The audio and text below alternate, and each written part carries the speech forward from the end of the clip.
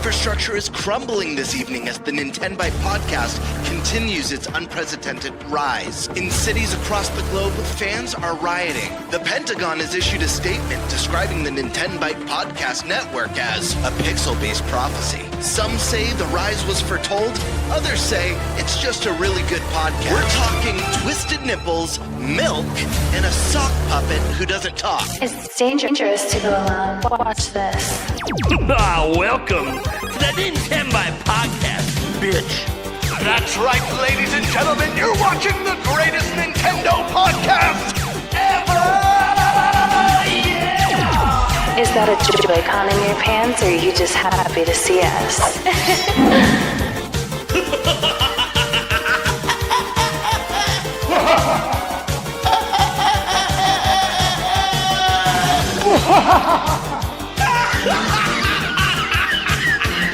Shut up!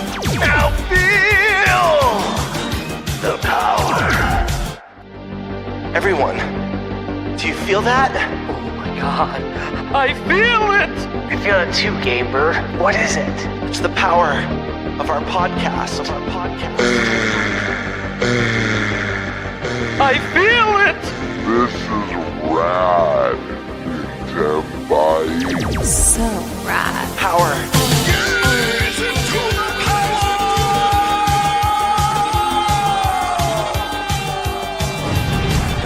Now bask in their glory. I'm NintenByte. Oh baby.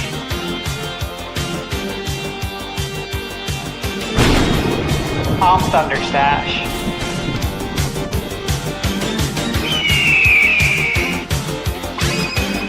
I'm Gamebird Classic.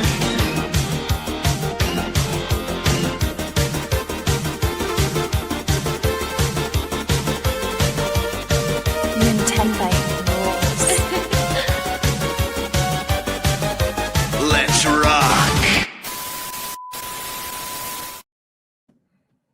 Hey everyone, welcome to the NintenByte Podcast, Season 3, Episode 40. Before we do anything else, you might notice a core member of the team is not here.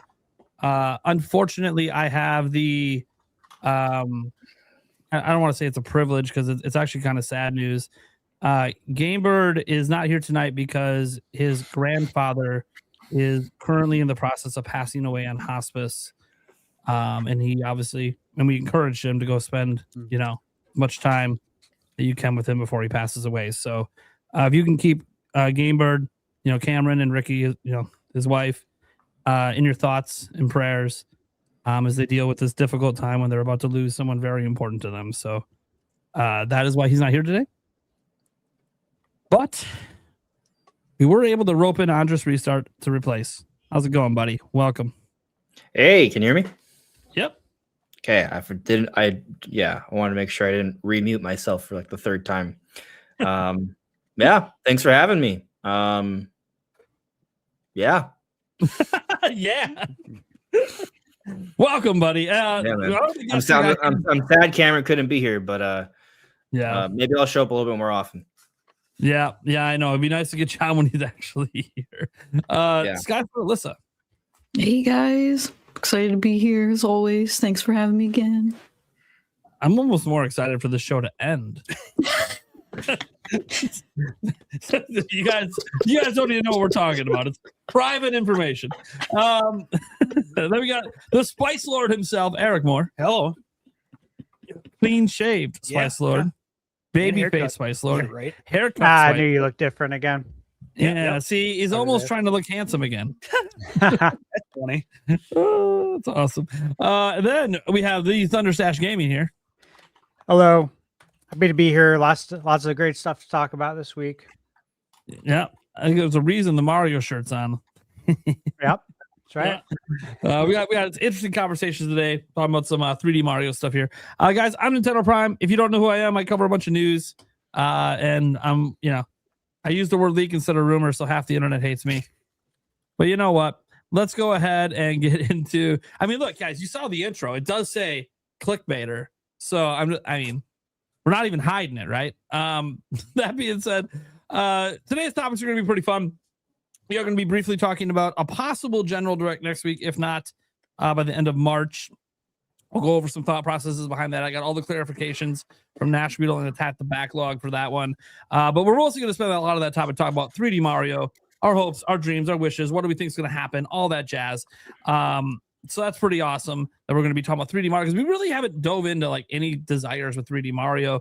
In fact, because 3D Mario hasn't even come out since 2017, this podcast has never had an in-depth conversation on 3D Mario. That's insane. So that's crazy to even think about.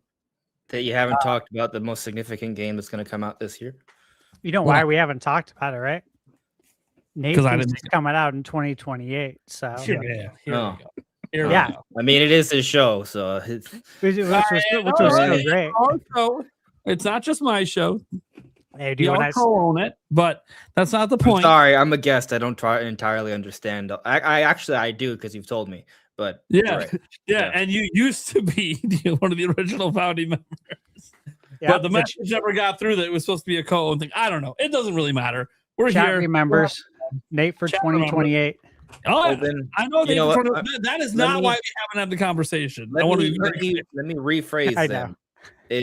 What's wrong with it with you guys? Why'd you let it? If it's not just Nate's fault, then you guys should have spoken out. You should have said, "Hey, yo, 3D Mario makes way more sense to come out this year." Yeah, to be fair, Thundersash did, but that was the only conversation. It was just, when do we think it's coming? We didn't actually talk about like what we want it to be or nothing in I've depth. just been waiting We're for the gonna talk news to about it hit tonight. So you for, could for just Nate shove to it be on wrong, it. anyways. Yeah, he's already been shoving it into my face with the rumors, and now I just wait for the real thing. Yeah, so I've been looking forward to the this. direct live reacting with me. He's going to see it, and he's just going to point at me and laugh. I just say nothing, just point and laugh. Then he'll keep it going on the on the podcast that night. All right, guys. So yeah, that's obviously one of our big topics we're talking about today for obvious reasons and hopefully correct reasons, because it sure as hell would be nice if 3D Mario was coming out and we're having a direct soon. Both of those things being true would be fantastic. We're going to be talking about Zelda, inspired off of a video that Andres Restart dropped, I believe, yesterday, because Zelda has a little bit of a problem. Just a little bit of one. It's not like, the end of the world problem. Obviously, it's more popular than ever. So I mean, it's over. It's over. Everything's ruined. Yeah, Zelda's ruined forever. So that is obviously something that we're going to be going over and discussing what that issue is. And maybe even let Andres Restart run that one a little bit, since it's based off his video. And then we'll discuss possibilities we think for solutions and all of that. And, all that stuff. It'll be a fun conversation. And then we have a little bit of a news roundup where we're going to go over each individual little thing.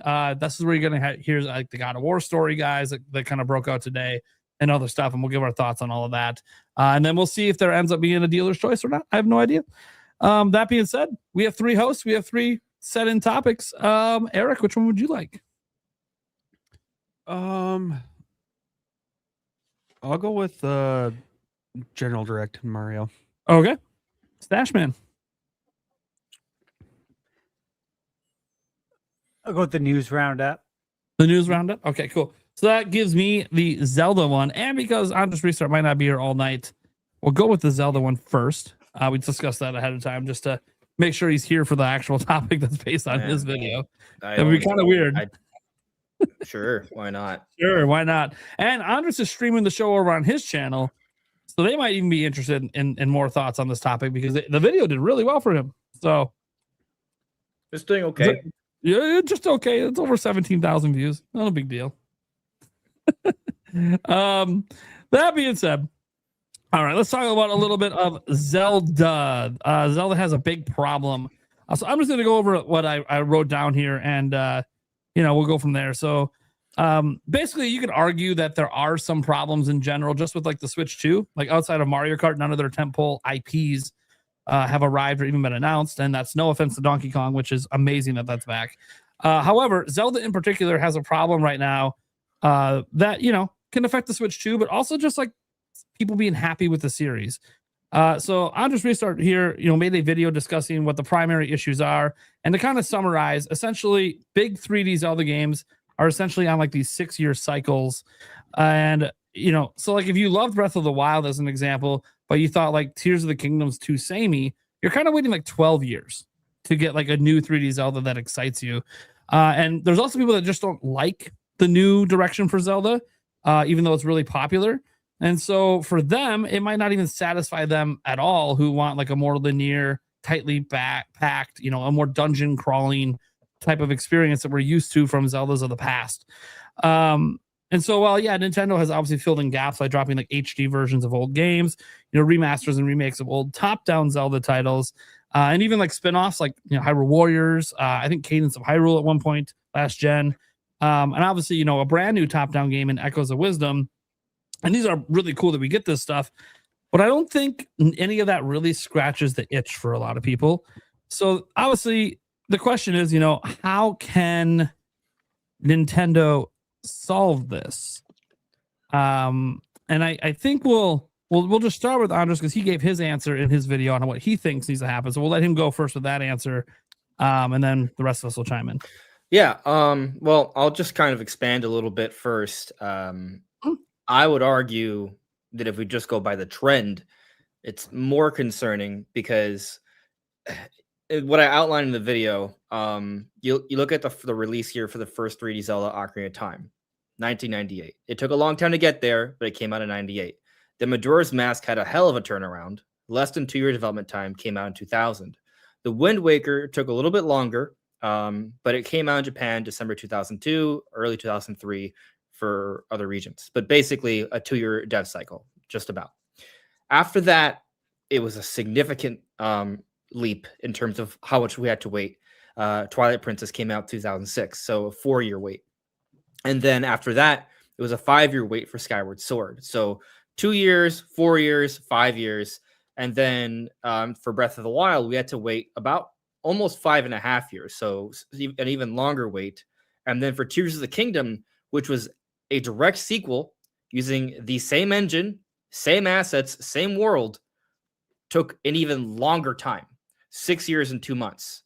And granted, the pandemic certainly impacted things, but fact that remains that since 2002, 3D Zelda development between each game has gone longer and longer. That has been the trend.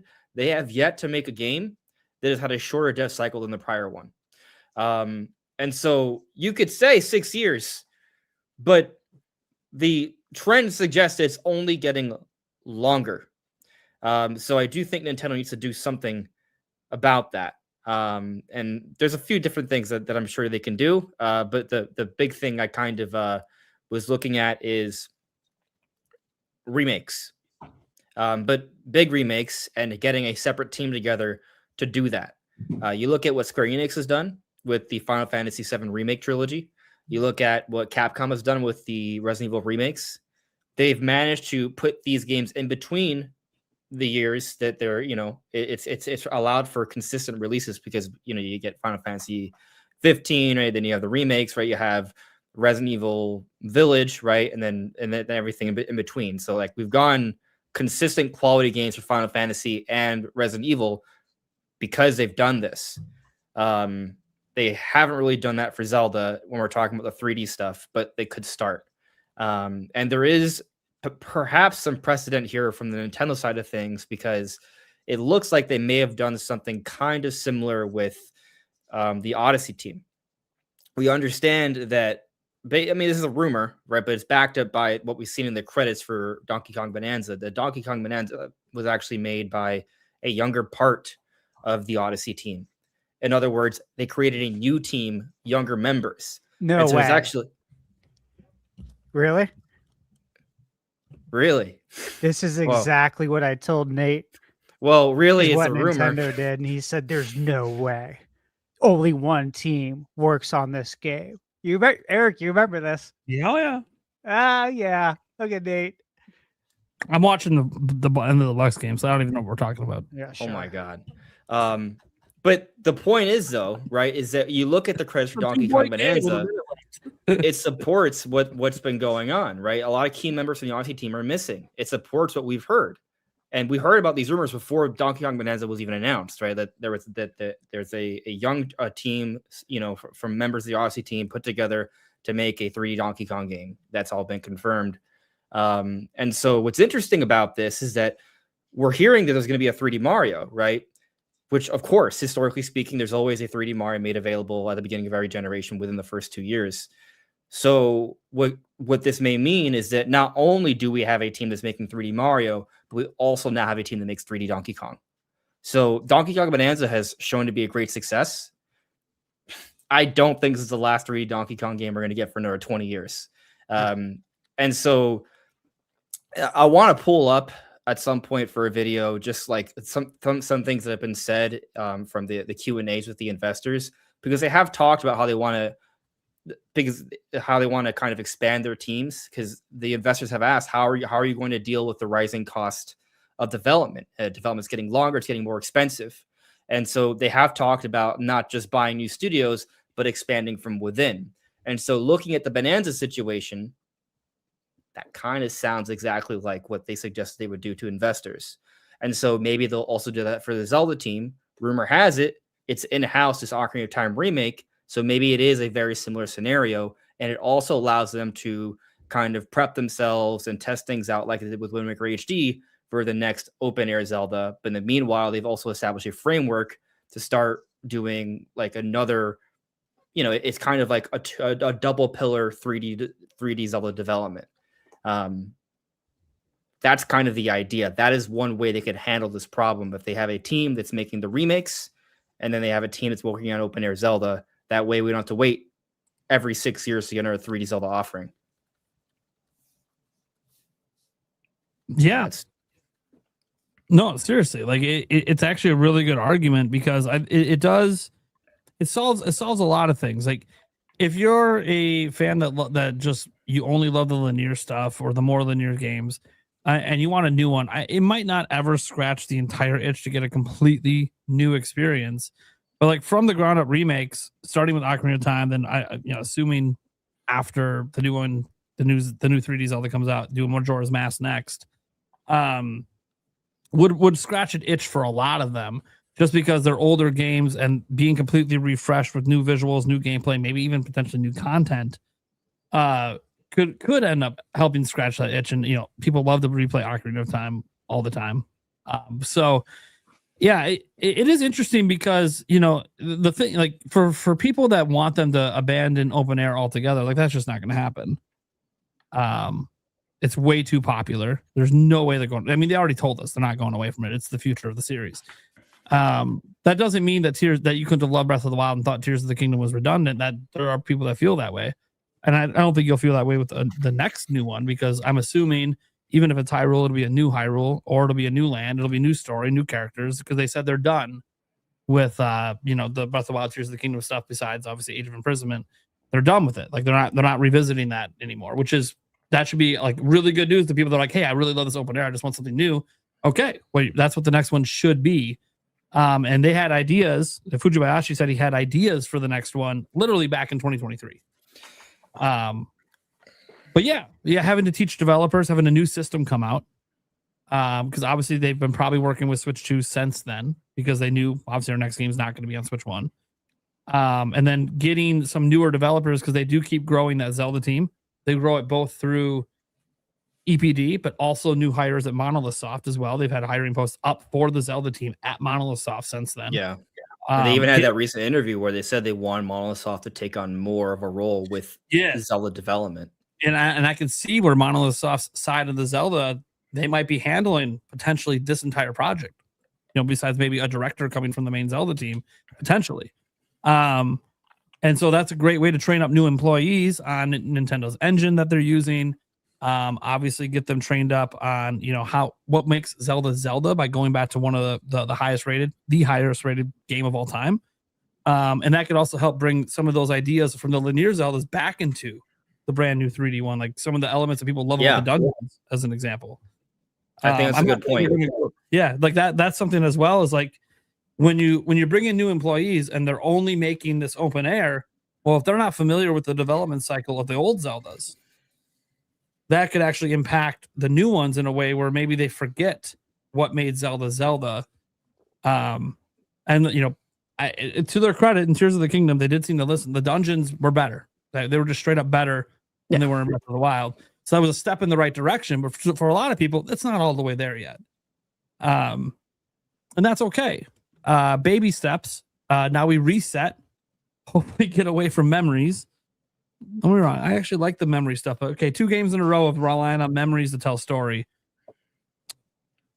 Okay, it's time to maybe not do that as an idea again. So I'm really curious from that perspective, story wise. But yeah, I think that they have a problem where they could lose some of the Zelda fans if they don't remake these games and they just keep going open air with the top down here and there. There'll be some fans that just don't play Zelda anymore. So this solves a lot of things, and also introduces some of these new players that never played the old ones to the way Zelda used to be. In a modern way. Like there's a lot of people that probably started with Breath of the Wild that they go look at, if they go to NSO and they boot up Ocarina of Time and like, dude, this looks like shit. I don't want to play this. Yeah. And, I want to say that so I've been playing a lot of Resident Evil lately. And I just, I played the crap out of Resident Evil 2 Remake. And Resident Evil 2 Remake is awesome. I don't know, I'm going to start Resident Evil 4 Remake soon. But I don't think they replaced the originals either. They're a great way if you didn't play those to experience that story and kind of see some of what old Resident Evil was. And I guess my point is, like, if Nintendo were to do something like that with Ocarina of Time, it would be really cool because it would bring back a lot. But also, I don't think it would replace the OG release either. I think there's still value in playing that on NSO, but you play the remake, it's going to be a new experience. Yeah, absolutely. And believe it or not, for someone who doesn't replay games, I actually 100% at Ocarina of Time. Guys, what was it in 2024?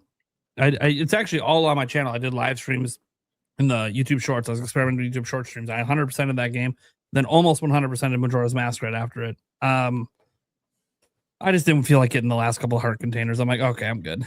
In Majora's Mask, like one of them, you have to like get like right towards the end when you're like doing this thing in the tree, and you have to do like a certain path to hit it. And I was like, okay, I fell a couple times. I'm like, all right, guys, we're like right at the end. I'm good. And then there was like one side quest I didn't complete, but I'm like, you know what?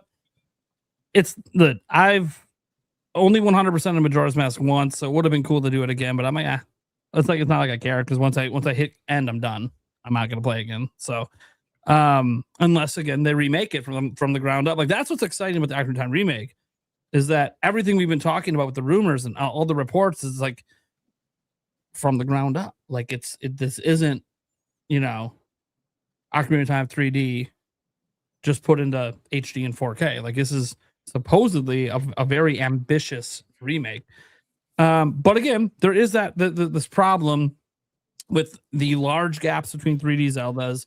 And I think things like dropping HD and 4K versions of old games, like they do like Twilight Princess 4K, people will be happy it's back, but I don't think it fixes that itch. So there's something I want to talk about in regards to that. So I think there's a very big difference between, let's say, going back to Ocarina of Time 3D and putting that into HD versus what they did with Mario Galaxy 1 and 2. It's a 3DS game that was an enhancement of an N64 game. It does not age well. Mario Galaxy 1 and 2, when you up the resolution, you sit back on your couch or whatever, you're not like, oh my God, this looks dated. It holds up really well. Yeah. Now, obviously, it's not perfect. It doesn't look like some edges that are a little rough, but it still holds up relatively well. Holds up really well. Just up res.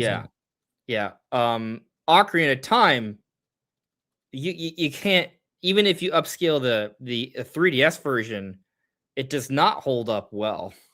I don't think a simple remastering of that is really going to be satisfactory. Skyward Sword was, because it was a Wii game. Wii games, they scale up well. But once you start going back to GameCube, GameCube is pretty close to Wii. But even then, like, it's hard to think of, I'm having trouble to think of GameCube games that even like you look at Metroid Prime, like that had to be visually rebuilt. And like, even Wind Waker, I know they visually rebuilt that, but they didn't have to. That one actually does hold up fairly well when you just upscale the original. But Twilight Princess doesn't. No. I'm telling you right now, it doesn't. It does not. It looks dated. It is what it doesn't hold up well, and part of that's the Depends art on the direction. style. Yeah. The art direction they went for requires an actual refresh, at least of the art direction, even if it's not from the ground up. And that would feel like that would literally feel like from the ground up, just literally replacing everything with updated stuff, which they did not do when they did it on Wii U. They just upscaled it and added a couple things. The extra difficulty with the Ganon amiibo and all that stuff. Like, it's cool, but even then it felt off, even on Wii U. There's something else I noticed about this stuff, though. Did you notice that the sales for Mario Galaxy 1 and 2 were not even close to 3D All-Stars? No, not even close. And I also think about the sales for Skyward Sword, and even it sold good, but it wasn't like, 3D Zelda numbers good. Yeah. And from the ground up remake of Ocarina of Time, I think is a good concept to see. Hey, what if this thing sells 10 million plus? Okay, we're on to something with actual remakes. I guess what the point I'm trying to make, though, is I think the sales numbers do reflect the effort. 3D All-Stars, I think, was kind of like a lightning in the bottle situation, because if it wasn't, why did it sell so poorly? Galaxy 1 and 2 are available for the entire Switch 1 audience, It does look better on Switch 2, but not like substantially. It's not like, oh man, I gotta wait to buy a Switch 2 to play a game from Nintendo Wii, So it's very interesting that it only sold what it did. I want to double check, but it wasn't a lot. No, and like the only game that they actually did a remake of during the Switch era was Link's Awakening, and that game went on to sell 6.5, almost 7 million. Oh, that was an ambitious remake. It's an ambitious remake, and it's top down, so it's not going to have as wide of an appeal, but that still sold, I believe 7 million? the shit out of Galaxy 1 and 2. I'm pretty we'll sure. See how it ages, but yeah. The movie could also end up pushing some sales too. That's one of those things that we don't know if that's going to help. I mean, it should help in theory, but it's hard to know. We know like the movie helped last time push some sales, but we'll see. All right, so I'm seeing a report here that they sold 2.28 million copies. Well, Galaxy 1 sold 2.28, Galaxy 2 sold 2.42. Usually people buy them together, but that's 3D All-Stars sold like 9 million, and it was taken off the market after a few months. It was 5 months. It was a significant difference. Let's get some thoughts on this from the only person dressed up as a Zelda character, Scott Sort of Alyssa. So I had a lot of I had a lot of similar things that you guys said, but I also had a few other things that I was thinking. I honestly want like Zelda to get to the level that Mario's at with the amount of spin-offs and other like routes that they take, like how they have other characters have their own games. Like maybe we get like a Sheik game or Malon's Ranch. Or like different types of genres of games, like potentially like an RPG style Zelda game where you could choose your race, like you could be a Hylian, a Sheikah, or a Goron, Rito, etc. Or like a turn-based game too. I know that's not really gonna like scratch the itch for like the classic fans with not having that traditional linear style, but I think having other Zelda routes and like gameplay styles could really help the series grow some more and bring in even more new fans, because maybe they don't like these linear style games, but they like RPG games, so they try out a Zelda RPG and they really like it, and they might want to go and check out some of the older games.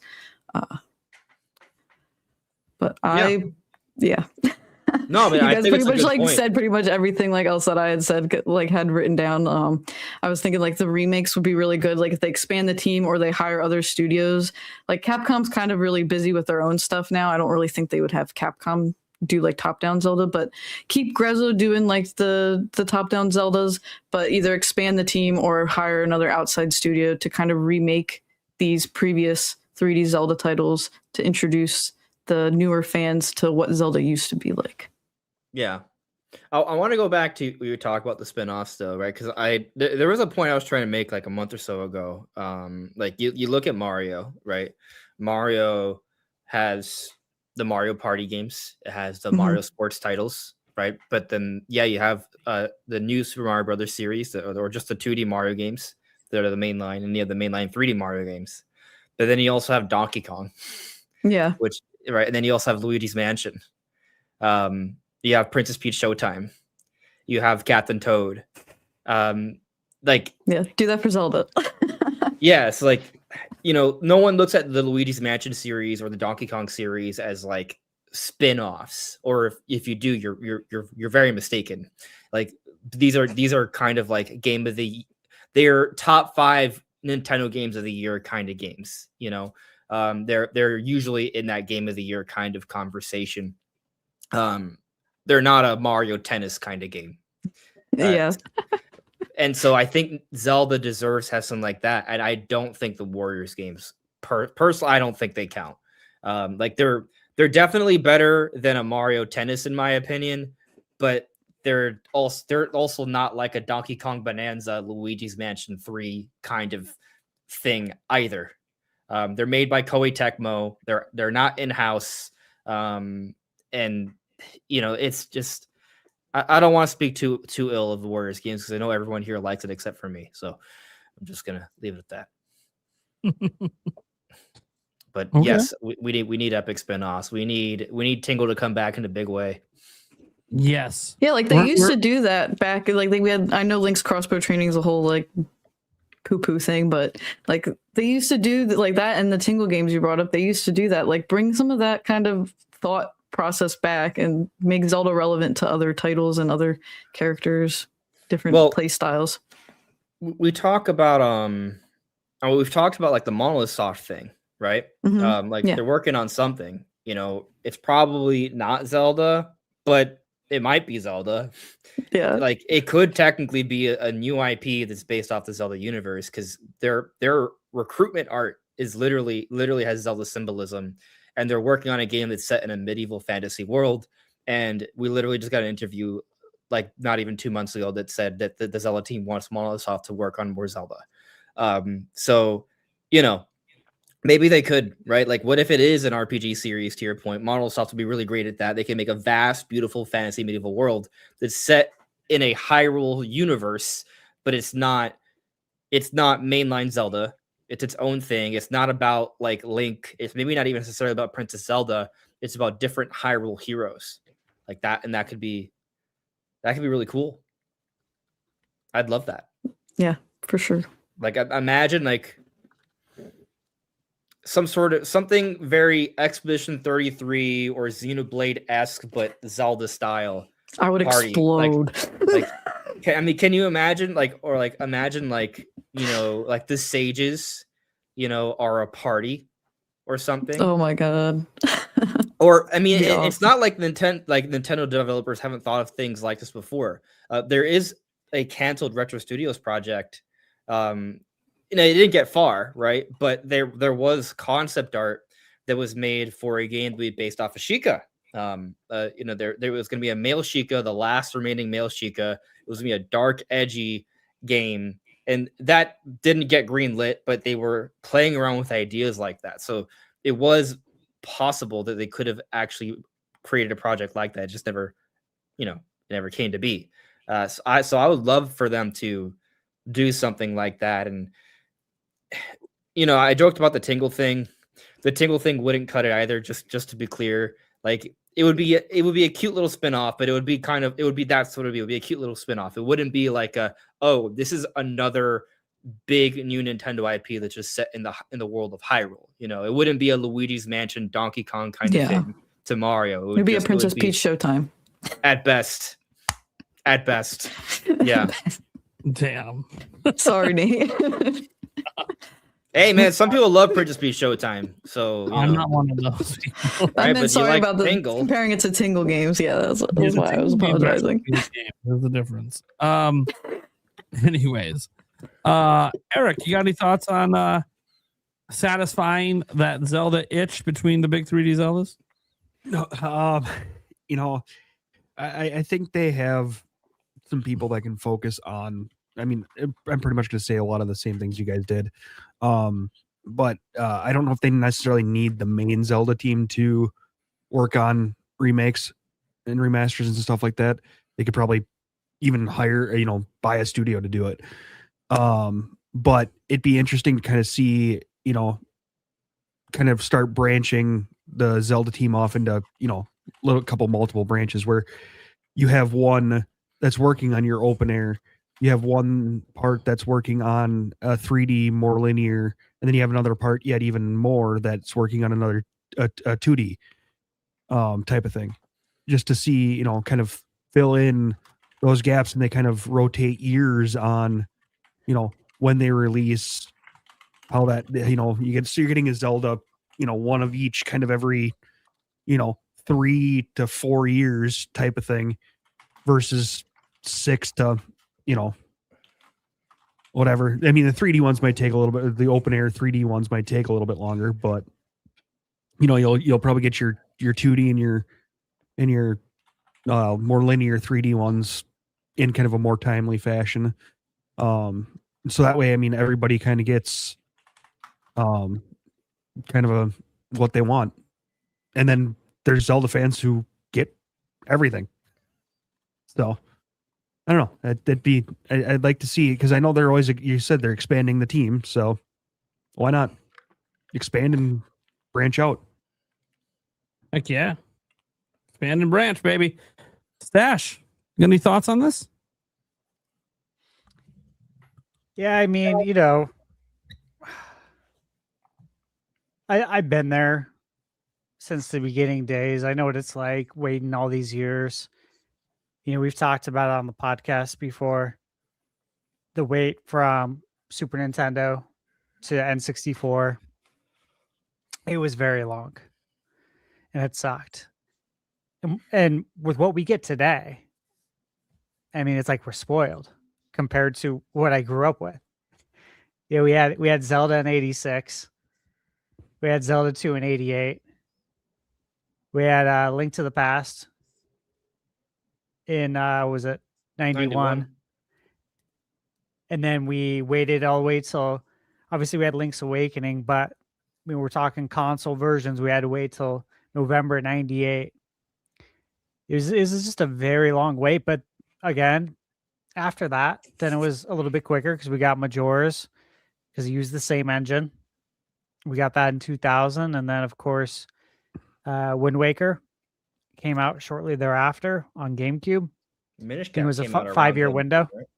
Yeah, but yeah, the 2D Zeldas, there was Minish Cap, Oracle games too. Oracles, the Link's Four Awakening Swords DX. games. Yeah, They came out pretty rapid. We got a lot of Zelda in like a 6-year period. It was insane. So that was a golden age of Zelda releases. Like the GameCube and the N64 had their droughts, right? Like Nintendo's way better now overall in terms of avoiding droughts. But for those particular, for the Zelda series, like if you were only a Zelda fan, you were eating way better then than any other time in history. Yeah, just that's for sure. As a kid though, it sucked. And you know how it is when you're a kid. Everything just feels so much longer. The wait for everything feels so just true. like an eternity, Summer dude. vacation. Yeah, all of that. It's just forever. And it was different back then too, because we didn't have the coverage. You're waiting for a magazine to hit your mailbox, and you're praying there's a screenshot in there of the new Zelda or of the game like you're excited for. So we weren't even being fed in that way. So not only do we have to wait forever, but we really didn't get any news on it. And then of course, we got the internet, AOL, basically 95, and there's the Space World coverage. That was helpful, but again, it's not like you're downloading these videos on your dial-up modem. This wasn't a thing back then.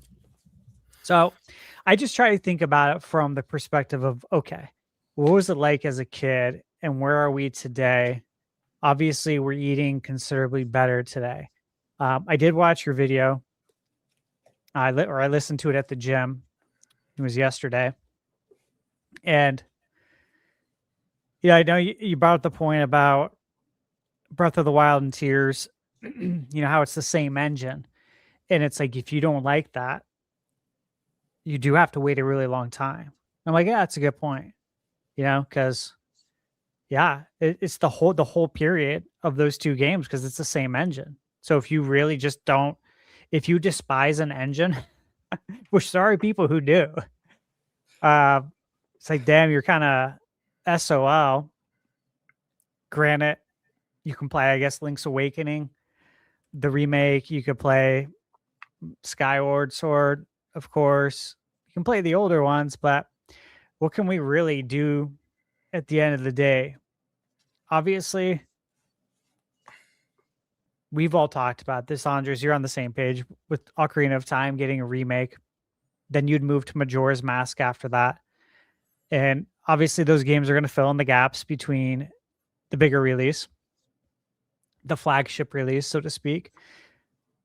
And then you got Wind Waker and Twilight. I'd love to see them get a remake. Sometimes I wonder if that's why we haven't got them. Because if you give us an HD remaster now, well, what if you're remaking them actually?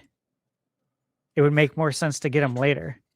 You don't want to give us HD remasters now on Switch 2 if you have a long-term plan to remake those after Ocarina and Majora's Mask. You don't want to feed us that now. My question would be, look, I personally think we still need to get Link Between Worlds over. We still have the DS ones to think about. Definitely, though, Link Between Worlds for 3DS. Amazing game. I like the games on DS as well. I own them physically. I enjoyed them. I beat them. I know they're not for everybody because of the touch controls, but Pure tracks, baby. Yeah, you got that. You got the Oracle games that you can explore. Obviously, you could explore that third one, that fabled third one that we would all love to see. But outside of that, look, I like what we did with Echoes. I really do. I reviewed that game. I truly enjoyed it. I thought it captured the spirit of The Legend of Zelda. And, does it scratch the itch? A little bit. Not fully, of course, because it's not The Legend of Zelda. It's different. But it was still good. It was still really good. What I'd like to see, I think, is do you think we'd ever get a scenario where one of two things. One, they make the 3D open air, open world kind of deal, like Breath and Tears, whatever they're going to be doing next. Is there ever a scenario where we get either one, a new 3D linear, and I know they said they weren't going to do that, but just stick with me. Do we get that? Or what if they took one of the 2D games and made it into 3D, one of the 2D Zeldas? Zelda 2. That would be really cool. Yeah. I think that'd be so cool. Like, what if? Yeah. All right. So, like, all right. See, here's the thing, right? Like, they can't remake Zelda forever, but Yeah. but at some point, maybe they do something different as the in between game. Like, right now we're gonna get the Dustbloods from Software, right? But what if down the road, after the success of Dustbloods, they're like, hey, how would you feel about reimagining Zelda 2 as a From Software style game? That'd be so sick. Oh my god. Guys, for those that haven't played Zelda 2, it basically is a From Software style game back in the 80s. Exactly. Like it. Yep. And it may seem crazy, right? But the thing is, we're coming up with the idea because it makes sense. And I guarantee you, I'm sure there are devs at From Software and Nintendo where the thought has crossed their mind. Does that mean it'll ever come to fruition? That does not mean it will, but it could. So it could, and it makes sense, right? Okay, now, alternatively, the other thing you could do is you could always take a 3D entry and make it 2D. And I know that could seem like a step backwards, but we've seen projects, we've seen fan projects. There's a Ocarina of Time 2D fan project that was pretty badass. Breath of the Wild in top-down style. You remember? Yeah. That there is that they had that prototype. I actually wouldn't mind, like, if I had to pick a Zelda to get like 2Dified.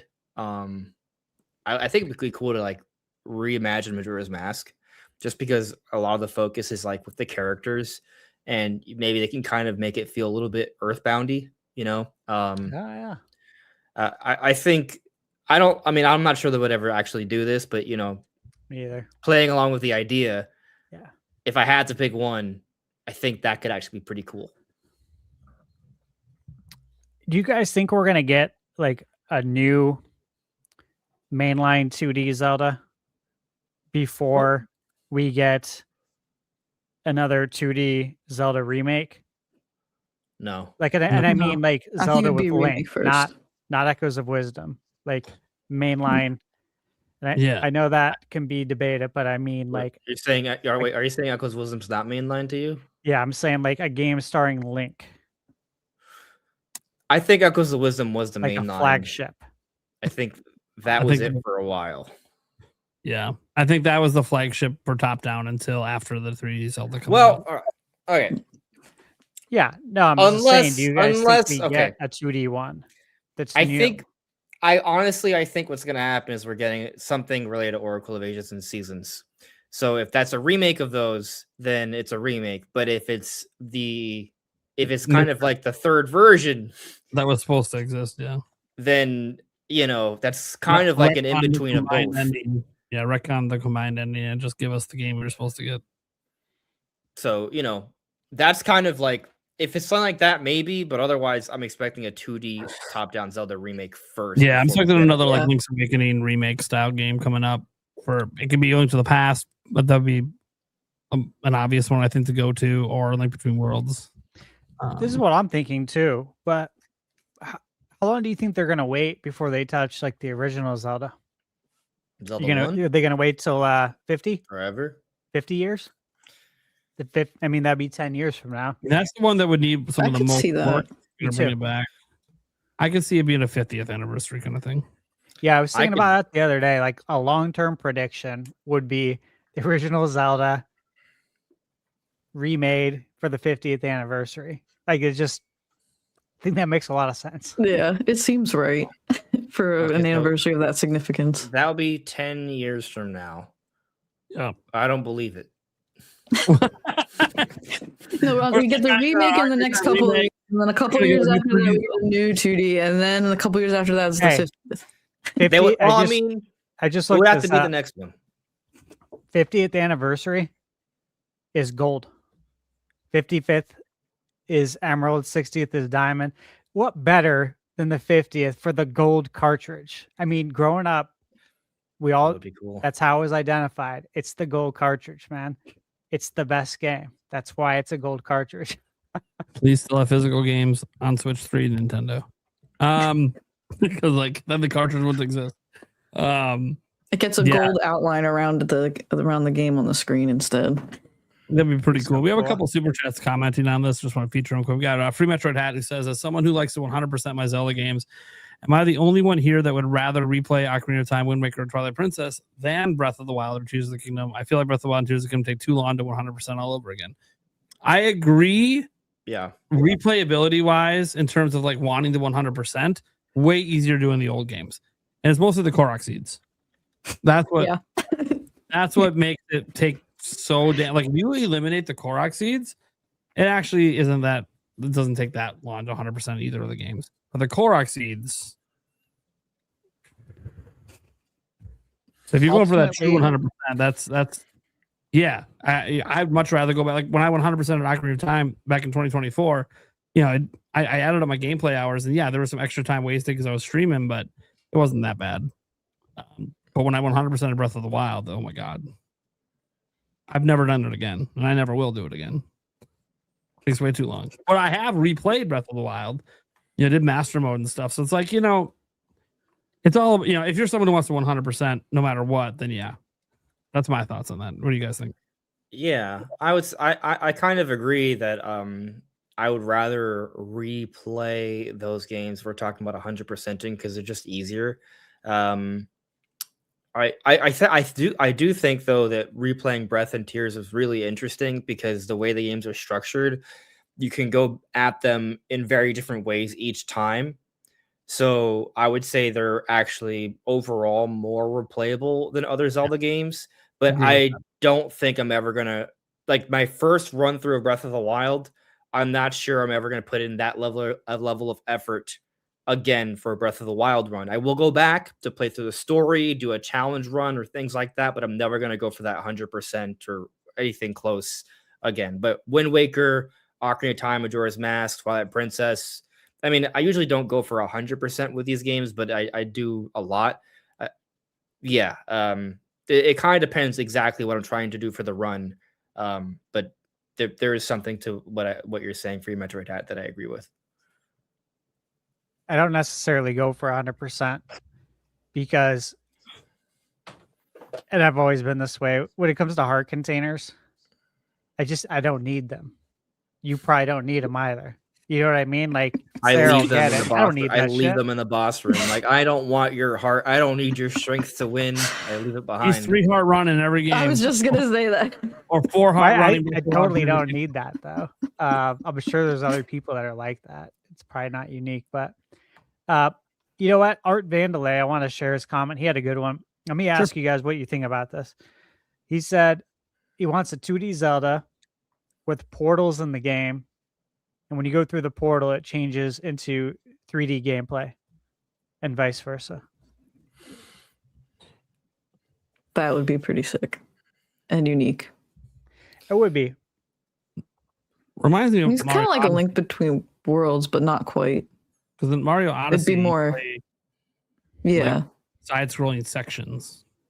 Brief. Yeah, this would be like top down. Though I'm guessing he means. Yeah, I would assume that this is obviously much more in depth than what Odyssey did, but well, like a game, for instance, today that I reviewed, Romeo is a Dead Man. You know, you have like the full 3D action game, and then you basically do go into a portal, and then it's actually top down 2D. You said that they have a 3D engine in the game and obviously a 2D engine, and it's very cool. It's wild to think that Dragon Quest XI-S, the entire game can be played in 3D or top down. Like insane. Yeah, that's the textbook right there. I'm glad you brought that up. That's a textbook example of how a game can be 3D and 2D. That's the template. Follow that. Interesting. One other comment I'm going to share just because we're still talking about. You know what? I'll share 2. One, because I brought it up. Demonic Brawl says, "Hey Nate, 2024 was some time ago. You haven't forgotten the ending of Ocarina of Time again, have you?" Never going to live that down. Doesn't matter that it's from a now defunct podcast. I'm never going to live it down. It is what it is. Was it you having an argument with me about it for something? Yes. You were like, "No, Yes. this doesn't happen." I'm like, I think know it does. And we watched it live, and what's funny is that I don't think I knew as well then, so I was maybe less. Yeah, I think you were questioning it a little bit. You're like, he seems really sure about this. Maybe. Like I didn't want to just be like, "Bro, you're freaking wrong. What's wrong with you?" Right? Like I probably wanted to be more respectful. I was wrong. I was way wrong. It was bad. What did you remember? Do you remember what you didn't? What you? I don't even remember what I said. I don't even remember what I said. I just know that it was entirely off. Like the beginning of it was correct, but then like the actual conclusion, I was so off. It was like a headcanon I think I created when I was a kid playing the game, and because I hadn't replayed it since then, besides the 3D version, I didn't beat the 3D version. I just like kept that headcanon my whole life. And the funny thing is, I based entire theories at Zelda Informer off of that headcanon without mentioning that headcanon in my theories. Were you ever right? People thought I had great theories. I'm like, yeah, but without that headcanon, this theory doesn't work. Were you right? Were some of those theories correct? I don't think any of the theories ended up right. Like once Hyrule Story came out, it kind of destroyed a lot of the fan theories back then, because there were some few people that had like a downfall timeline in their theories, but most people were like, nah, it's just a single split, and yeah, they kind of destroyed a lot of fan theories back then. But whatever, I wasn't the number one theorist on the channel anyways. I think that was Ben and Lex. They were like the ones that were really good with the theories. That said, I also wanted to bring up this one as well, just because it's Zelda related. It's our own guest. She could have literally just asked it, but she super chatted it in to be extra special. I appreciate the support. She wanted to support the show while being on the show. If a mature Zelda game were to release, what would be in it to make it rated M? Swearing, blood, gore, other things. Make it rated M. See, the rated M part is what's getting me. I'm like, well, rated T would just be like realistic and you kill things. You know, that's what like happened with Twilight Princess. Yeah. But rated M, I mean, blood would have to be in it for sure. Sex. I just don't see them dropping a bunch of swear words in a Zelda game. I mean, first off, there's already arguably sex implied in a few different Zelda games. Like, they can make it more obvious. Yeah, that curtain drop. But I mean, me personally though, like I don't need to see like, you know, I don't need to see two people jump on top of each other on a bed. You notice why Andres Restart went straight to sex? I just He did. I mean, that would probably make it above him. It's listen, you just need one sex scene to get it to M, right? Yeah, for blood, like, Witcher 3. There's like a bunch of them in Witcher 3, and it's still just rated M. AO is like straight up prawn. All right, maybe I'm wrong. I don't really think about this stuff too often, so there's a lot of rated M games with lots of sex. So just saying. Yeah. Baldur's Gate 3.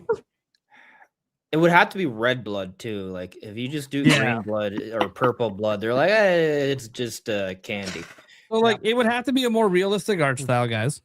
So the enemies look more realistic. So when you kill them, it feels like you're killing a more tangible thing rather than just an imaginary animal. Because more realistic games tend to be the ones that get rated M more often. Not that unrealistic ones can't, but then they also go extreme into the gore and swearing usually to get the M rating. But there would have to probably be, I mean, like if they had some fun, you know how they had like the final blows and attacks in Twilight Princess? If they had that, but it's like blood gushing while you do it, that would do it. Turns into a Mortal Kombat kind of thing going on with your finishers. The thing is, I just don't think the swearing would fit into the Zelda universe as much, like because you can still be T and have a couple swear words. I just don't see them going like all out with the cussing. I think it'd be more like a blood gore, as Andres Restart says. For some reason, they decided to have one sex scene where like Zelda's topless for some reason. They get crazy with the Great Fairies. That's just never gonna happen. The Great Fairies pop out and they're fully nude. Well, I mean, that's actually an interesting thing. Like, if Ocarina of Time was just made with like better graphics without changing the art direction, would that be rated M? Because there's blood, right? There's some dark stuff. It just doesn't look realistic enough. There's even like the in the well, like there's like skeletons and blood smear on the wall. Yeah, that was a realistic art direction. Yeah, it was very dark. Like I'm actually worried for when they do remake this, if they're gonna retain, you know, I got a feeling that's gonna get cut back. I mean, I think they changed it. They think they changed it in the 3DS version a little bit, it's right? less intense in the 3D. Yeah, I mean, they can still imply this stuff, but it might be subdued. I hope if they remake Ocarina of Time, they're willing to just take the T rating. I think they could have got it. I think if they did it, it would just be a T rating. It's not like when you're fighting things, there's blood gushing everywhere. So I mean, yeah, they don't have to, and I think that would be fine. I'm not worried. I don't think they need to go M for a game like that. You know, no. I do think they'll probably change around the clothes or lack thereof for the Great Fairies, but I think they'll still look pretty cool. Yeah. I mean, I don't know. The Great Fairies, they've always let them kind of be a little risky. I mean, even in Breath of the Wild and Tears of the Kingdom, I'm like, damn. Yeah, but it's not so obscene that it has to be rated M. No, but I will say when my son played and he met his first Great Fairy, he's like, Dad, those are some nice tits. I'm like, dude. My God. Dude, I'm like, this is rated E for everyone. Yeah, I know.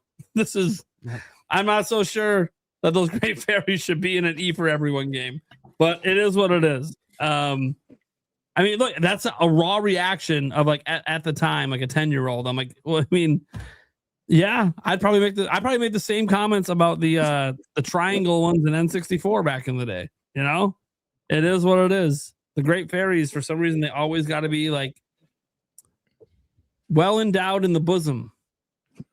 And The sounds they make don't help either. Showing them off. Look, don't. It is what it. I don't even know. I don't even know what to say. That just is what it is. I mean, they kind of sort of did it a little bit with Talma. They had to show some of the cleavage with Talma for some reason. I did the Zelda team. I think they like boobies. It is what it is. It doesn't bother me as a grown ass man. Who cares? But it was a little weird watching my son say that. And like, you know what? I probably said the same thing when I was his age. So,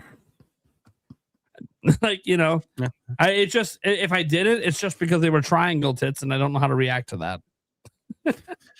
Is that what they really look like, Mom? On some people, son. On some people. Thanks, Mom. You've seen the Lara Croft memes before? Yeah, the Lara Croft ones. Yeah. Yeah. Instead of over the top, third person, it's directly behind with like a button to zoom in on the ass. Oh, so we're going Stellar Blade style. Yeah. Stellar Blade style, which is a really cool game.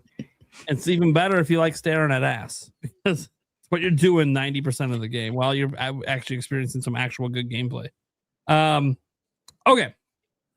Well, I think we could probably wrap up. Anyone else want to say anything about the Zelda stuff before we wrap it up? Yeah, I'm just want to reiterate that I think Nintendo is thinking about rising development costs and expanding their teams and how they can put out more consistent quality games without, going bankrupt. Okay. All right. Let's move on to our next topic. And Eric, that's you, buddy. Yep. All right. A General Direct and Mario. At present, rumors are flying primarily from Nashville for a General Direct happening no later than the end of March. More specifically, there's a chance the Direct is next week, because Nash claims to have multiple sources suggesting it would be next week. Notably, Nate the Hate has not shot down this claim yet, and says he hasn't heard either way.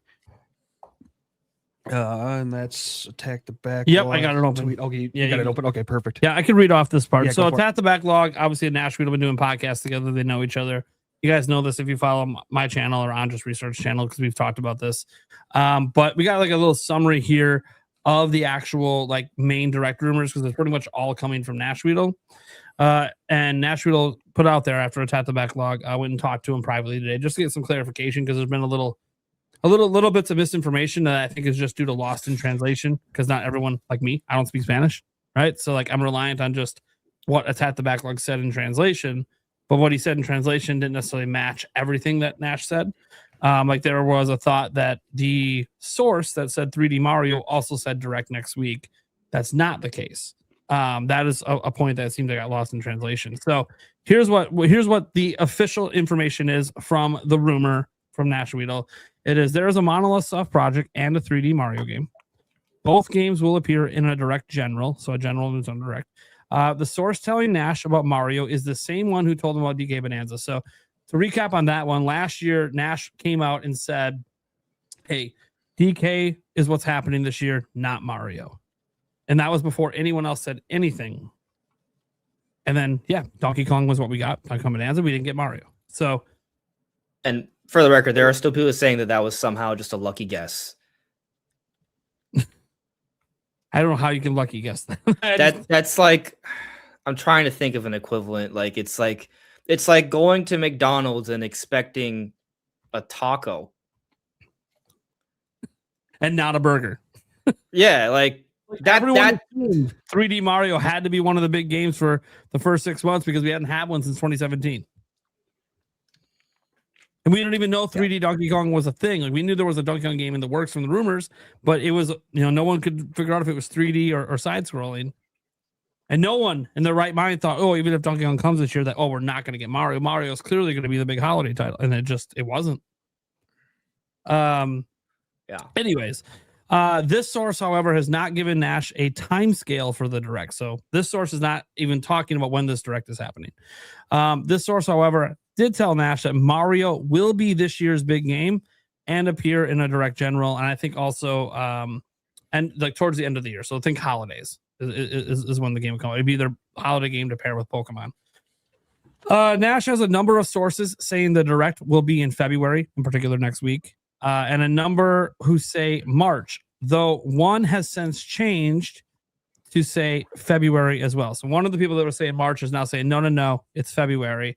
And he only has one still left saying March. So there's just only one source he has saying March. Everyone else is saying next week. This was a huge clarification today that pretty much most of his sources are saying next week. Nash has confidence in the third week of February because it comes from a reliable source who's been very accurate, obviously, in the past.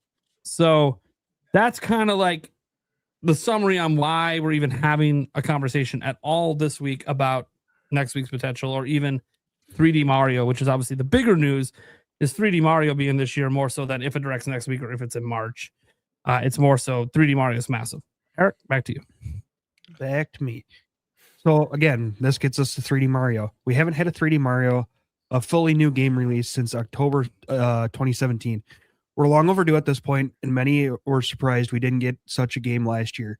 Nashville claims the same sources told them that we were getting Daycare, as you said, last year, blah, blah, blah, yada, yada, yada. However, we have never on this show had a big discussion on 3D Mario. This makes sense because it's been nearly 9 years since we've had one.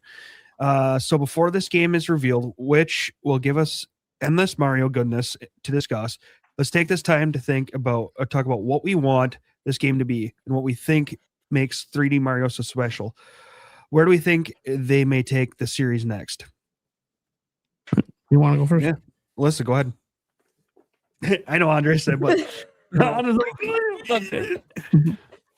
I'm not like a big Mario lore and like super fan like a lot of you guys are. Blasphemer. Heretic. I still enjoy Mario, and I played like all the 3D ones except for Galaxy 2. I've yet to play Galaxy 2, but other than that, I've played all the 3D Marios, and so I've heard, and I enjoy them all very much.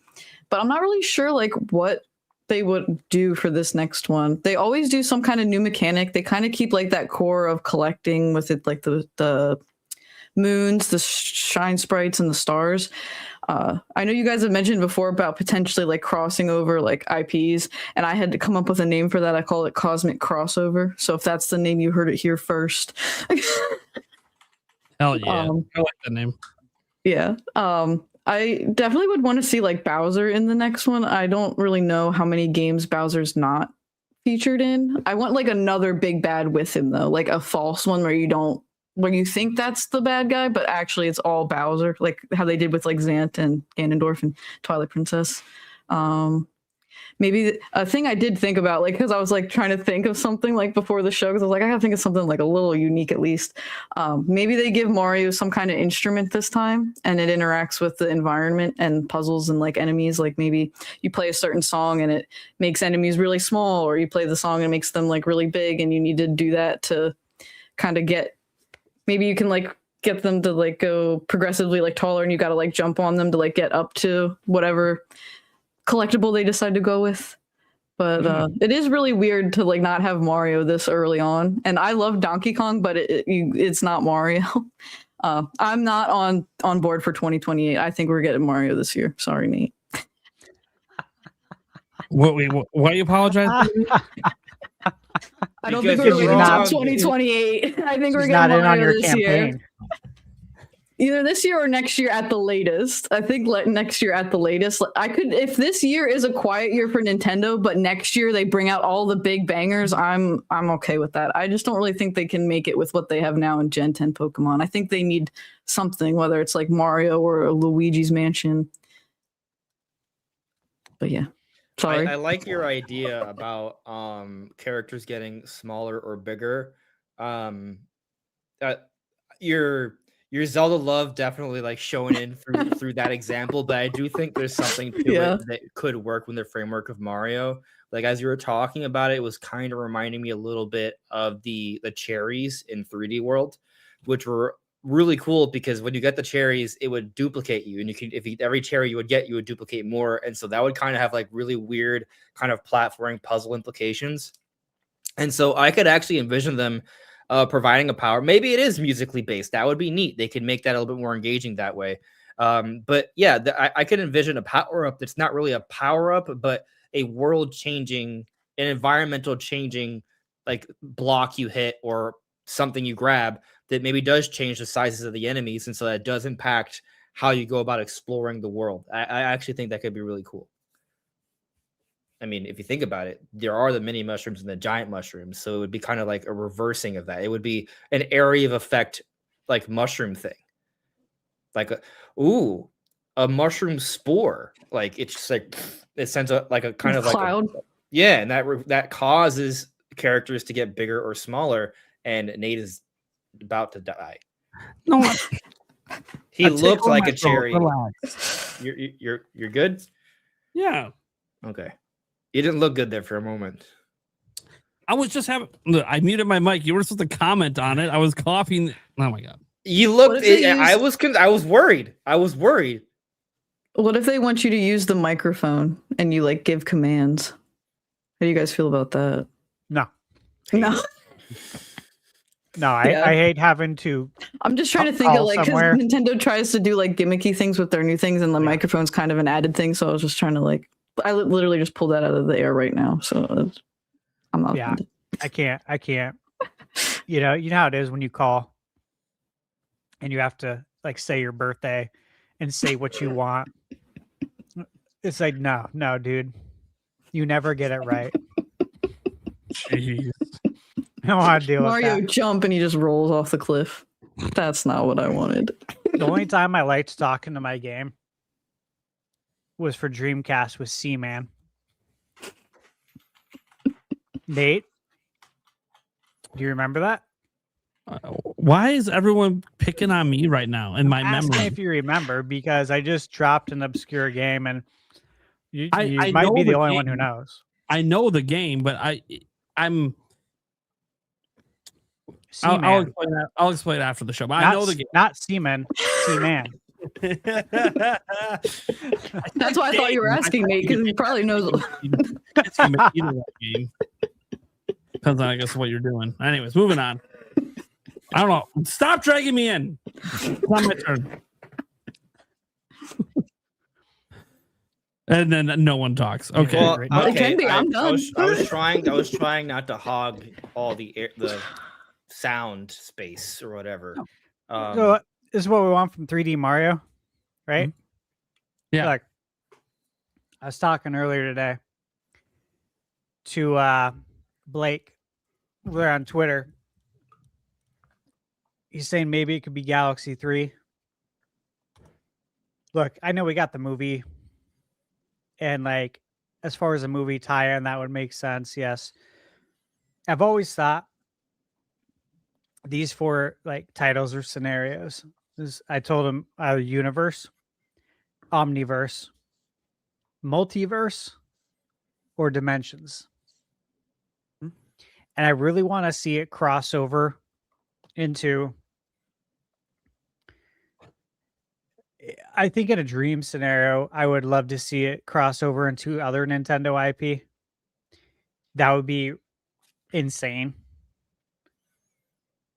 But if it doesn't do something like that, I think you could do something like a Dimensions or a multiverse where you visit all these other Mario games. And it's different now. You know, like, you could almost look at it with Odyssey, with Super Mario 64 stuff.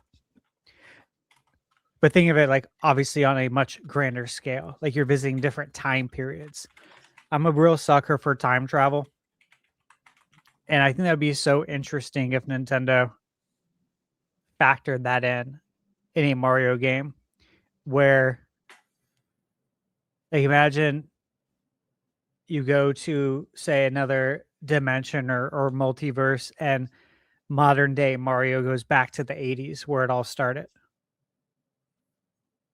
And like, you play through that. It could tell the story of Mario and Donkey Kong, of like how all that started. There's just a lot of different scenarios that I think would be really fun if they did that. But if they don't do that, man, you know what I want to see? I want to see a variety in worlds. A really big variety. And I think they done pretty good. Like Mario 64 did a really good job with that. I enjoy varied environments in games. Oh yeah. Yeah, and the music, you know, like Mario 64. Obviously, Galaxy soundtrack is great. Odyssey, you know, you have the main song. I really like the music though from 64. Like that, I don't know why that music just still always sticks with me. I want something to hit like a scale of 64's music and Galaxy's music. You know, like fully orchestrate it. Let's go Yeah, I want like things like that. in 4K. Yeah, in 4K for sure. 60 frames per second. That's a given. Yeah, that's given. 120 FPS. I mean, I'll settle for 1440p 60. I would too. 1440p is still really, really nice, really clean. You know, a big part of me just like I don't believe we're gonna go Galaxy 3. I don't. I mean, if you did, like, what kind of ideas would you introduce? We always know every Mario game has to be different. Like every Mario game that's on a new console. Multiple universes. We had 64, first 3D Mario. You had Sunshine with Flood. Obviously, you had Galaxy with the gravity. That was a really big deal. And obviously, the controls were unique because it was on the Wii. I think a lot of us, especially like us, like hardcore gamers, were like, I hope they get the controls right. And then, of course, we played it and like they nailed it. You know, job well done. I still wish they had more free roam. A free roam camera was probably the worst sin of the Wii era, not having it from most Nintendo games. Yeah, that's a good point. It is. It was okay. Odyssey Cappy. What are we doing next, though? Is it a hybrid between like 3D Mario and Super Mario 3D World? I've seen that thrown out there a lot. I got an idea with Cabby. What's that? So, you have like you're back at Peach's castle. You have a bunch of just NPCs walking around. You know, all them like different Mario characters. And then basically each door in the castle is a new world. But you start off as Mario, and then you can take over the other characters with Cappy, and you go into like there's a bunch of different levels based on their worlds. So like Yoshi, Toad, Donkey Kong, things like that, and you can go into the world not as that character. You have to go in as somebody else and do a bunch of different things within that world. So it's kind of like mashing up Mario mashup, where you bring other characters into different worlds and play through their levels type of thing. That could be interesting. Also, like from the standpoint, because as you were saying that, I was thinking, if you had something like a Mario 64, and you open the door, jump through the painting, you know, obviously, like if each painting was a different world, a different IP, or different worlds within some select IPs, right? Because you could have a Donkey Kong painting you jump through, and it could be something related to, I don't know, Donkey Kong Country 1. You have an own related to Donkey Kong Country 2. It forces you to play as a different character other than the one that belongs in that game. Yeah. I think it could be a cool concept. I mean, one of the things that gets talked about a lot is like, do they go fully open world? Yep. Like after Bowser's Fury, which is interesting with Bowser's Fury because we call it open world, but like it was locked and closed off. Like you had to unlock areas, which isn't really what traditional open world's like. Obviously, in the end, once everything's unlocked, you can go anywhere. But like that's not really much different from Odyssey. You unlock all the worlds, you can go anywhere. I mean, it's But it's just because how they're connected. That's why people call them open world. But I mean, it is open world. It's a small open world that gets well, it is bigger. small. Yeah, it is small, and it does get bigger. And even at its biggest, it's still, if we're honest, guys, it's not that big. It's still small, relatively. Yeah, But it also isn't meant to be a full game. It was, an Yeah. experimental thing. it's still a game that is a continuous. There's no loading screens during Yeah, the main gameplay, right? It's a Yeah. seamless experience.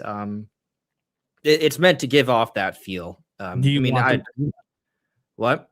Do you want them to do that for the next Mario? I've been really excited to share an idea I have. Okay. This whole topic. Go. Can you do me a favor and let me And share share the- this?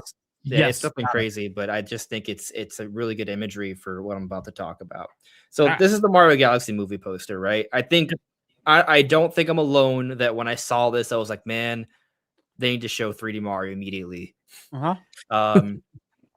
And yes, I do think the game's going to be more open. If from a sales perspective, Nintendo has seen that when they go bigger and they execute, the sales show.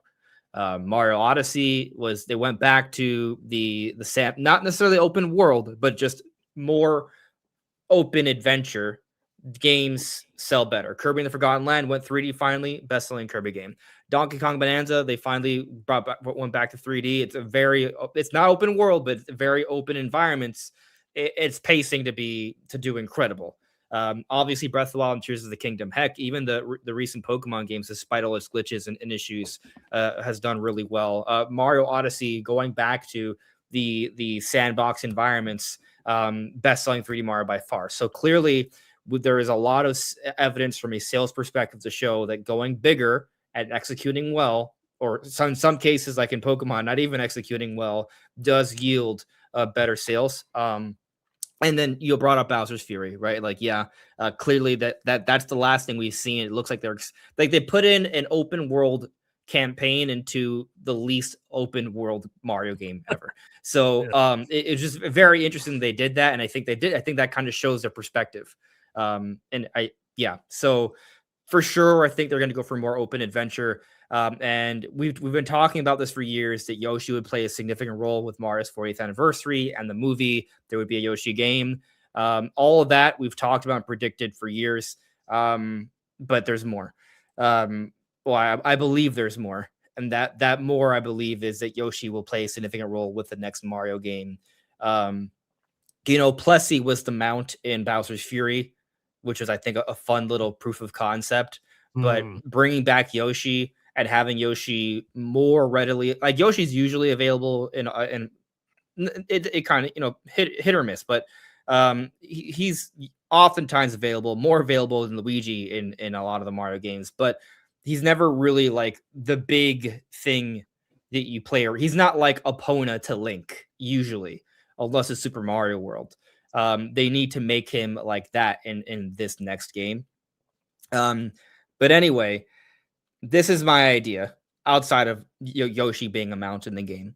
You know how Nintendo went to Zelda and they're like, let's not make an open world game. Let's make an open air game. Let's go beyond open world. Let's the idea of open air is to express a greater sense of freedom and verticality, right? Which is what they accomplished with the next 3D Mario. My idea is not that they're going to go open world. They're going to go open space. Open space. So hear me out here. In Mario Galaxy 1 and 2, like you had these small little planetoids you could jump between as little platforms in a overall very linear fashion. But imagine if the next game, it's not sandboxes that are flat. It's giant spheres that you explore as their individual worlds. They're so big, these spheres, that they may not look like they're not going to look like little balls, right? You'll have to kind of move about a little bit, elevate yourself a little bit to see just how round they are, and there can still be some level of gravity mechanics I don't think it's crazy to think that Nintendo would bring back some ideas and kind of reimagine how they might work under a different framework. They do this all the time. So I think they could bring back some Galaxy elements, and I think that actually would be really good marketing. This clearly all of this is planned with Galaxy 1 and 2 and the Mario Galaxy 3 movie. Like, I think, they're gonna, if they're coming out 3D Mario this year, there's going to be cross promotion involved. There's going to be people who watch the movie who want to pick up the game, and there's people who are going to see the game who are going to want to watch the movie. So having elements, I'm not saying it's going to be the Mario Galaxy movie game. That's not what it's going to be. But I think there are going to be elements that you're going to be like, oh man, Yoshi and Mario look awesome in the movie. I'd love to play a game that have those guys in a for Switch 2 that's more than just like, a remaster for Galaxy 2. Like, I could see that. And so, like, literally, like, just look at this planet. It's huge, right? You guys know what this planet is, right? If you play Galaxy, this is Rosalina's, like, there's like a little planet you explore. Like, you could run around it in like 15 seconds, but obviously this is not, it's like they recreated the planet where that little thing that you can just like jump onto is an entire castle now. There's a whole like, front lawn area.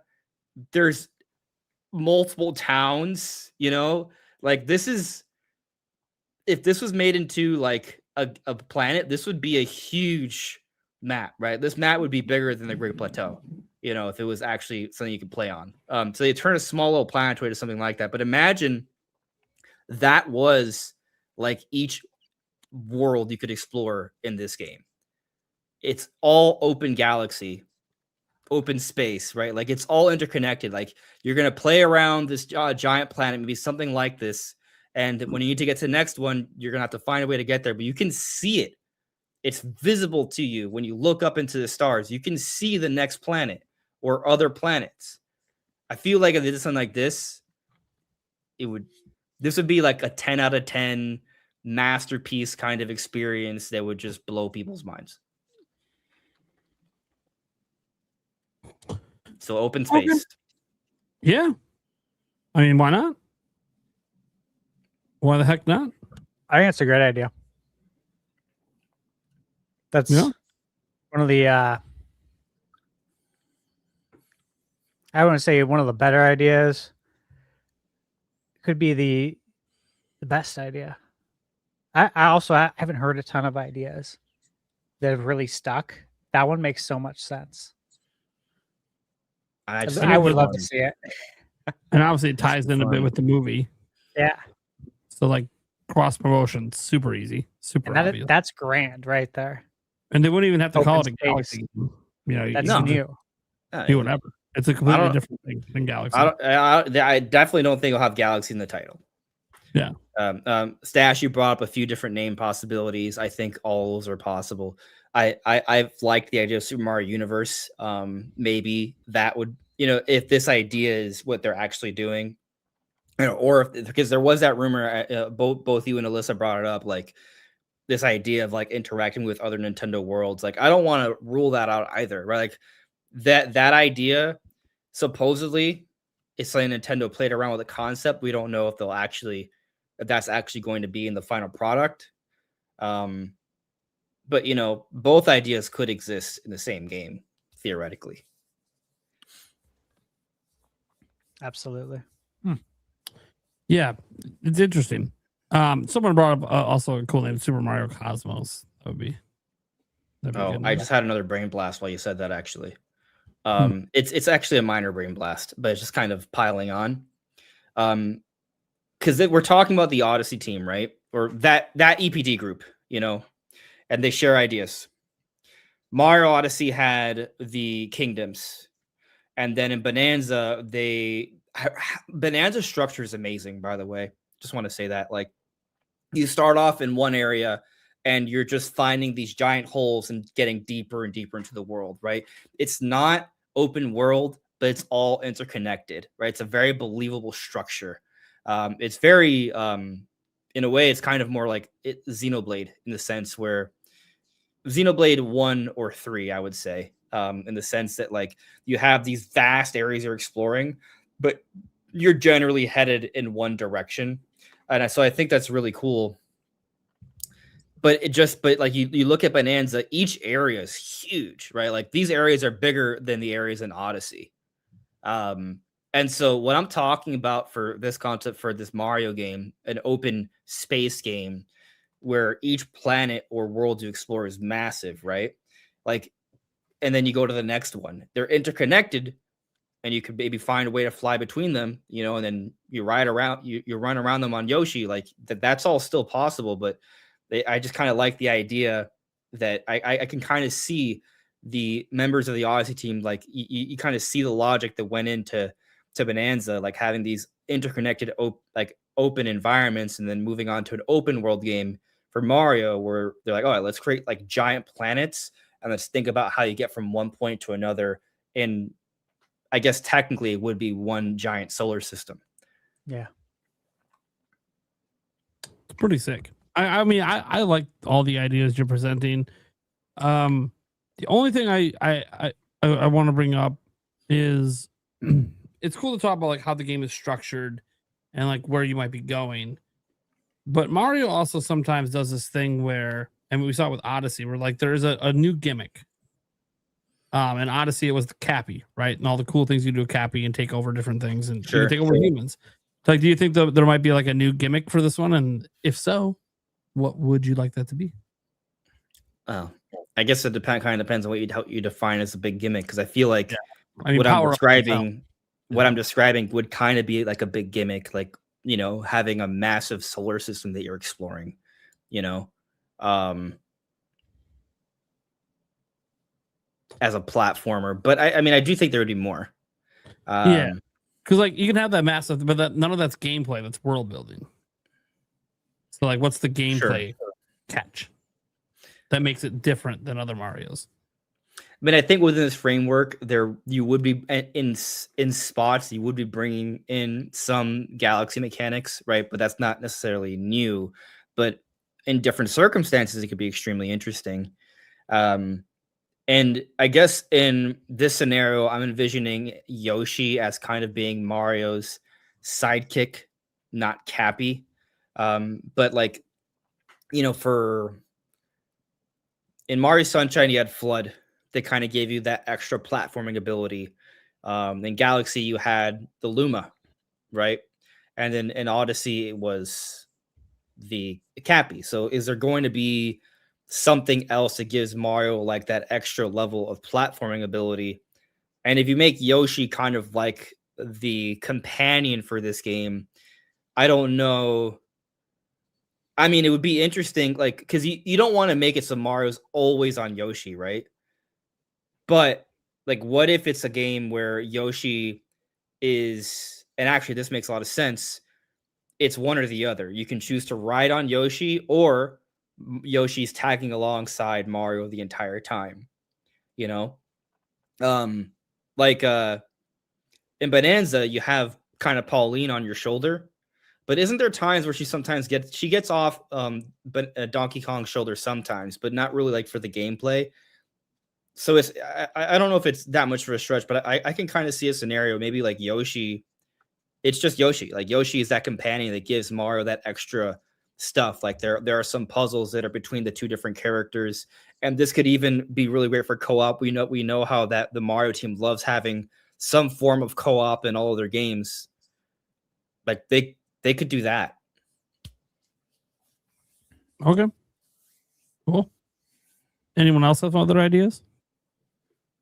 Or you just like that idea is so great, there is nothing else I wish to say. Oh, there's silence. All right, I gave ideas. I spoke enough. Here's another idea. This one's just me talking nonsense. Greninja's DLC.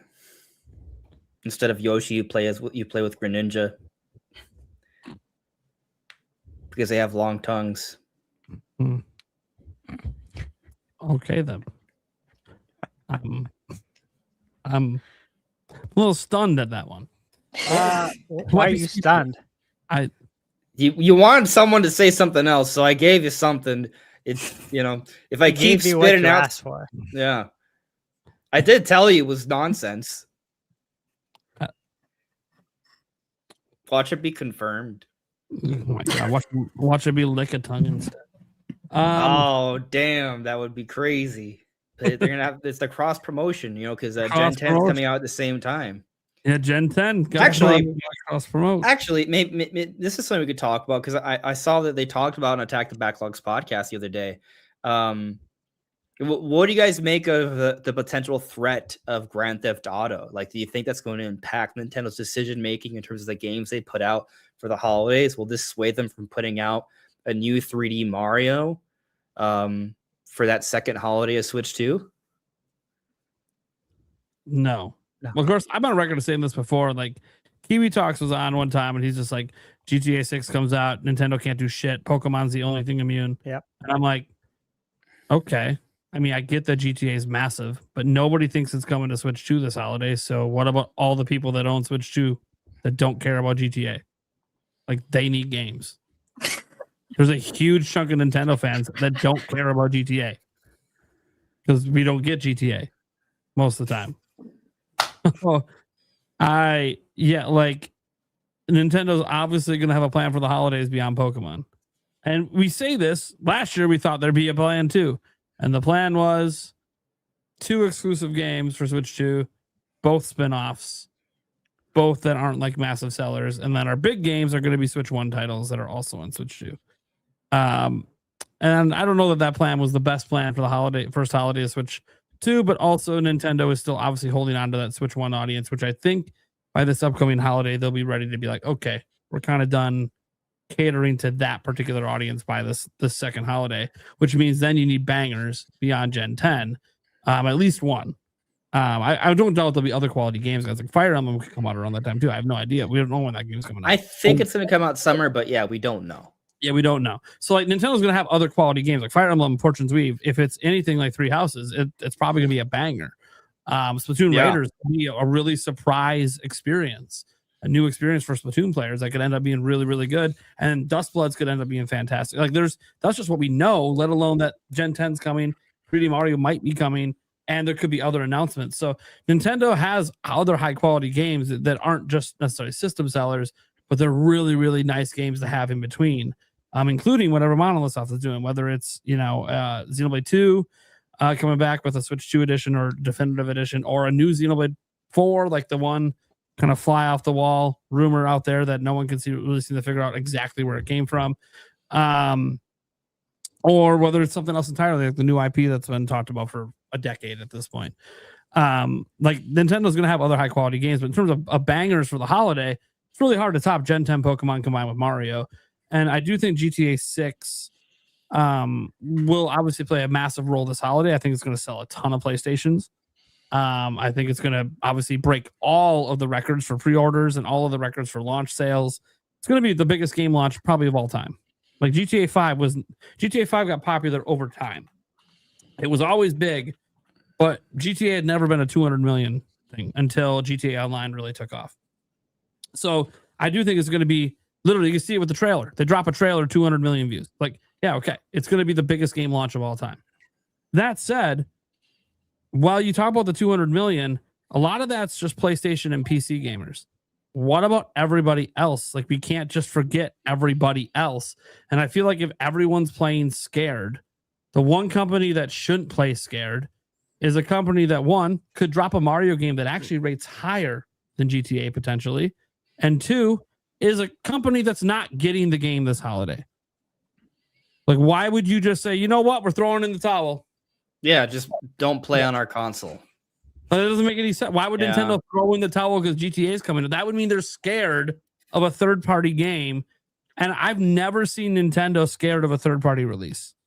And I understand that GTA 6, there's never been a launch like this. But if it ain't on your system, your gamers need something to play. And Mario's evergreen. Like, why are we acting like all the sales have to be day one? Like, if there's people that buy GTA 6 that don't buy Mario right away, they might buy it next year.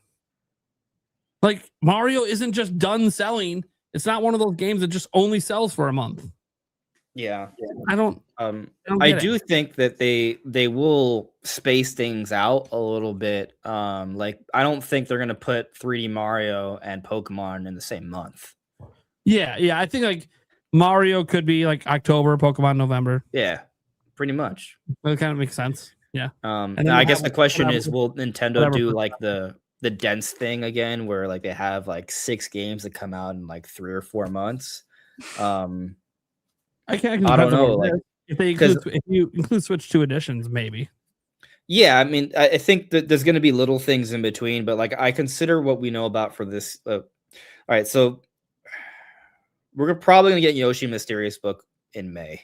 You know, maybe somehow it squeezes into April. We'll see. Yeah, but it's on this spring, as they said. Yeah, I'm making some educated guesses here, but I kind of looking at the history of Fire Emblem and Splatoon releases, and just based off what Nintendo's announced so far, I do kind of think that both these games are going to come out sometime in the summer.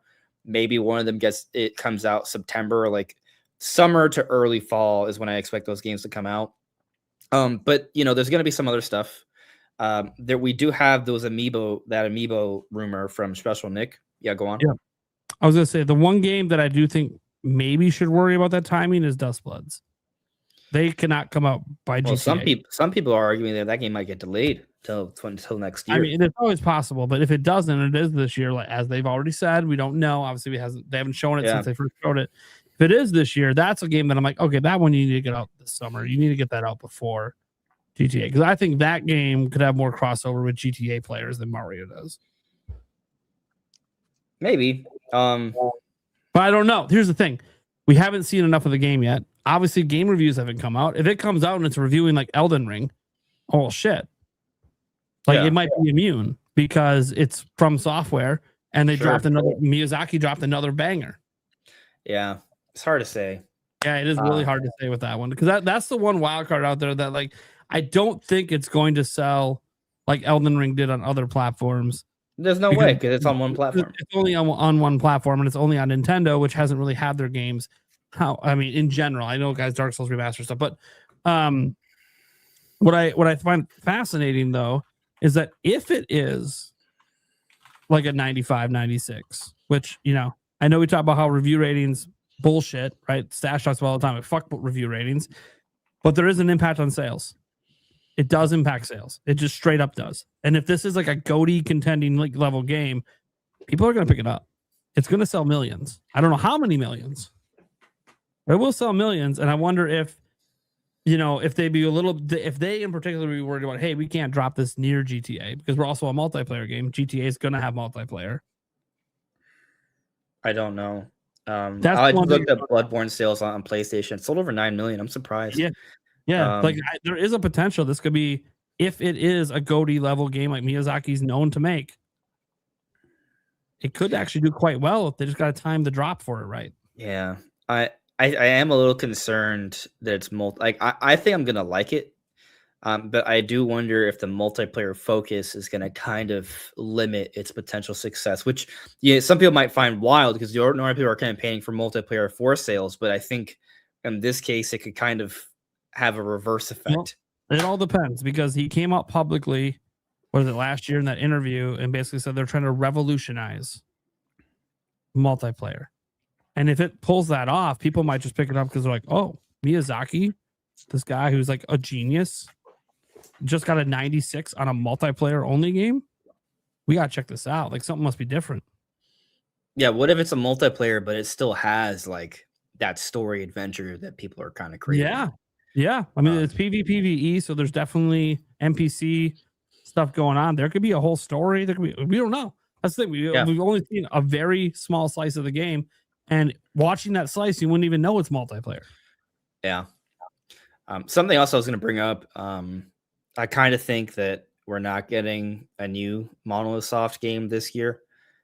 I think we're getting a Monolith Soft game this year, but I think it might be that, or Switch 2 edition. Well, after the voice actress thing came out, it's kind of like, that's the big thing, right? And that whole Nate the Hate prediction that is maybe a prediction, maybe there's just stuff, and then obviously we have the rumor that there's something that's going to get announced from them, right?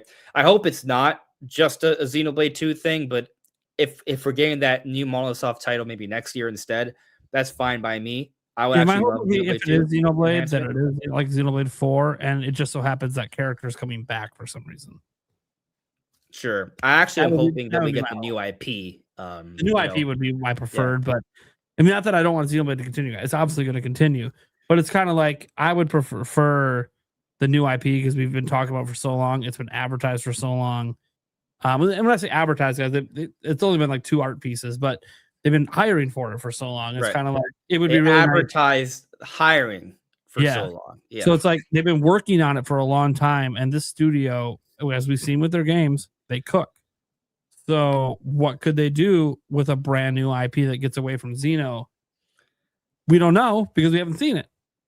I do want to kind of like throw a curveball in here. Like, what if this new IP, Project Legacy, as leaked by Midori, what if it's still Xenoblade? Because technically, the Klaus trilogy ended with Xenoblade Chronicles 3 and its expansion. So the idea is that moving forward, whatever it is, the future of Xenoblade, it's gonna be a departure from what we've already experienced. And So this it is a could still thought, be too. very different from prior Xenoblade games, even if And it this still is a carries thought, the too. Xenoblade name. We've touched on this. You just said a Monolith Soft project. What if it's like the super chat says? I think Monolith Soft's doing the Ocarina of Time remake. That is the Monolith project that gets shown this year. Just shown. I don't know. If it is, guys, I'm gonna say this: if they're the ones doing it, and that is the project shown this year, I don't think it would be in the next direct. I think it would be something that happens when they, because I'm of mind they are going to talk about Zelda's 40th anniversary, but if you look at the history of them talking about Zelda anniversaries, it's always in June or September. They don't actually talk about it in February, and the reasoning is, as much as we speculate, because the actual anniversary is in February. The reasoning is because they're still usually doing Mario stuff. Because Mario begins in September of the year before. They actually do usually talk about the Mario anniversary around the time the actual Mario anniversary is. And then they usually have that leak into the next year. And so then they space out and they talk about Zelda once they're past the Mario stuff, which again, we know culminates with the movie and the Yoshi game. And sure, maybe 3D Mario, but if 3D Mario is the end of the year, I think they're going to consider that outside of the anniversary. So then if they do talk about Zelda's 40th in June, that would be around the time that I would expect to see something like maybe a tease of Ocarina of Time for the next year, as you said, around the movie. I think that spacing would be great, especially if there is 3D Mario. We talk about 3D Mario, Gen 10, Dustblood, Splatoon Raiders, Fire Emblem. It's like, okay, yeah, I think you can push Zelda into around the movie time. And that could go really, really well. But you would still show it this year for the 40th anniversary because they're gonna rope that movie into the 40th anniversary. It's totally happening. Bro, I would be so ecstatic if Nintendo announces a Zelda 40th anniversary direct. Oh, Like a dedicated one. Oh, but because the hype behind that would just be absurd. Okay, idea. Hear me out. I'm going crazy here. Okay. We didn't get a Mario anniversary direct this time. We just got a Mario anniversary segment, a big segment in a direct. But given that there's the movie and we're expecting eventual Zelda Park announcements as well, and they got to announce some games. What if they do? Okay. I'm kind of starting to think the whole idea of us getting 3 general directs in a year, that might be dead. In its place, we get 2 major directs and we get a whole bunch of partner showcases and game-specific directs and special stuff instead. Also, they didn't have Nintendo Today in the past, so they could start doing some game releases, like release dates dropped on Nintendo Today. Yeah, I hate it when they do that. It's so dumb. But yeah, they have. I'm not saying you're wrong. I'm just saying I hate it. But anyway, let's say we do get this big direct, if not this month, next month, right? Maybe in summer we don't get that summer direct that we've come to hope for and expect over the years. We didn't get it last year, right? Even though the Switch 2 had just come out. And instead, what they do, they have a special Zelda 40th anniversary direct presentation. Because if they have this big direct now, they'll give us probably the release dates for Splatoon Raiders and Fire Emblem. They'll announce the 3D Mario. Like they'll kind of do a lot of that already, But maybe they won't announce anything Zelda yet. And even though I think they could, but maybe if they save it and they have a direct in the summer that's just about Zelda stuff, they could be like, all right, in the fall, you're going to get an Oracle of Ages and Seasons remake. We have here is an update on the Zelda cast. So we'll learn like the voice of Ganondorf or Impa or something officially. And we'll share more later this year where they'll give us a trailer. And then they'll announce the park. They'll announce, a concert plan, and they'll be like, and also about, and then maybe Aonuma will come out perhaps for maybe the last time because he might be retiring soon. And we have one more thing to share, and it's like a 30-second teaser of Ocarina of Time remake, and it's just 2027. And that it would give us like the Zelda thing for this year, 2D Zelda remake. It will excite us for something big next year, and it'll set up all the anniversary stuff. And I don't know. I think a direct like that would probably make every single Zelda fan cream their pants. So Facts. I don't think it's unrealistic either. Like, Definitely Emperor mature.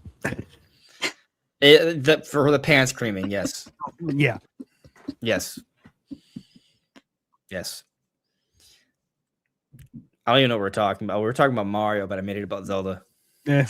Happens. You've been on the podcast. You know how many tangents and wandering ways we go down. Yeah. It's the ADHD brain. Welcome to the podcast. Yeah. Yeah. This whole podcast is ADHD brain. Yeah. All right. Any other thoughts on direct or anything like that, Mario? Just excited to see it. Yeah. Right. Yeah. I'm prepared to wait until what summer, have they been which would cooking? suck, but I'm ready whenever it is, If it's next week, if it's in March or before the movie, which would still be in March, but later in March. Yeah, I mean, I'll just say that I'm ready. For 2023, they revealed the Mario game after the movie. But this would be a bigger game. This is not a 2D Mario. This would be a 3D. This could be an open space game, not even open world, open space. So, if it's open space, they might want to have some space to kind of let people understand how crazy it is. And this is to, sell your Switch 2, your new console. The last Mario was to just tack on more sales to our already uber successful Nintendo Switch. This has more writing on it. Did you notice for the the Super Bowl, like they had a Galaxy commercial, but it was pretty Yoshi focused. And obviously Yoshi was just revealed, but I do wonder if like the idea is to like, hey, like Yoshi's a big deal, right? And if you kind of really portray that in the movie, I think these theories about Yoshi playing a significant role in the 3D game, not just Yoshi in the Mysterious Book, kind of make more sense. Yep. Mm-hmm. Yeah. So I'll throw out there before we wrap up the direct thing. Obviously, we talked about Mario. That was the primary point of the conversation. To end with this, since potentially it's next week, do we believe Nash Weedle? I believe that he has reliable sources, but I am concerned that maybe he's saying too much too early. There's a reason Nate the Hate doesn't say a lot until it's about to happen. It's not because he doesn't hear things, in my opinion. It's because he doesn't want to be wrong because plans change. So, and he's got burned. He's gone burned in the past. Nash, I think, has maybe even more sources than Nate, at least in terms of first party Nintendo things. But I think he says a lot very early, and so because of that, I'm a little, I'm worried. But I mean, also, I think people are keep thinking, oh, third week of February. He said he's had multiple sources say different things for February and March. It's not totally solidified. One more source recently shifted to February, but that does not change that there are sources indicating there's still a window of time there. So like my brain is just kind of thinking in regards to the rumor, if the rumor is even true, February to March. I'm prepared to wait until the end of March in terms of giving the rumor kind of like hope, but also if we exclude the rumor, I'm prepared to wait till June, which I think would be a bad move by Nintendo, but Nintendo's done dumb things before. What do you think, Alyssa?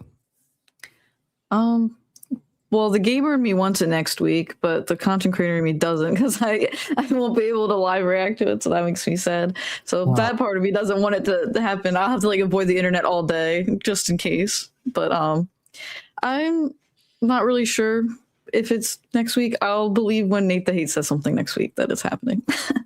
I don't think we wait till June, though. I could see sometime in April at the latest, maybe if they want to wait till after the Mario movie comes out and kind of recap on that a little bit and then kind of show some more Zelda stuff. Because I think we could see one Zelda game before the movie for this year, but I don't think they're going to do the 40th and show a whole bunch of Zelda things until after the Mario movie. I think they kind of want to focus on Mario right now. Yeah. Something I'll add that I forgot to mention. It's not that I don't have hope for a direct soon. It's just a big thing. So I need, I'm going to talk about and have hope. It's a but huge swing. Yeah. It's the biggest swing Nash, I think, has ever taken. And I say this not because he hasn't said some big things before and then been right or been wrong. Because, yes, we talk about all the things Nash has been right about. He's also been wrong about some stuff. However, that's because no leaker insider is ever 100% right. Nate the Hate's been wrong on stuff too. Still waiting on Planet Kirby Robobot. Still waiting on the Fire Emblem remake. And the Fire Emblem remake, which, by the way, those all could still be coming. It's just, things change, plans change, things shift. But I do want to point out that with this and the big swing, the reason why this feels like a bigger swing than when other, you guys can say, the biggest swing was when Nate the Hate missed, saying that it will be Switch will be revealed in March of 2024, right? That was a really huge swing. He talked about it since October the year prior, and then literally a week before the supposed console delay, he literally said it will be. He was definitive. And then a week later, BGC's like, you're wrong. So yeah, that's a pretty big swing and miss. I think the difference this time is at that time in 2024, we still had a lineup of games for Switch One. Regardless if you thought the lineup was good or not, there was definitely a plan and a path for games still on Switch One that they had mapped out and planned out, all the way up to 1,000 Year Door and all that. So we knew there was games coming still for Switch One that would indicate that maybe the new system might not be that year just because there's still a game every month coming out. Regardless if you guys think it's a great lineup, it was still a lineup. But then right now, there's a lot of happy Switch 2 owners, of course. I'm one of them that's already satisfied with the system, even if nothing else came out, just because it upgrades my entire Switch 1 library. That alone was enough for me to buy a new system. Then you throw on that Bonanza is just fucking awesome. And I really enjoyed Age of Imprisonment. It's okay, I'm kind of good already because I don't need 30, 40, 50, 60 games to justify buying a system. I don't. Oftentimes in the past, I bought a system just for a single game because that experience was worth the price of the console and the game. I know people think that's crazy, but there's going to be a lot of people doing that for GTA 6 coming up. People have that game that, hey, I just need that one game and it doesn't matter what it costs because I enjoy it that much. Breath of the Wild that launched for Switch was that for me. Didn't matter. Amazing. I would do that all over again. If that was the only game that ever released on that platform, I'd do it all over again. Hell, I'll just say this right now. Nintendo Land for Wii U. Dude, that game alone made me not regret buying a Wii U. That game was fantastic. We're never going to get another one because it requires a system like Wii U to do it. But God, that was fucking awesome. But that's me. And I know there's other people that are satisfied as well, just with the fact that upgrades your Switch 1 games alone was enough for a lot of people. Although that makes it kind of feel like a Switch Pro, which I get. But I do want to throw this out there. And that is that setting those people aside, there's a lot of people that own a Switch 2, or a lot of people on the fence, or a lot of people that have been negative about the system so far that are just kind of waiting. that haven't seen a game that tells them this is why I need a new system. If you own Switch 1, you could be like, yeah, I didn't get to play Bonanza or Mario Kart World, but Mario Kart World, I saw the online discourse. Looks like 8 Deluxe is better anyway, so who cares? Bonanza's cool, but like Odyssey reviewed way higher, so like I'm good. I got Odyssey. And hey, yeah, the upgrades are cool, but I just don't care. I don't care about 60 FPS or the higher resolution. I'm already happy with my current system. Nothing's been shown to make me be like, this is why I need a new Nintendo system. And I think that is a reason that this feels like such a big swing. One, no one else is saying 3D Mario is this year. Literally nobody else. There's not a single insider, leaker, anyone saying 3D Mario is this year. It's very weird. Well, Stash, but he's not. Unless Stash is a leaker. And you don't have this right here. Yeah, it's a break. Yeah, you don't have to be. On introduction, I know all that. Make fun of me. Nate 2028. Look, the point is that that's still a guess. Stash doesn't know, right? He's just connecting dots and going, hey, it makes sense to come out this year. Sure. It always made sense to come out this year. I never argued against it making sense. My logic was just different than his, and my logic's probably wrong. And that is totally fine. I'm wrong all the time. I'll just restart. I'll just restart destroyed me on many a podcast, and now it's Stash's turn to destroy me. Hey, well, to be fair to you, apparently Metroid Prime 4 is a commercial flop. Well, we'll see. I think it's going to depend if Nintendo ever says that out loud. And I don't think Metroid Prime 4 is actually a commercial flop. I don't think it's the 10 million seller we want it to be. But we always knew that was unrealistic. Anyways, so because of the situation with Switch 2, where most people feel like we haven't really gotten that game, and I guess, you know, if people want to argue Bonanza, I guess the point that some people bring up is that it started as a Switch 1 game. So it started Mario Kart World, technically. So like, if people feel like we haven't gotten the game that really shows we needed this system, we can all say we did because of performance of game, but okay, that's old games. What about new? So for Nash to come out at a time when people are on edge, especially when a partner showcase happened, when the entirety of the Nintendo fan base wanted that to be a general direct, to come out right now and say we're getting a general direct period by the end of March at the worst, and 3D Mario is going to be in the direct, and it's going to be the game this holiday, and we're going to get a new project or some sort of project from Monolith. I shouldn't say new project, but a project from Monolith, which again excites some people because they think that Monolith could be like a showcase game, at least showing off the power of the system, even if it doesn't sell well. It leads people to get really, really excited. But as Andres restarts, it's like, it's hard to be like, I 100% want to buy in, because it's kind of nerve wracking because people are on edge right now. And this pushes them all the way to the edge. And if he's wrong, it's going to hurt. It's going to be really ugly. It's going to hurt. And I'll be okay. Like he said, like he's good till June. Look, I'm already satisfied with the system, but as a content creator, I don't know if I'll be good till June, but I'll make it work. It'll be hard. Yeah, it'll be hard, but I'll make it work, just like I did back in 2024, where it was also really hard. But it's one of those things where it's the timing of the swing he's taking more than what the swing is. That is like, damn, this isn't where we already know about a bunch of games coming, that are going to be those tentpole games. It's where we got Fire Emblem, we got a spin-off Splatoon game, and we have an unknown new IP, an unknown property in Dustbloods. So Nintendo doesn't feel like they have a big gun out at the moment for this year. Now, I understand Gen 10 Pokemon can end up changing some minds, and maybe it will. We don't know. That's something that we're fairly confident is going to be shown off this month. But there's different audiences, though. Different audiences for Pokemon than some of Nintendo's other games. So I feel like the timing of when he's doing this is when it's like, okay, this is one of the reasons, guys, that I said, if he misses on this entirely, which I mean entirely, no general direct by the end of March, and 3D Mario doesn't even come out this year, they don't even show it, as much as that would make me smile a little bit and be like, Stash, we're 1 year closer. Yeah, you might smile a little bit, but you'll be smiling in a dumpster. Smile is just me smirking at Stash. It's not me actually being happy. And while they can make, and while Nintendo can announce other games, and they could shock the world, and Ocarina of Time remake comes out this year, and we're getting Luigi's Mansion 4 and something like cool. They could do other things.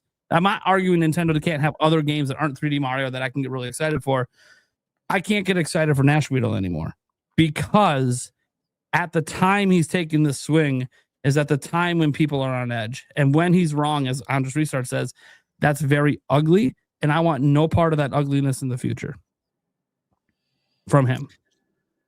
Because he will have shown that if this doesn't happen, there's no general and there's no 3D Mario, that his sources might be full of shit, and maybe they did get lucky with Donkey Kong last year. Now, there's reasons to believe, by the way, that Nash Weedle does have real sources. Ironically, RGT85 put Nash Weedle on blast yesterday, and then today came out with his own independent source confirming a Nash Weedle rumor. Corroborating. I can't say confirm, it's not announced yet, but corroborating a Nash Weedle rumor, which is hilarious because if that God of War thing's real, and we're going to get to that in the next topic, it's like, okay, well, Nash came out and said it publicly first. It's coming to Switch 2. Yeah. So apparently, God of War rumor has existed for a while. Yeah. This game existing has been something that's been known for a bit with insiders. It coming to Switch 2 is the big scoop from Nash Weedle. Which, by the way, I don't know if you noticed, but I saw on Twitter there were outlets reporting it, but they were only reporting the Nate the Hate corroboration and not the Nash Weedle OG post. Yeah, of course. They don't want to give him credit. Convenient. Yeah. And by the way, Nate doesn't even know if it's coming to Switch 2. He just said at the time that he heard about this game last year, it was multi-plat. At no point did he say he heard it was coming to Switch 2. And he also is not, to be clear, Nate the Hate has not said that he knows it's coming. He just heard whispers that it was and this was a while ago. Like, this isn't recent. He hasn't heard anything recently. And then RGT comes out and says, no, a very reliable person that has no reason to lie to me 2 weeks ago. He literally said 2 weeks ago, told him this game is coming to Switch 2. Also, this might be the what the fuck game.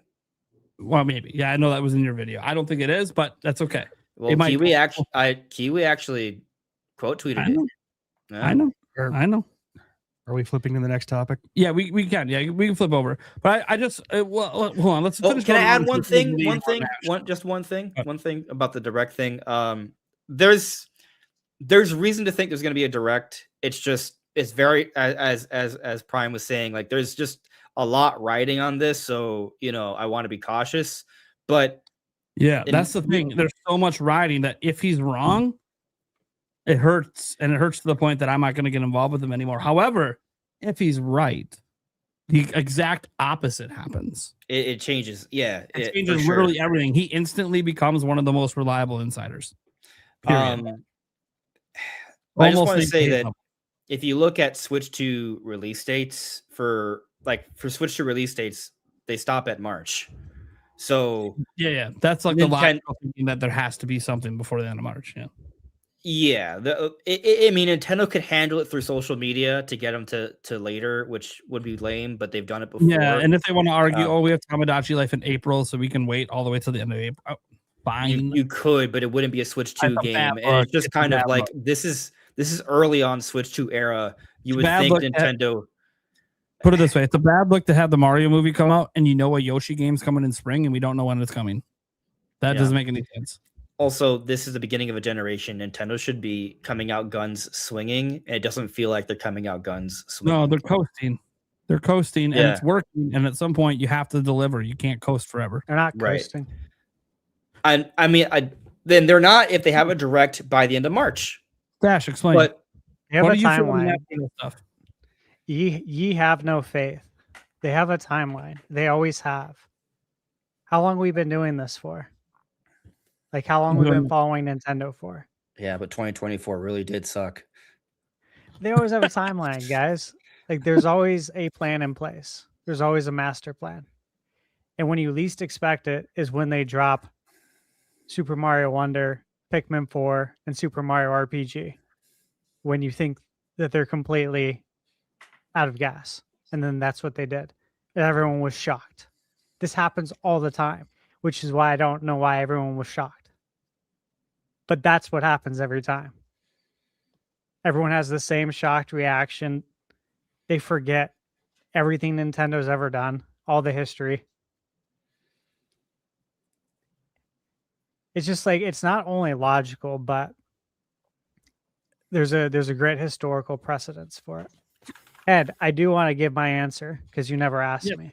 Yeah, well, I did. I actually did throw in, hey, what do you think of Nash? But obviously, I wanted to get your logic there first. Yeah. So for Nash, I trust him. Said this for a long time. I've said this for, I think, year or two since I started coming on the podcast. I trust this guy. I think that if the direct is not next week, all that means, and anyone who can understand a big picture and can think like an adult, okay, which is not a lot of people, mind you. That's the sad part. Is Dude, that I love the insult. Dude, he throws out these insults, and I'm the one shit on tomorrow. dude, it's not towards you. I know. Obviously, You say in these general. things, like, when you talk about everyone's got like mental illnesses, and I'm just sitting back. The next day, I'm getting attacked, and I didn't even say anything. Well, look, this is the thing, man. If it's not next week, all that means is, and this is like any company, again, like I have to pull from my own experience working in management for 20 years. Timelines are fluid. Things change behind the scenes all the time. I cannot tell you how many times got pulled into last minute meetings and something that you planned for, a project that you had ready, that you worked on, you're like a direct, everything's ready to go. Oh, we got to move it to this week because this happened. And we never find out about any of that. And what everyone does is they point fingers and say, that guy's a liar. Which is fucking stupid. You know, I don't swear a lot. But that's fucking stupid. Yeah, you said That's shit. that's irrational. Go all in on the stash. It's irrational. It's immature. It just, again, it just shows you don't think like an adult. Like your brain hasn't developed to that point, apparently. It's sad. Or you just have hive mind like everyone on social media, right? Where you just all think the same. And you just all clown on people together, which is stupid. But this is how society mainly works. So look, I trust him. It could, if it's not next week, that's not going to change. This guy, like Nash Riedel, doesn't do this for like fame or anything. He doesn't. He doesn't even have that many followers. He's not into that though. Like that's not his thing. People don't come out and do this. Like for that, you know what I mean? Like, there's a lot of people who want to be leakers, right?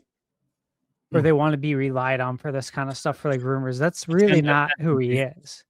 Attention seekers. That's what I call them. That's not who he is, man. So hopefully it is next week. But if it's not, man, it's just like I just know the internet's gonna be so stupid and so immature.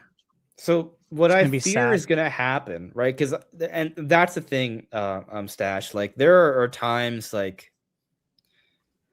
I'm not a leaker, but there are times certain people tell me things, and I'm like, oh, that sounds awesome.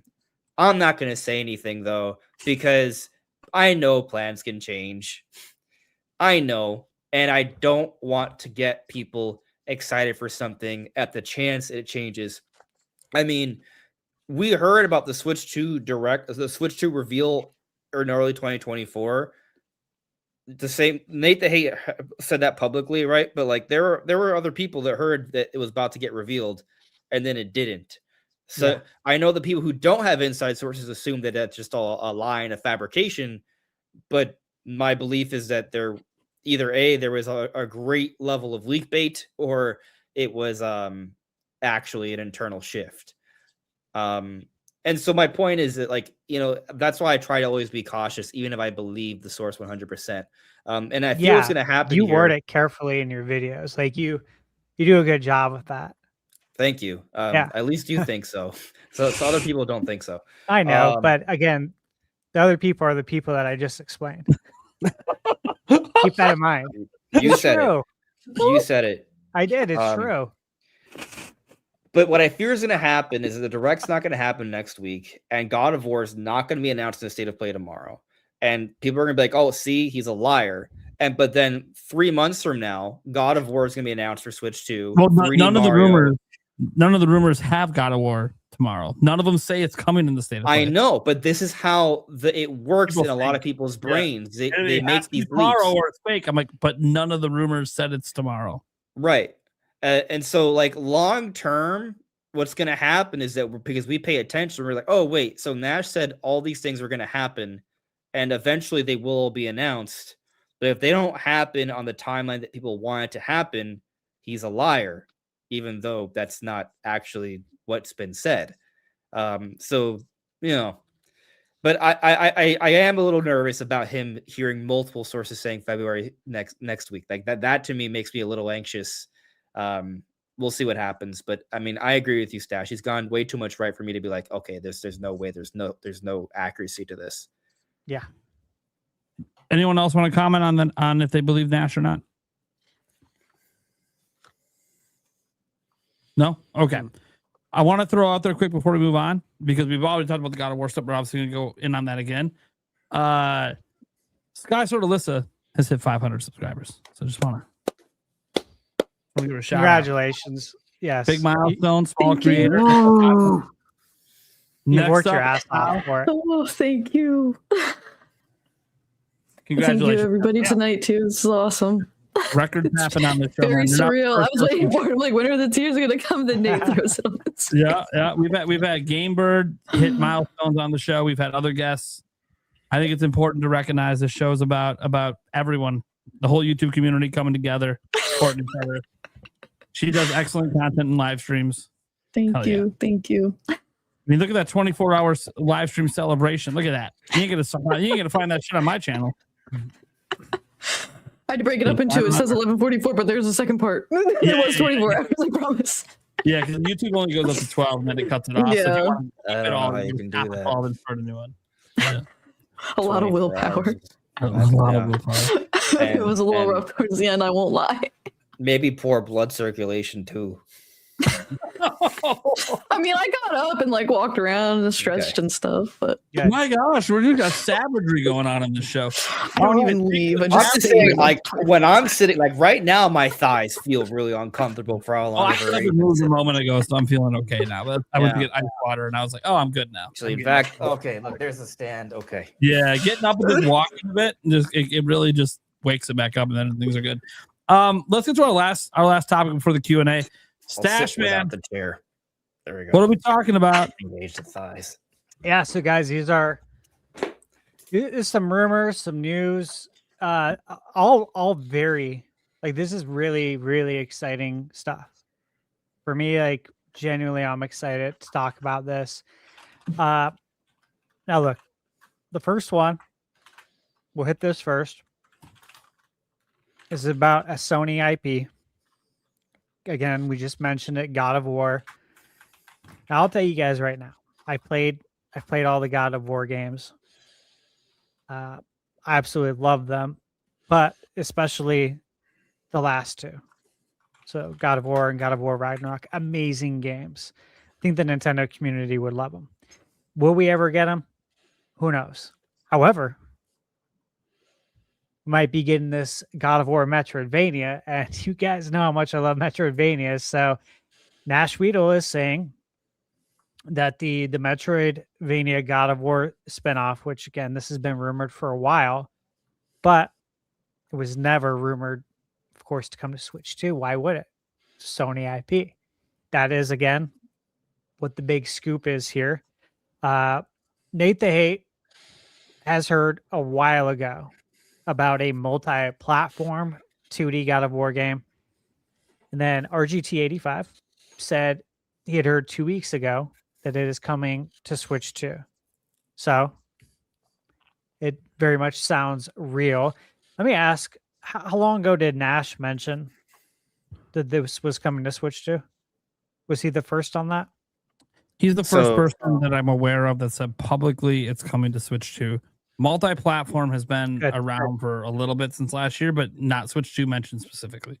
Good. I'm glad. I like that. So look, yeah, God of War, Metroidvania, 2D.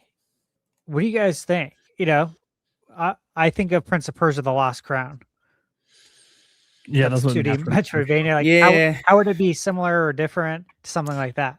Yeah, I mean, I know The Lost Crown was a game that was good, that not enough people played, and I'm one of them. I played the demo.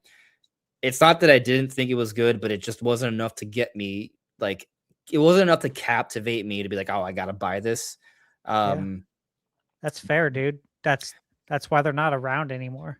I do like Metroidvanias. I mean, whenever there's a Metroid one, I play the crap out of Yeah. it. You know, I like Ori. I haven't finished Silk one. Song, but I have enjoyed what I've played so far. And the only reason I haven't finished Silk Song is just because I've been playing other things. It's been a busy time. Yes. Yeah. And I would say, first off, just for the sake of the Clips channel, throw a little recap in. Yeah, it was Nash Weedle who said that it's going to come to Switch 2 with this unannounced game. Nate the Hate saying that, hey, he's heard about this, but he not Switch 2 specifically, just heard whispers last year. And then RGT85 came out today and said he was told 2 weeks ago it's coming to Switch 2, PS5, and PC, notably not Xbox. But again, this game hasn't even been revealed yet. Now, could it be revealed in the state of play? Sure. By the time you're listening to this audio-wise, state of play probably already happened, and we already know. What's interesting is I think God of War is an excellent IP to try to do something with this in a spin-off sense. I think it can make a lot of sense in a side-scrolling Metroidvania style game. And I think if they can go back to Kratos before he became a dad, go back to a bit of a younger version of Kratos when he's a bit more agile, like the old school God of War games. I think there's a lot of potential here to do something that people are going to really, really like. So, and the interesting part, of course, is it's yet another Sony IP with a spinoff doing something on Nintendo. First was Horizon, of course, with Lego. I mean, you could talk MLB The Show, but that wasn't Sony's choice. That was MLB saying, no, you got to put this everywhere for a new contract to keep the licensing agreement. So it wasn't Sony's decision. If it was up to Sony, they would have never done that. But MLB gets a say on their own stuff, and MLB said, no. There is no other baseball game right now. You need to put this on everything because 2K backed out after failing to keep up with what Show had going on. Just like EA backed down because they couldn't keep up with what 2K had going on with the NBA. So it's not that MLB won't sign with other companies. Just no one else is willing to take on the beast. Fine. So then you got to take that beast and put it everywhere. That was the requirement. But Sony did make the decision to allow Horizon to be on Nintendo. And according to Nate the Hate, anyways, I don't know what the official data is, but apparently Lego Horizon didn't sell well anywhere. Didn't sell well on PlayStation, didn't sell well on Nintendo. Didn't. That doesn't mean it's a bad game. Just the interest level in a Horizon Lego game wasn't there. There is some thoughts from some fans that the interest in Horizon isn't as high as the sales numbers would indicate. Apparently, and I didn't pay attention to this, there was a forced Horizon bundle for a long time. That it was like the only bundle. It was like the only way you could buy a PS4, and so it's kind of like a packing game. It doesn't necessarily mean that people liked it. So very curious on. And then we had Forbidden West come on. That did well, but it didn't sell as well as the first one, number-wise. So it's kind of like, okay, very interesting to kind of see what I'm trying to say, guys. There seems to be some questions on if Horizon is actually as popular as the numbers seem to indicate that it is. Because other popular franchises, you guys know, do spinoffs and do well. I mean, you see it with Nintendo all the time. Look at the billion spinoffs of Mario, billion spinoffs of Zelda, and then all those spinoffs seem to do well. Even Cadence of Hyrule did well. I don't think it's as popular, by the way, at all. Yeah, but and again, that's all speculative. But then we have God of War, which really hasn't had spinoffs. I think that this would be a smart spinoff. People love Metroidvanias. As long as they're, and if they come in and they're charging $40 for this, I think that would be a really intelligent decision for them. Yeah, you're going to value it more than Silk Songs. You're going to come in at a higher price, but don't go for that full $70. Undercut Metroid and just create a fantastic game. I think there's a lot of potential here for this, and God of War sales aren't inflated like that 40 million. You look at those God of War sales and you play God of War and it feels like, yeah, this is what it should be selling. It's a really fucking good series. Really fucking good.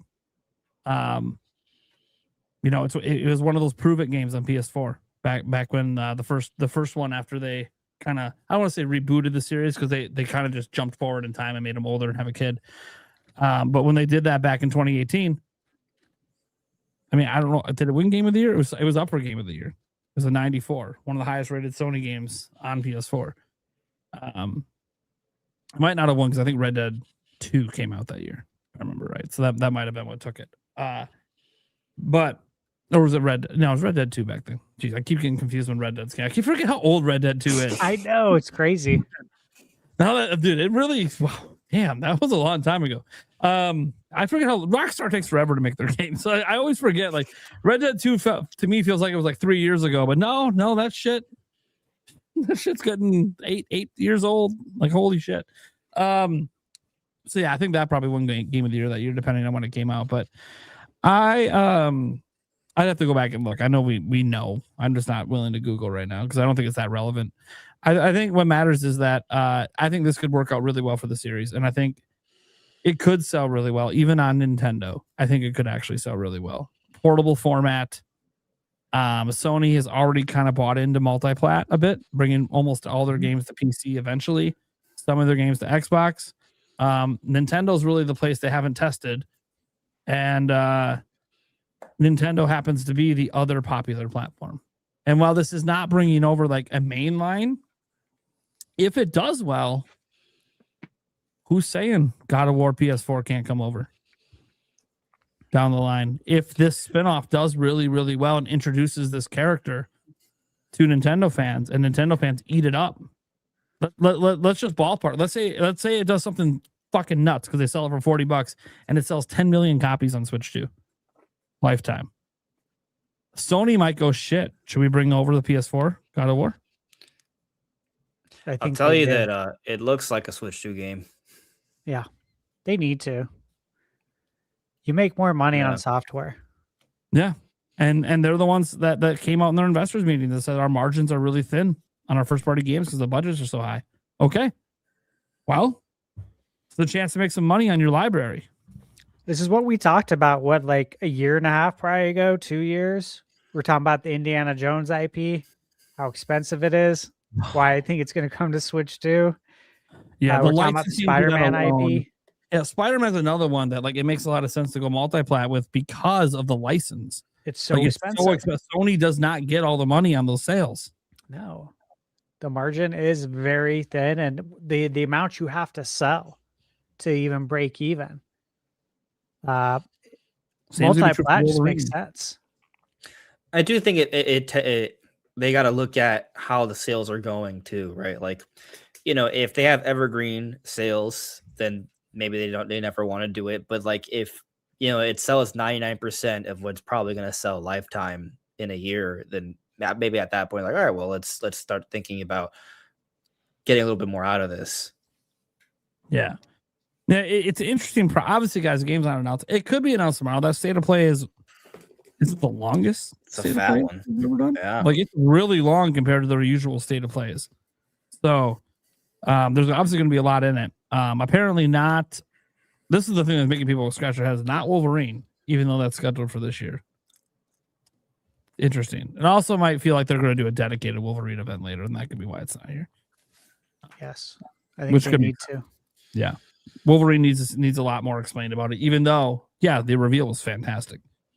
So yeah, that's just kind of where my head is at with this game. If it does exist, let's say it is announced tomorrow, and hell, it's so multi-plat that Sony even decides to put the Switch 2 logo in the damn trailer during a PlayStation event, which they normally don't do stuff like that.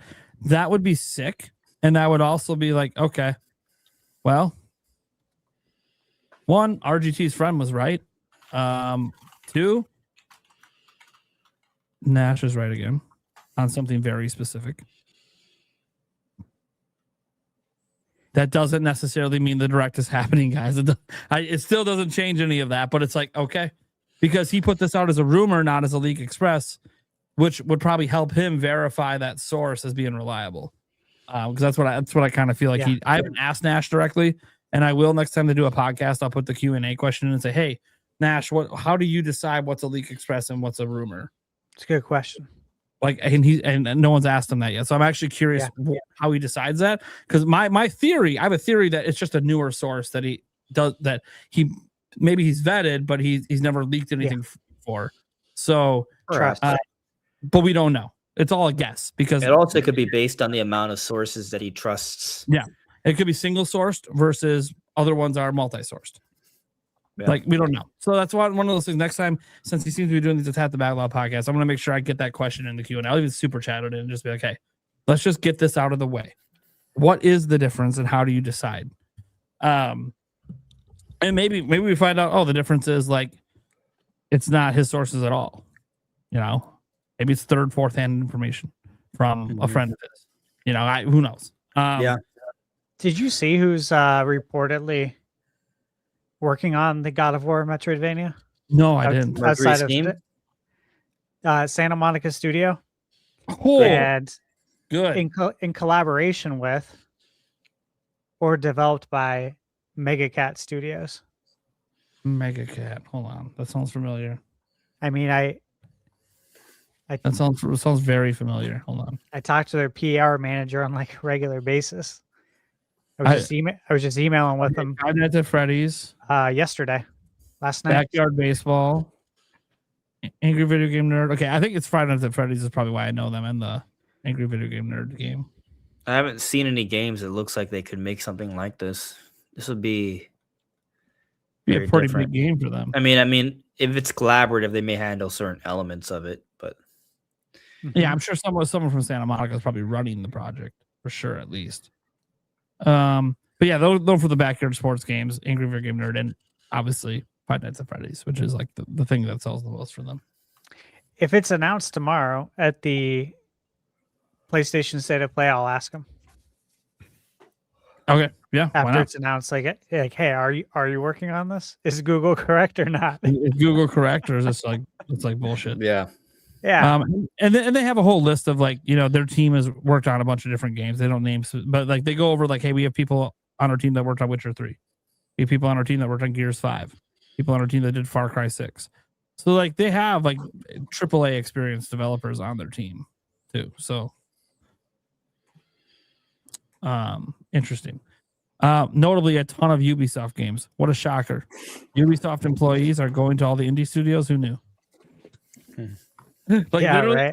Assassin's Creed Shadows. We have people on our team that worked on Shadows. That was just last year. So like some talent is going to other places. And we have seen Ubisoft had a lot of talent. Just look at Expedition 33 that's primarily made by ex-Ubisoft employees. Ubisoft had a lot of talent and they treated them like trash. I mean, look, they're actually right now, this isn't one of the news stories today, but I don't know if you guys noticed. There's actually they're picketing outside the headquarters right now. Ubisoft employees. Seen that? Yeah. They're very unhappy that they're being blamed for everything when it's all the management's decisions that were the problem, not them. And the email they got that got leaked, it was pretty scathing of the employees, and the employees are like, "What the fuck? We didn't make any of these decisions, so fuck you." And so Ubisoft, I don't know if they're gonna be around in 5 years. I'm just gonna be honest. And if they are, it's because very close last year. Yeah, to be bought out by Tencent. Yeah, so. I got a feeling like in 5 years they're gonna be owned by Tencent or something, and that's the only reason they still exist because their mismanagement Seems pretty bad. And I understand, guys, we don't have all the inside information, but we've had reports on their bad management for decades at this point. And I appreciate Yves wanting to try to keep it more independent. But, buddy, it starts with you. You're at the top. You allowed this to happen. Yes. The shit rolls downhill. That's how it works. Yeah. You allowed the bad management. You allowed them to continue to blame others instead of holding them accountable for what's happening underneath them, because you can blame others all you want. If you're in charge, you're responsible for them. So if it really is their fault, well, it's your fault for not getting on their ass to stop it. There you go. It's your fault. You're a bad manager. Get the fuck out. But 100%. And they had all that sexual harassment shit come out, and barely anyone got let go. I'm like, okay, this is pretty fucked up. This shit comes out at Activision, the whole fucking company is sold, and those people are all fucking canned because Microsoft canned them all. Oh, Ubisoft, I don't want to sell. We're just gonna let the company take into oblivion and just keep laying people off. What the fuck, man? And then you think, oh, maybe the employees really were bad, and then you see ex-employees create Expedition 33, and you're like, no, your employees are insanely talented. You just what the fuck you're doing management wise. Mm-hmm. That's my opinion on that situation. That is a news story, by the way. I guess we covered that story. Anyone else have thoughts on God of War? The doggo have any thoughts? Sorry, I'm like, Archie, sit down, man. No, she just said I have to make an appearance. I'm in the logo, and we hit 500, so she had to come on. Well, there you go. Plus, I was like, this is a Twilight Princess situation. Let's go. Yeah, hell yeah. Yeah, she can take over for me. There you go. She's the new host. Okay, anyone else have thoughts on God of War? Should we move on? I'll man on it.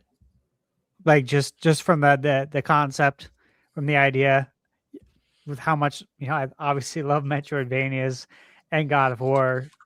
This sounds like an awesome project. So I'm excited to see it. Hopefully we see it tomorrow. I mean, you'd think we'd see it tomorrow, right?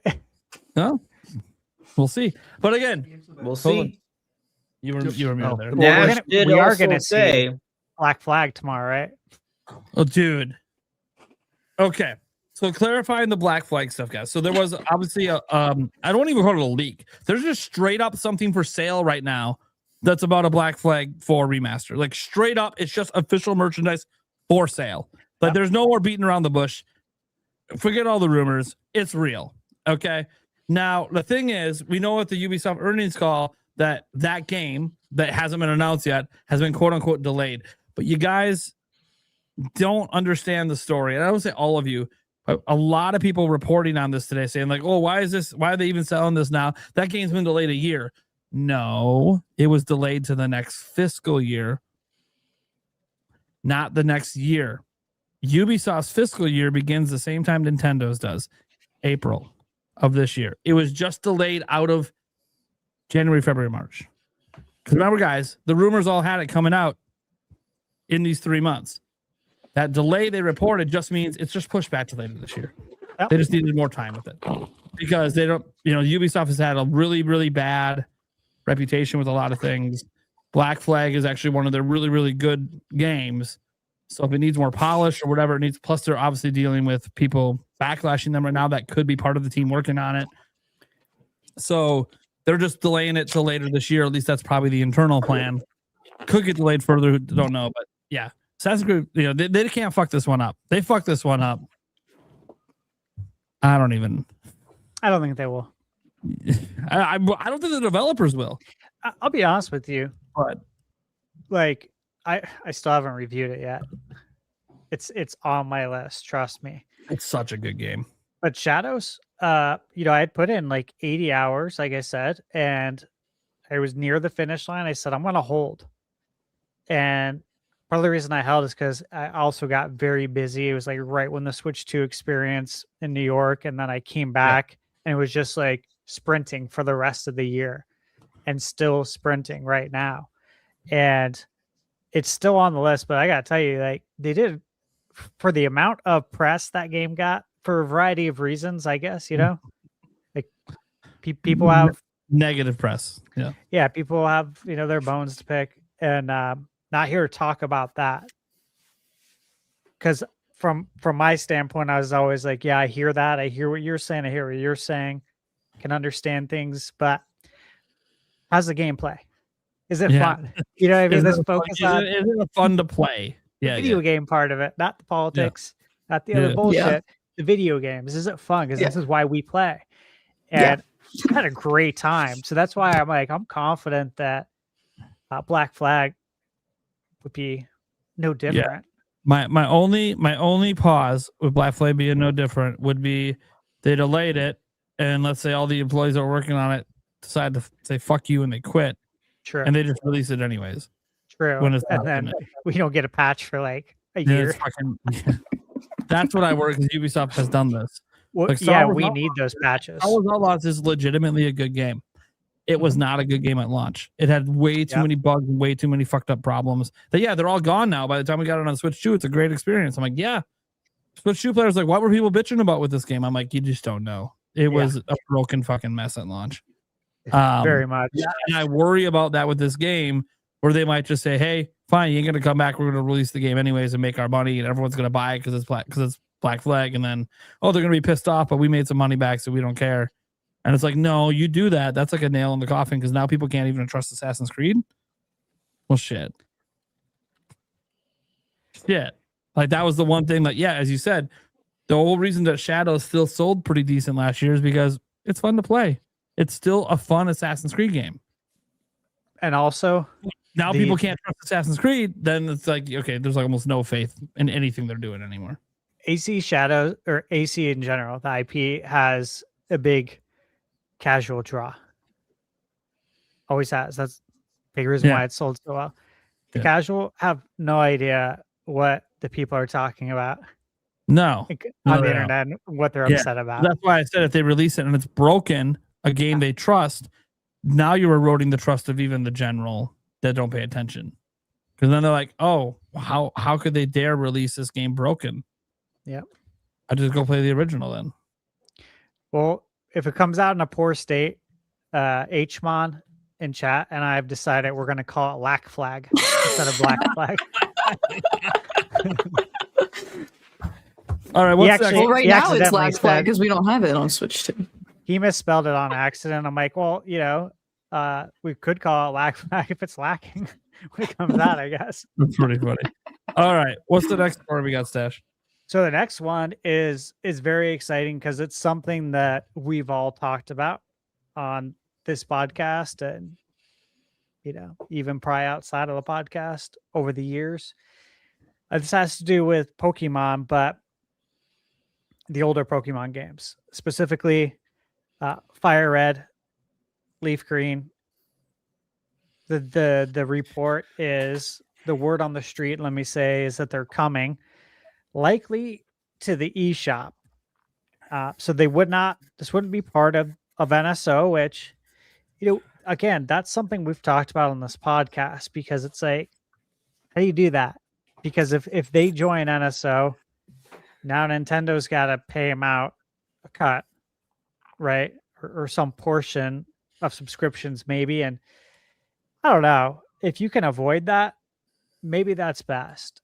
And so I think eShop, for me personally, sounds like a good idea. But what do you guys think? Well, Pokemon Company, for starters, I know it's not coming down. So I actually mentioned it in my video. Well, I know it's not too, but we discussed it here. Yeah, I've been told it's not. And I can't say more than that. I've just been told that it's not coming. Not the only one. Other people have been told as well. Other people are reporting it's not. It's straight up eShop, not NSO. We'll support Pokemon Home, that kind of stuff. That's already all out there. I just was able to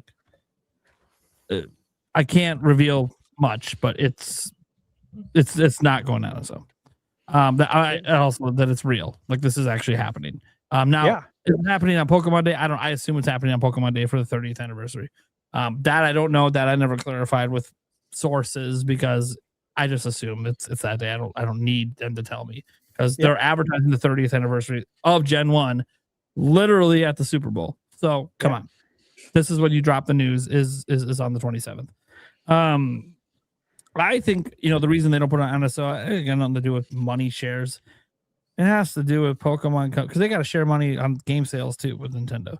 They just think they'll make way the fuck more money doing it this way than NSO. Period. This is the cleanest way to do it, though. I've said this whole time whenever we just need Pokemon NSO. they're never putting mainline Pokemon on NSO. It's never going to happen. It's time to get over it. And when this is announced, it'll be the confirmation you need that it's never happening. We're never getting mainline on NSO. It's not happening. They've already put spinoffs.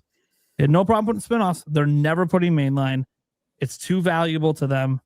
Every time they release something Gen 1, it sells like fucking crazy. Look at Let's Go. Like it, yeah, they're not going to do it. They make too much money doing it the way they do now. There's a flip side to this. The flip side is that I think people would rather buy it digitally.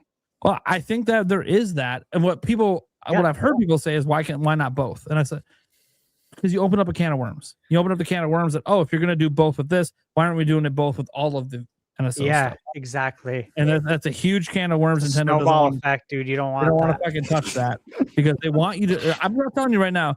If Nintendo could convince TPC to put it on NSO, that's what Nintendo would want because they feel like it would increase subscriptions to NSO.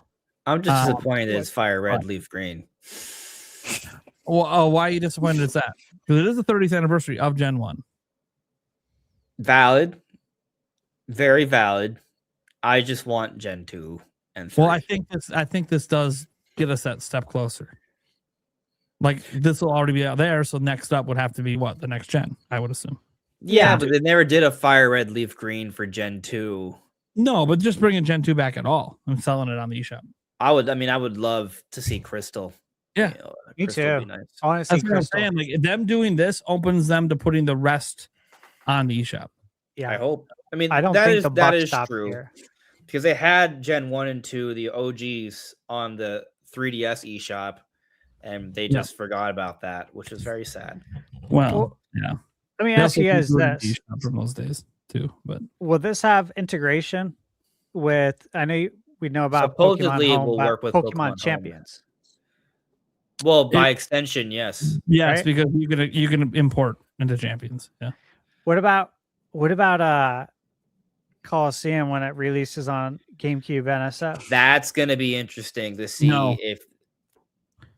I'll just straight up. We know it's no, or you assume it's no. I gotta be really careful. I'll just say assume. But I'm just gonna say this. Look at every other game on NSO. It does not support home. You can't import Pokemon. We have Stadium. Can't do it with that. Look at this. So Pokemon Coliseum, GBA titles, Pokemon Fire Red, Leaf Green, Emerald can be transferred to Pokemon Coliseum. So the original. Yeah. It's already in place. Why would you turn it off? It helps both parties. Because of how it's delivered. One's done as a solo game release that you can just buy off the eShop. One's on NSO. Yeah. It's the same reason. You say both sides win. That doesn't make them actually cleanly interact. You have to actually implement home support into a game that's never had it. And it's just they didn't do it for any other spinoff on the eShop. None of them support home. Is Coliseum the one that's currently that still hasn't come to NSO? Yeah, it's the one that was previewed last April. Yeah, that one. There's also Gale of Darkness. Gale of Darkness. Both of those were announced for GameCube already. Wait, both were? Yes. Okay. Yep. Yeah, it'll be a little unfortunate to not have some kind of compatibility, but also we have Stadium 1 and 2 also on NSO, and there's no compatibility there. You just have to live with the rentals. You just look at it, and NSO has literally just been, here's the original game on NSO with save states. That's literally all they've ever done. Plus the pushes for Coliseum. What would be cool, though? That's why people wanted these games on NSO, because then it would make sense that it could actually support it natively through NSO. Which is great. Maybe what they could do, though, is that with Pokemon Champions, maybe because we don't really know that much about Champions yet, but it is kind of like in a lot of ways, it's like a successor to it kind of. To an extent, right? Like, so we don't know if there's gonna be rentals yet. Maybe we do know. I have to double check that. But if there are rentals, maybe they probably got to be a base that you can use without other games. If there is, maybe they could have that compatible with some NSO for the NSO games. That would be neat. It'd be a nice little thing they could do. There's no guarantee. Eric, I know you've had your hand up, so I'm gonna shut up. No, I just gotta tell you guys, I gotta head out. Something personal came up. Nothing bad, but I just gotta head out. So Okay. Yeah. Okay. I'll have to let you know. Yeah, Nate. yeah, yeah, yeah. It's. I'll tell you in a second. Yeah. I hope it's good. Yeah. No, that's fine. Hope Alright. you're going to cash in a lottery ticket or something. No. You want to buy my channel, buddy? Nothing. Nothing good, but nothing bad. So Neutral. Neutral. Okay. Neutral. Okay. All right. Okay. See you guys later. All right. Yep. Have a good night. All Nick. right. Yeah. All right. Continue to talk about what you're talking about. Andres. Pokemon. I'm just saying it would be nice if with at least Champions they offer some compatibility to the NSO games. It's probably hopium, but it would be nice. Well, you would think that the GBA games would have compatibility, right? The eShop games.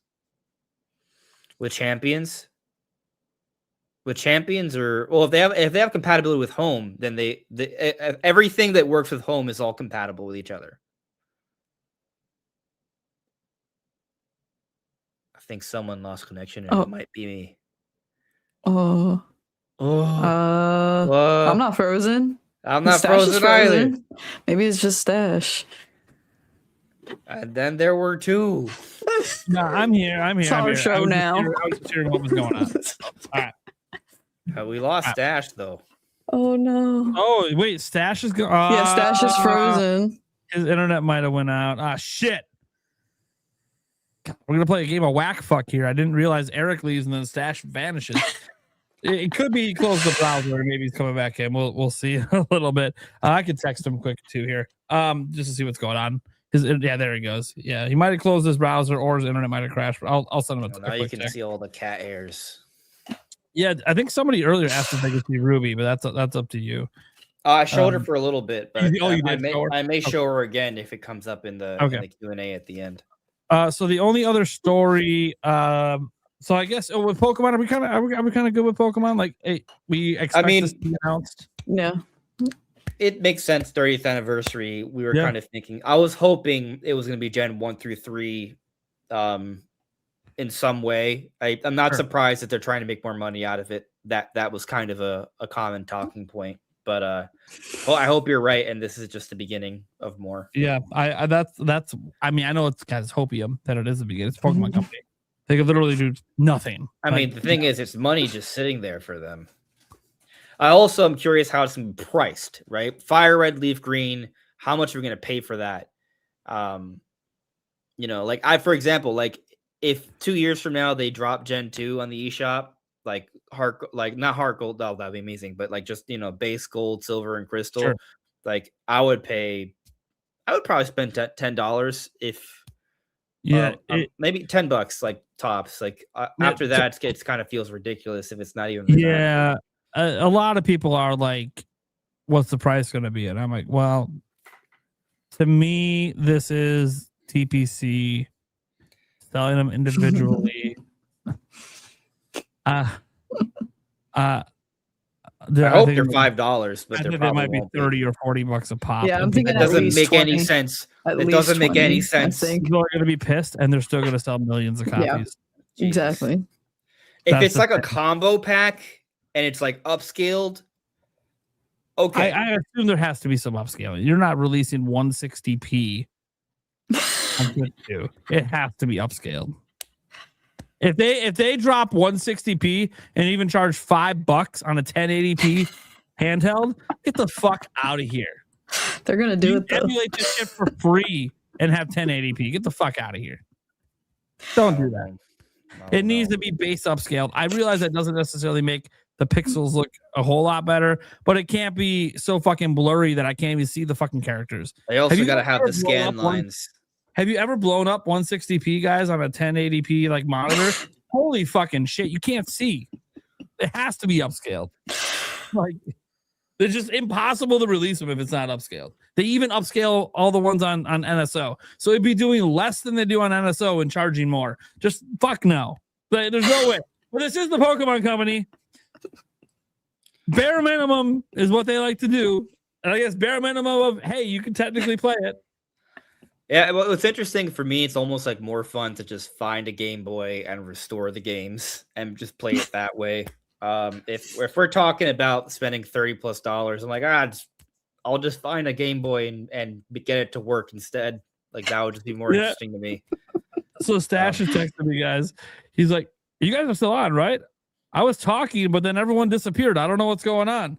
No, you disappeared. Yeah, he disappeared. I know. It's like apparently my router's saying I have no internet, but then it's also saying I do have internet. I'm like, all I know, man, is you froze and you vanished, and we're still live. Check out the stream on your phone. It ain't us. I wasn't sure though, because like from my perspective, I was the only one working for a little bit. Then Alyssa, like you were frozen too for a moment, or you were just being really still. I was being really still. I was Okay. staring at something, so I was being really still. That happens sometimes. Yeah. I mean, you had left briefly. You had turned off your camera. What I also love is this comment that I just read in my chat. Just a shout out. We'll get to the super chats and all that in a moment here. After we go through, make sure we went through all the stories from Stash's topic. But this comment from Skiller Babcock is like, "Damn, you're still streaming? First time podcast? I'm usually live 2+ hours from now. We're actually ending the show early. I want you to understand. This is going to be an early end for the NintenByte podcast. So I don't know what you're talking about. Damn, you're still streaming. Damn, we're almost done with our topics. Like, this is wild. We usually aren't. It's because we're not doing a fourth topic. We're down a co-host. Andres Restart was here, and it just kind of feels right. Obviously, Stash have internet problems. Eric had it. So it's kind of one of those. It kind of works out that we're having a bit of a short. I'm very happy to move on to Q&A. Yeah. If you're listening to the audio version, guys, Stash internet went out. He is confused about it, but it went out. And Eric had to leave. Can't talk about why. And Gamebird, if you guys remember, isn't here because unfortunately his grandfather is passing away at the moment, or already has passed today. It's, it's up to him if he wants to talk more about that, but he did ask for thoughts and prayers from the community. If you guys want to give him some thoughts and prayers, because it's going to be especially, he talked about how it's going to be especially hard for him. So, yeah. So, I mean, I can't even guarantee he'll be on next week. The grieving process is one of those things that you can't put a timetable on that. So, he did want to still be here because he thought it might be a nice distraction for him, but he's not in that mindset. So, that said, the last story I think he had on here was just about the state of play, because Nash said there's a game, at least one that's coming to Switch doing it. Do we think it's that God of War game, or do we think it's something else? I don't know. Yeah, I mean, we don't know. That's the thing. We're gonna know. I mean, like the thing is, what we know has us think it's the God of War thing, but then there's going to be third-party games in here, and a lot of those keep coming to Switch too. It's just interesting. I'm curious about the presentation for two reasons. One, I do want to see what's significant there. If we do watch the show, and we're like, wow, there was actually significant Switch 2 stuff there that bodes well for Nash's credibility, which bodes well for the other stuff, right? But on the other flip side, I've been using my PlayStation more lately because, quite frankly, the first few months of Switch 2 have kind of sucked. Hold on. I almost said that incorrectly. The first few months of this year for me have sucked. I don't care about Mario Tennis. I don't care about Tomodachi Life. I probably don't care about Pokopia. I don't care about the Animal Crossing update. So the first 4 months of Switch 2 are basically, there's nothing for me that I want to buy. So I have to play on my PlayStation. I do want to note before we get to the Q&A that apparently Pokopia is like really fucking good. I saw that. So every preview agrees it's really fucking good, which is why the previews never always agree. I can't find a single preview that's negative. Yeah. Interesting. So maybe that'll change my mind and I'll buy Pokopia, right? So that there is that. And to be clear, I've loved the first 6 months of Switch 2, the first 7 months of Switch 2. Like 2025 was great for me, but these first few months have been just uninteresting. Put it this way. Personally. There's a couple pieces of faith on why people could think Pokopia was going to be good before the previews happened. One, it's made by the Dragon Quest Builder team. Two, now the previews are saying not only does it feel like Dragon Quest Builders 2, it's kind of like a crossover between that and Viva Pinata. Also a really excellent video game. Interesting. Yep. And they came on an interview and said it's like 20 to 40 hours, but there's also a post game, and also you can play it for even longer because it's kind of a make your own experience game. And there's multiplayer in it, which would obviously make that last even longer. So it's all about the individual play. And And so basically, it's not a never-ending game, but it can be a never-ending game. It's like a weird thing. The part where it ends makes me happy. Yeah, there is an that end. sounds bad. It's just You can roll credits and beat the game. Okay, so there is a story there, and that might be see that to me is interesting, right? Like the Tomodachi Life Animal Crossing gameplay loop where you kind of play endlessly is not something I tend to play long term. So I usually it's just but this the game maybe my mind can change about this one. Yeah, the game can be beat. Yes, it can be played infinitely, but there is a definitive end that you can actually like beat the game. So that's very interesting. They talked about it in an interview. That was literally the director who said it. So kind of interesting. But yeah, I just wanted to bring that up because that was like news today that I thought might become a fourth topic, but I just didn't think we had enough people interested in Pokopia to really talk about it. But I just wanted to bring it up that like, hey guys, those previews, if you guys look, Pokopia is not my kind of game, but I always thought for the cozy gamer, I thought if they played it, they'd like it. I know a lot of people thought it was just like this cash grab, but we knew back when it was announced, we found out very quickly it was the Dragon Quest Builders team making it. And I'm like, I don't know, man, that team's never made a bad game. I did like the demo of Dragon Quest Builders. There you go. So yeah, it's so there you go. If you're excited for Pokopia, you've all the reason to be more excited. If you were on the fence, those previews today probably should have convinced you to maybe get off that fence because it's wild. I've never seen a game preview where there's just like nothing negative said. Like even when you read the previews, like there's just nothing. No one has any criticism. It's fucking wild. Yeah, I've never seen a game preview not have any criticism at all. Like even the headlines are surprising. Some of the headlines are even wild too. It's like, so I play Pokopia and surprisingly it's fucking great. I'm like, what the fuck do you mean? Like people went into this expecting it to suck. And they're like, nope, it's actually really fucking good. It's like, oh, Jesus Christ. Dude, kind of funny games did like a whole hour show on it today. And they're like, dude, this game is fucking crazy. It's wild. The tutorial's not overbearing like Pokemon game tutorials can be. And it's just the gameplay loop is fucking addicting. It reminds me of this game and that game and this game. And somehow they I don't know, man. Like I'm starting to think about like, for example, like I really like Stardew Valley, you know, like I don't know, like maybe I could get into this because I was initially interested with the potential lore implications, but then when I found out it was a Pokemon farming simulator, I tuned it out. You just like tuned it out. And Justin Fretwell is like, it's Pokemon. What do you expect? It's Pokemon. I expect it to be underwhelming. But Pokemon spinoffs can be pretty good. New Pokemon Snap was fantastic, made by Bandai Namco. So Pokemon Tournament, Tournament.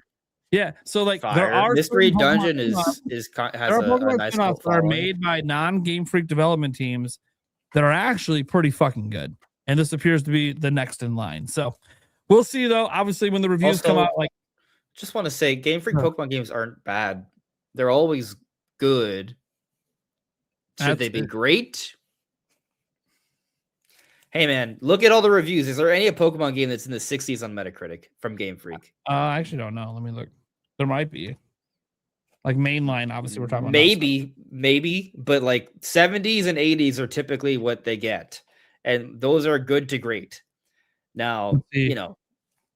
The Hidden Treasure DLC is a 65. That's DLC. It's DLC. Pokemon Scarlet and Violet they're not quite, they're 71. So they're still good. They're hanging on. They're hanging on. Brilliant Diamond was a 73. Oh, I'm trying to see. Hold on. There's been so many fucking releases. Dude, the DLC, dude, even Pokemon Sword and Shield DLC is a 69.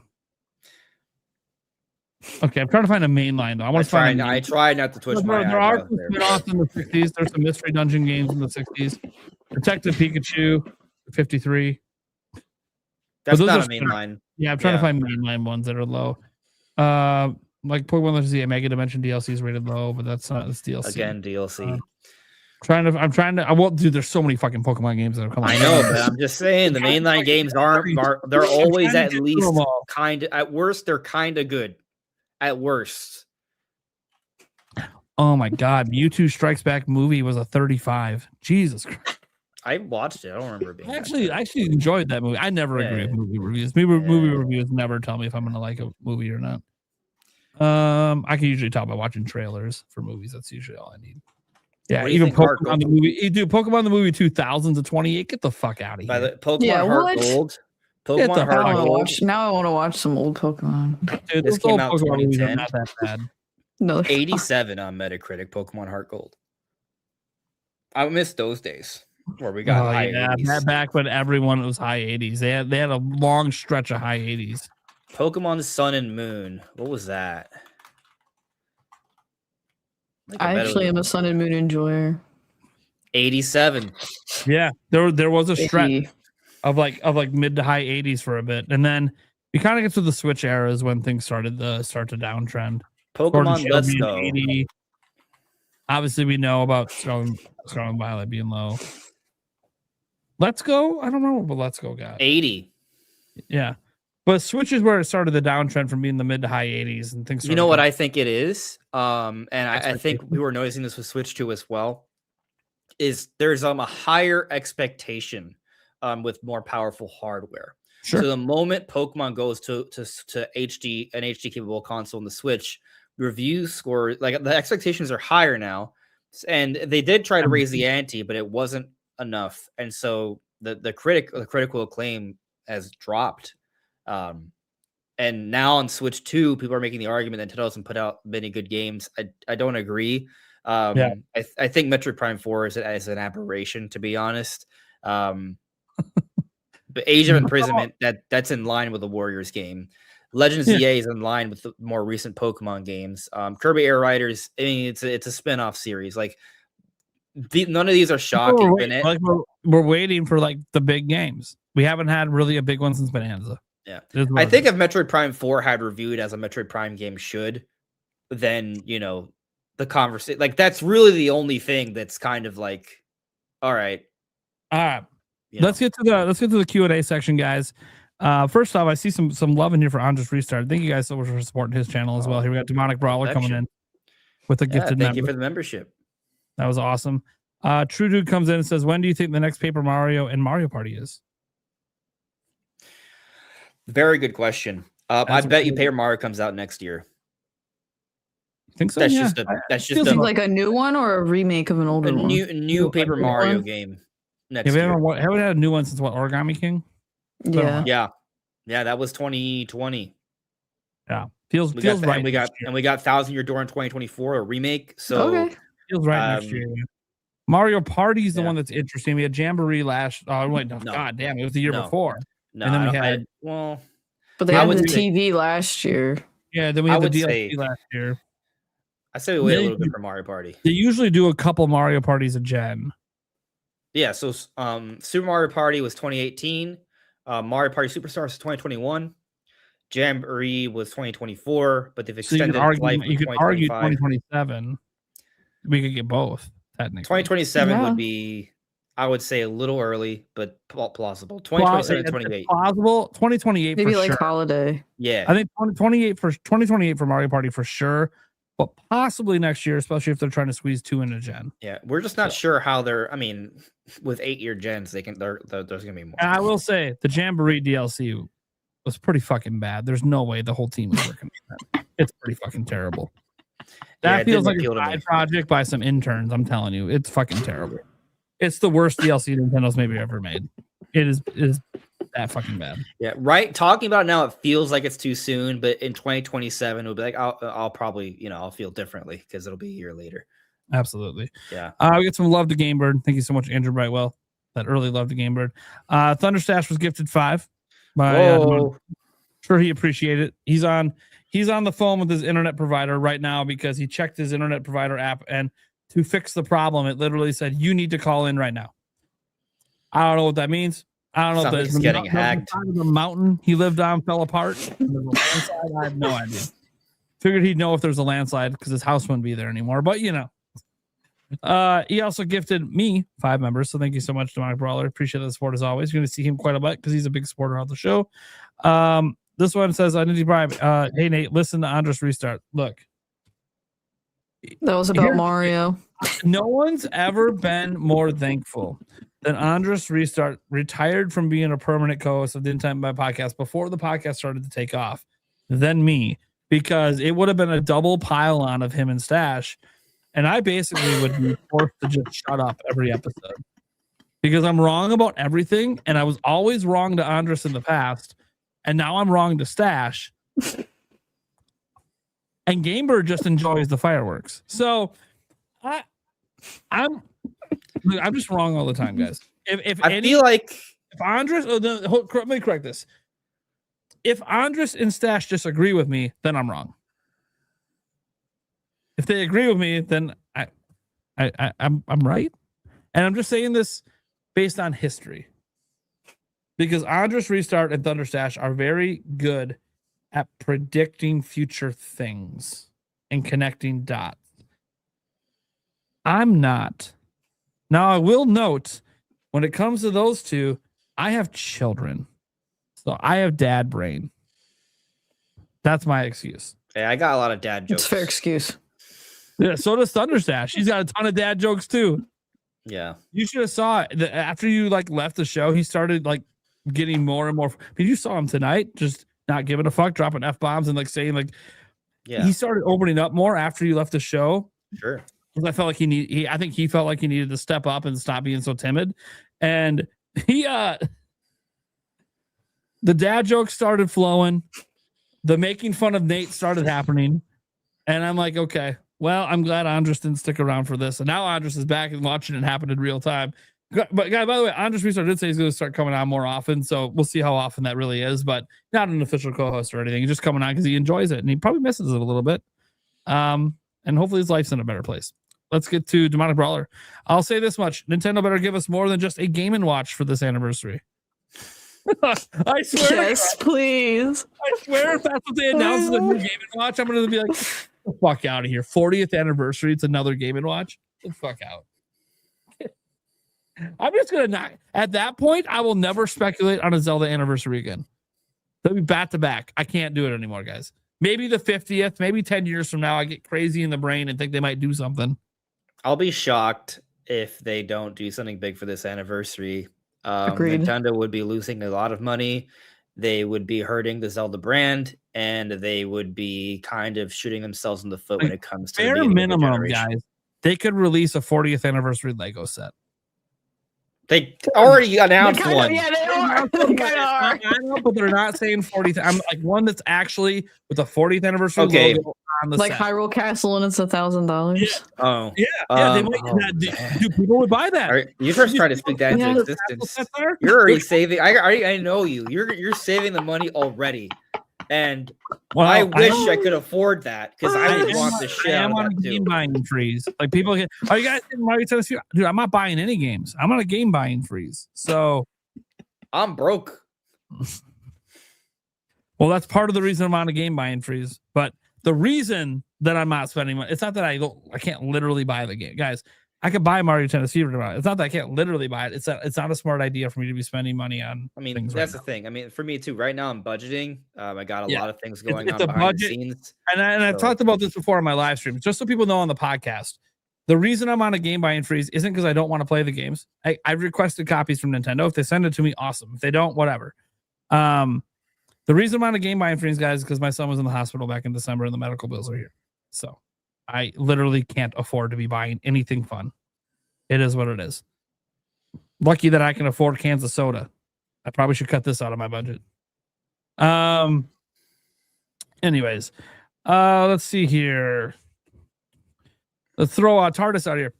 Here's hoping a general next week. We should know in a few days if Nate hears something, given how he is a week before one happens.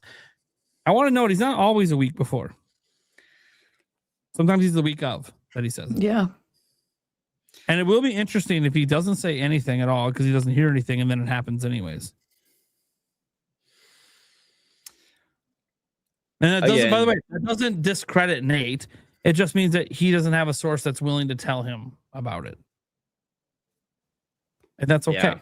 Yeah. He could know no third-party games that are going to be in it, as an example. I think a lot of the sources are third-party. None of the ones he knows might have a game in it. That's one way. And if he has sources at Nintendo, maybe they're being watched a little tighter right now, so they're mum. And then Nash's sources are from Nintendo in a different country or something. I don't know. Yeah. That's the thing. I'm I'm not expecting a direct next week, personally. I'm not saying I know it's not. I don't know. No. But it's just one of those things where it's an extraordinary what? claim. Yeah. I need extraordinary evidence. And I will just say this. I mean, obviously, Date the Hate Guys would be, for me, extraordinary evidence if he says it's happening, because he's pretty accurate when he says that.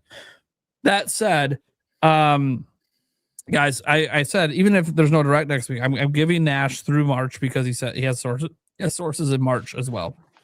Yeah. So he has to the end of March. Same. That said, he is the one saying my reliable sources are saying next week. So it's like, okay, so your unreliable sources are saying March. This is a pretty big reliability test right now. A pretty big test, because you're the only one, you're the only insider saying next week. Today on Twitter, it kind of felt like there is a little bit of oh, hold on, maybe I got ahead of myself. You were in that thread.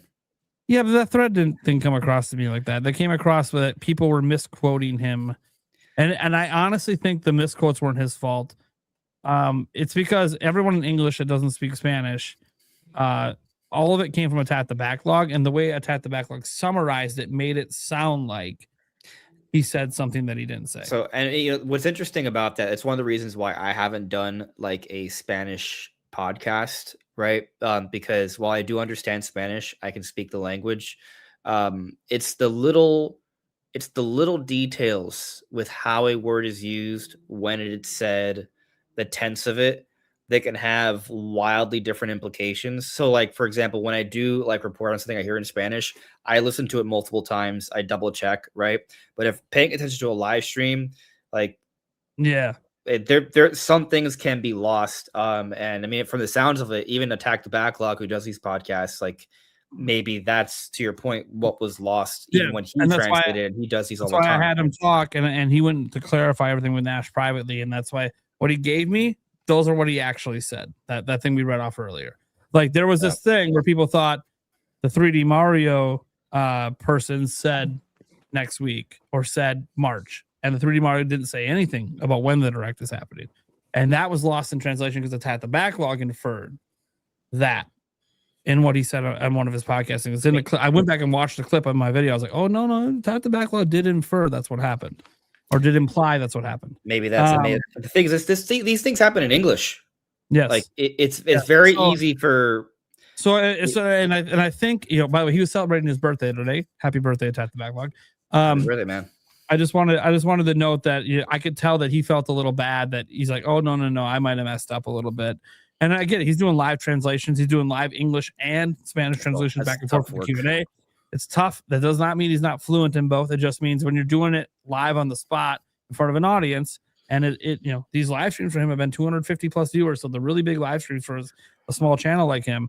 Yeah, it's you know, there's a lot of pressure, and you know, he might have messed up some of the translations or what Nash was saying, because he was trying to talk while Nash was talking. So again, today we got the clarification. Nash doesn't seem like he's really changed anything. He's literally said his most reliable sources are still saying next week.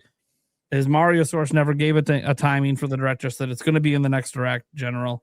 And then he still has at least one source saying March. And that's it. And there's a monolith soft, something going to be in the direct as well. But that's it. That's the basic summary of it all. And that's the gist of the reporting that was happening.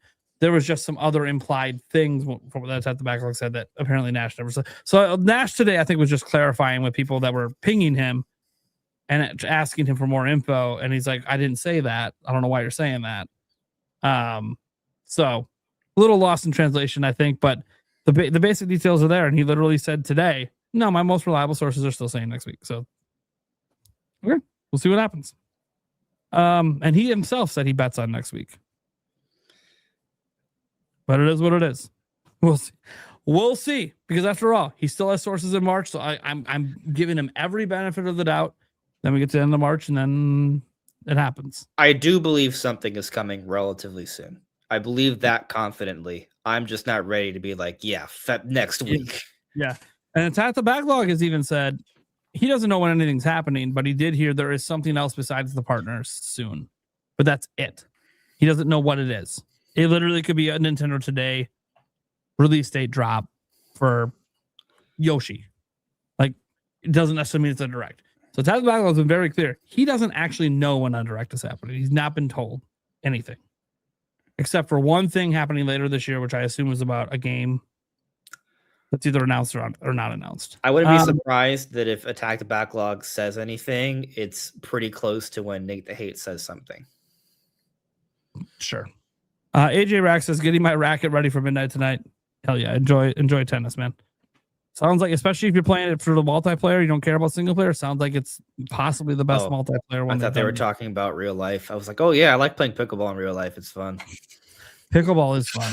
Yeah, it gets so intense, but it's getting more into it. Yeah, like lately, even I'm when trying you to work on it, guys. For some reason, I don't know. Maybe it's just because I'm competitive. So when I don't play it enough, but when I do play, I'm like, okay, yeah, you're gonna kick my ass. And then, hey, if we go to PAX West, we should have a pickleball day. And then I point, and I'm like, oh, I did used to play tennis back in the day. This is just give me a moment. I'm warming up. I just need some warm ups, dude. I'm gonna fucking take you. I'm not going to. I'm too out of shape. But for a moment, I'm gonna feel like I can take you when I get that point. I'm gonna be like, hold on. Nate, I want to play pickleball with you as my partner, and I want to just like destroy everyone. Yeah, especially if they don't play pickleball. What the audience really wants to see is you and Thunderstash do one-on-one in basketball. I saw that. That would be entertaining. Play it still. I feel like very competitive. I feel like basketball is better in teams than 1v1, but yeah, but and you're both competitive. And I think it's one of those things that, okay, let the 1v1 happen, play to whatever you want to play to. And then, hey, I'm willing to do 2v2s. Eric likes to play. I like to play. You know, if the 1v1 might, I'm afraid a 1v1 might get too physical. It'd be nice if we could go 3v3. Would be fun. Yeah. I mean, you see this right here? But yeah. That's a recent. This is a recent injury. My beard wasn't always this like shallow here. This got cracked open like last month. But I will say, guys, if the one-on-one ever happens, I will try to record it. But I will say, if it gets to a point that I'm like, dude, this is dangerous levels of physical, me and Gamebird are going to walk in and call it and pull them apart and be like, no, we're done. Okay, we're not. What's funny is that what you think is too physical, I'll probably be like, it's fine. What are you talking about? We're good. Fine. Your fucking cheekbone's broken, but it's fine. I got to get them back. I'm like, no, you need to stop. You two are too competitive. It's fine to be competitive. And not basketball is a physical game, guys. So like, it happens. It can get really physical, but you know, there's some finesse with it too, and. So there's like a little give and take between physicality and finesse with basketball. So very curious. And I don't know their play styles. I've never how tall is Stash? I'd say he's probably around your height. You guys are about the same height. Okay. Yeah, because I bet you both in person. Yeah, you guys are around the same height. Okay. So you guys are around the same height. He's obviously older, but he's just as in shape. And he literally plays basketball all the time. It's part of his workout. Nice. Yeah. So he might be better than me. Might be. Maybe. He's very competitive. We'll but see. You can be. That's why we need the game. We need to know. I know you're probably pretty decent at it based on the stuff you've told me. But I've never actually seen either one of you play, so I can't. Relative. My team won their first game. Like me, I can shoot the shit out of the ball, but I'm out of shape, so I'm going to suck at everything else right now. But once my surgery's done, I hope for PAX West we have enough. We can actually like make it like a little vacation, right? And we can just have days where we just like hang out. Yeah. We talked about trying to, if we can all afford it, trying to do it this time. Or we have our days, but then maybe we come early or maybe we stay later. And so we can have a couple of like relaxing days where we already have content done, planned ahead of time. That's taken care of. Stash is the one that's kind of weird because he's always constantly playing games all the time for his reviews, but that's okay. He'll take a day or two. Bro, he can play at the airport. It's like a good few hours. He's talked about how he'll take a day or two and just hang out. So, and the wives had a good time together as well. So even like when they bring their wives, and if Yulia comes with, they all have fun too. So they like hanging out. They all like each other. That's the nice thing is, I didn't know they'd all like each other, but they all do. So, and hopefully this year Ricky doesn't get sick because Gamer's wife got sick on this trip. But I think if we hang out beforehand, before we're around all the people, because that's where you get sick, is being at PAX, right? Like because you're around so many people. Yeah. But if we hang out ahead of time and it's just us, it'll be fun. We talked about other things like I don't know. Anyways, we'll worry about that later this year. I know I actually got at some point here got to think about booking while I can get it for cheaper, but Yeah, I mean, I've talked about going to PAX East again. I mean, I even mentioned to Alyssa like a year ago I wanted to go to PAX East. Yeah. It didn't make yeah, any the thing sense. about PAX, That's why I never said anything to you. I'm like, hey, are we still going? Because I was like, it's not really I worth know it. more Wow. creators at PAX East. So like just for like social interactions, PAX East is kind of nice because I know more content creators there. But it's whatever. I'll just have to. I'm get like to know 6 more of the hours ones. from Boston I versus get to know more of them all the way across the other country for the other one. Yeah, West. I met Josie Woe. I met at West. So she was there, and then Favlam was there. Favlam goes to both. And Favlam's a little crazy. Okay, he parties till like 4 a.m. and then shows up to the floor at opening. Oh my god! To be clear, he's younger. He's significantly younger. He's in the prime of his party days, so I get it. But I'm like, dude, I kept thinking, was I that way? Sure as fuck, dude. Yeah, I was never that way. I was never that way. I'm just like, I need sleep. I mean, I can stay up late, but I'm gonna go to sleep. But the drinking, like he drinks super heavy, and I'm like, dude, so do I. I can't party like that till 4 a.m. anymore. Like, if you're gonna get that out of me, it's gonna be like one time a year, and that's it. And I won't touch anything for like the next 2 fucking weeks because Jesus fucking Christ, I'm gonna need that time to recover. I will say, I've had some Pokemon tournaments like back in college. We would like go to like different Pokemon tournaments like in different parts of the country, and like we would go as a group. So like, you know, we would compete during the day, eat out, and then have fun at night. And so there it wasn't like 8-hour sleep nights. So, you know, but Okay. even then. So Demonic Brawler does the classic, bring back NFL Blitz, NBA Jam, NHL hits. I was hoping the stash be back by now, but obviously, I don't know, might just be out for the night. Let's see here. You also did and Pokemon GameCube games at NSO. Talking to Pokemon fan. Yeah. I mean, we're getting them on NSO. So I expect one of them, at least one of those 2 games, and it sounds like it might be Gales of Darkness to come out on the 27th as a quote unquote shadow drop. There's already rumors about it. That one of those 2 are coming out that have been announced. Maybe both, but I at least one of them. They're gonna make. I think they're gonna try to make a pretty big deal out of it because of the 30th anniversary. They did a Super Bowl commercial for the 30th anniversary. That lets you know they're trying to make a pretty big deal out of this. So, which by the way, especially with Gen 10, there, it's just another reason to make a big deal out of it. Winged Man says it took me a little over 2 years to 100% Breath of the Wild. Now I have 60 Korok seeds left in Tears of the Kingdom. Wow. And that is why people don't want to 100% those games again. Yeah. Because the Korok You're looking at like 200 to 300 hours versus 20 to 30 hours in the old games. Yeah, it's a bit 100% these games because the Korok. It's the Korok seeds. That's it. If you decide I don't care about the Korok seeds, yeah, actually they're not that bad to do everything else. But, yeah. Those Korok seeds. I like 100%ing the Mario platformers, but there's always a secret level that you're unlocking at the end. And yeah, that's fair. I will say this: I'm a little disappointed. So, in Breath of the Wild, you know, the reward for getting all the Korok seeds was the golden poop, right?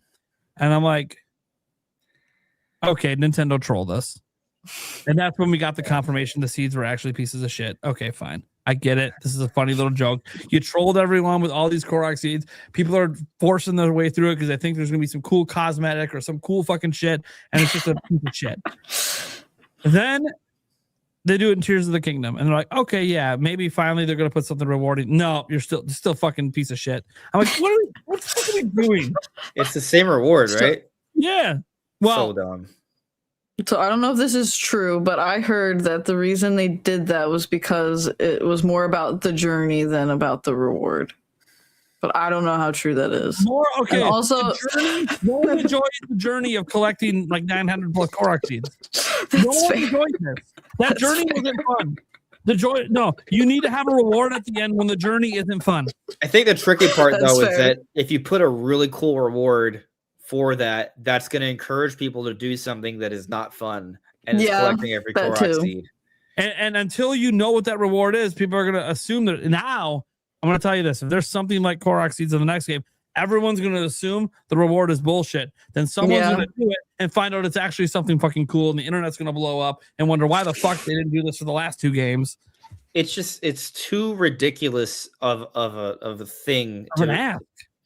It's not like 3D Mario where you have to collect like the flag or something and the star for every level. It's not that level. Like this is several levels harder because the map is massive. Yeah. And some of these things you have to look over every nook and cranny, and it's every not rock. Like it becomes extremely tedious. Yeah, and like at first you're like, oh, you get some rewards and you upgrade your stuff. Okay, that makes sense. And then you're done with it, and then there's still like another like 300 fucking seeds to go, and you're like, what the fuck? This is. I think because the map is so big, they did that so that you didn't have to find them all in order to get the reward. So you have variation there. But why have a reward at all? I'd prefer it if they just maybe made it a lot easier to find them as you got further. I'll say this. So you can have a good reward at the end. I'll say this. I'm not a huge fan of achievements, but even an achievement at the end would be nice. The core I'd rather have that. Like, I get that the achievement is, when you go in live stream, you can open up your inventory and everyone can see the golden shit you can't do anything with. But I'm sorry, that only works for people live streaming. People in IRL, no one gets to see that you did this, but you. See, at least with an achievement system, people could look at my profile. My friends on my profile list can see, they 100% in that game. You know what would be cool and stupid at the same time? So let's say when you get all the seeds, you do get the poop. That's all it is. But the poop is an accessory to your house. And someone got a good point. Hey, where's the Hetsu armor set? Why can't we fight with maracas? Something cool. Oh, that would have been cool. Yeah, that would have been a sick reward, and they didn't do it in either game. And it's like, this is bullshit. All right. Anyways, Demonic Brawler says, would turning the Triforce upside down be M-rated? No. Is that a reference to something that's like dark? Yeah, but no, they wouldn't consider that. I sort of listen.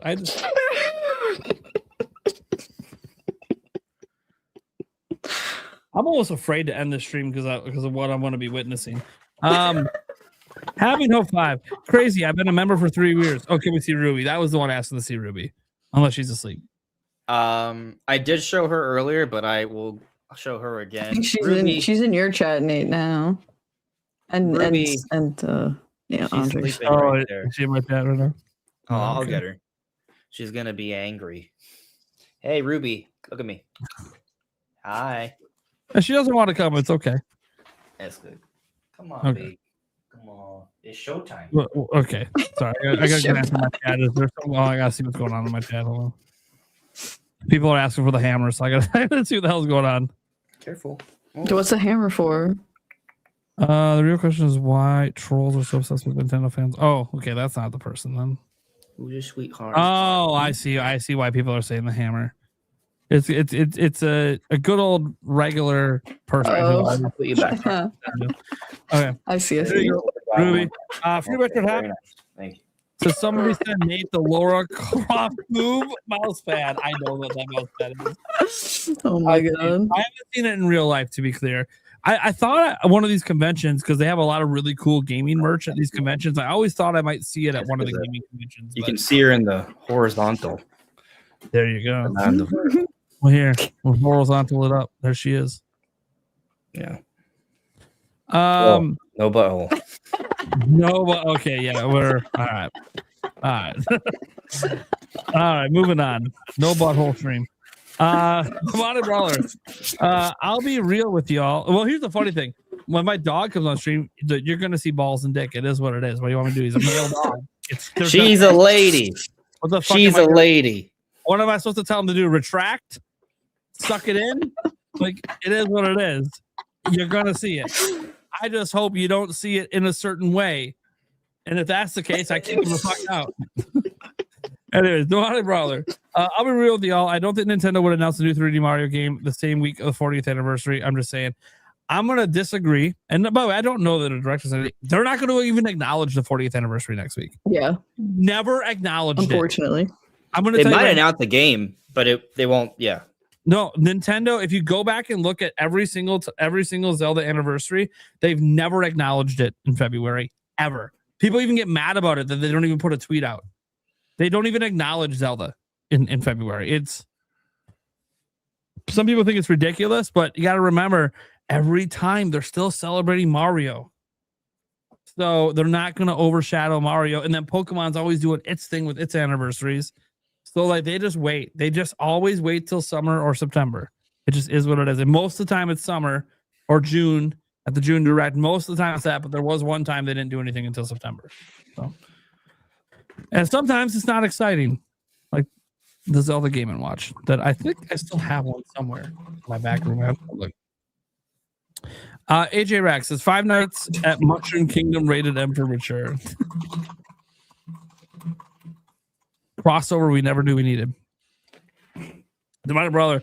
Galaxy 3 makes no sense. Why go backwards? Well, none of us actually think Galaxy 3 is going to happen.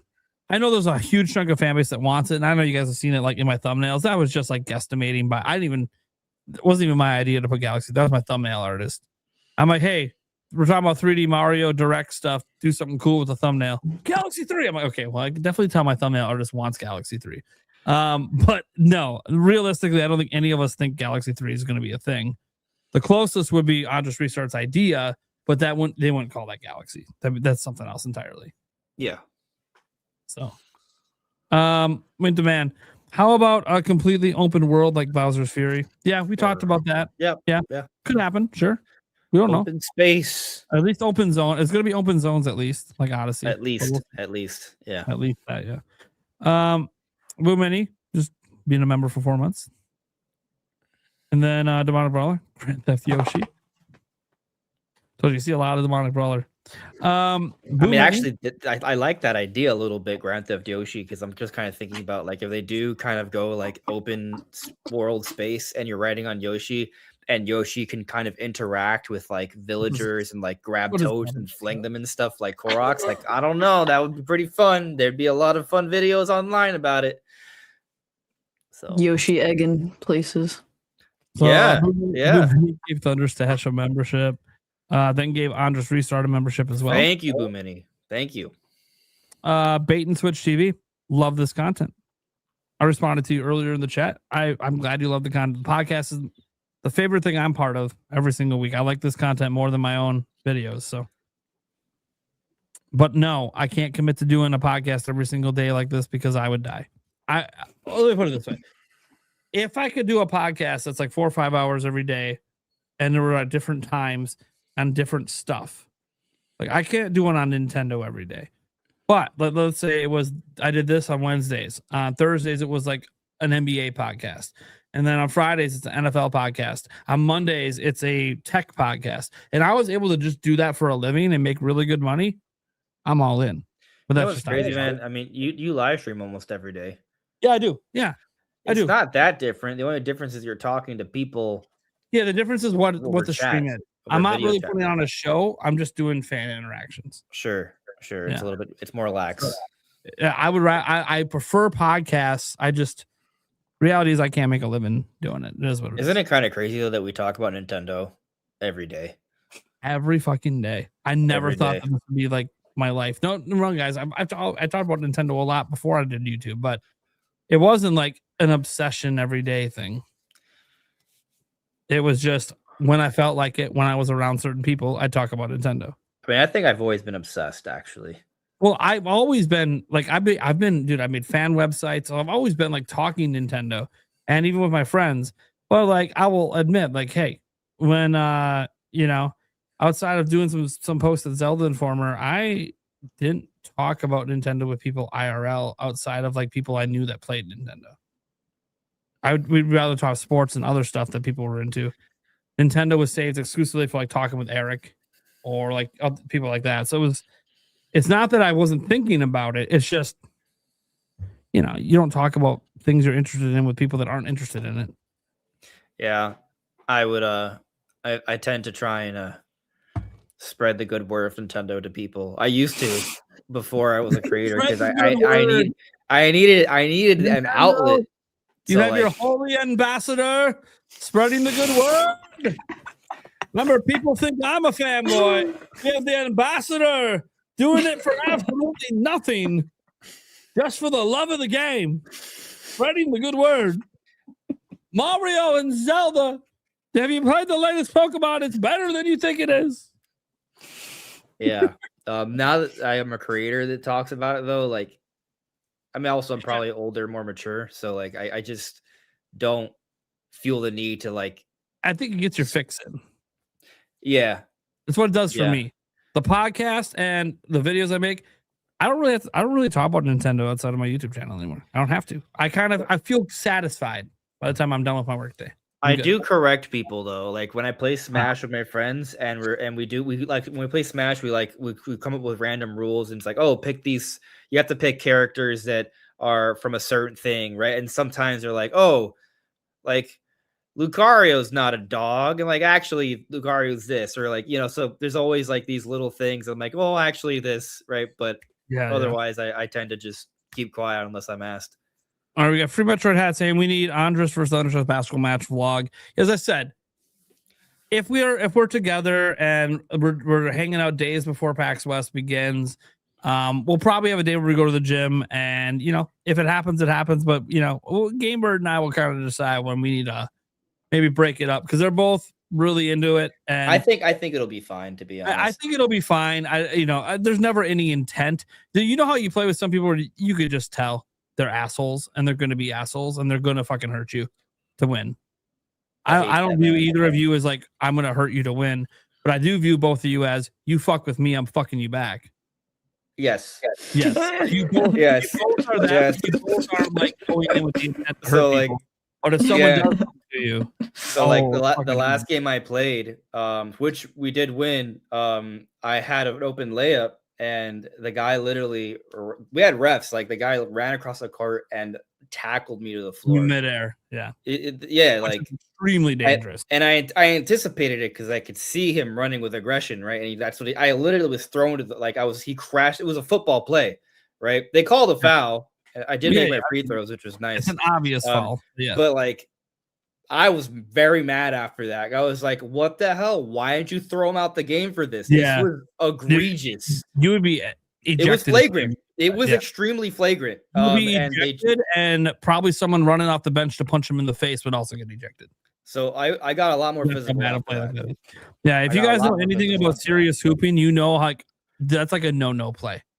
You could actually like paralyze someone doing that kind of bullshit. Now, in fairness, this is a refereed game in like a hardwood court, right? Like to do that on at the park where it's like concrete. I'm sorry, I'm calling the cops on you, but yeah, that's assault.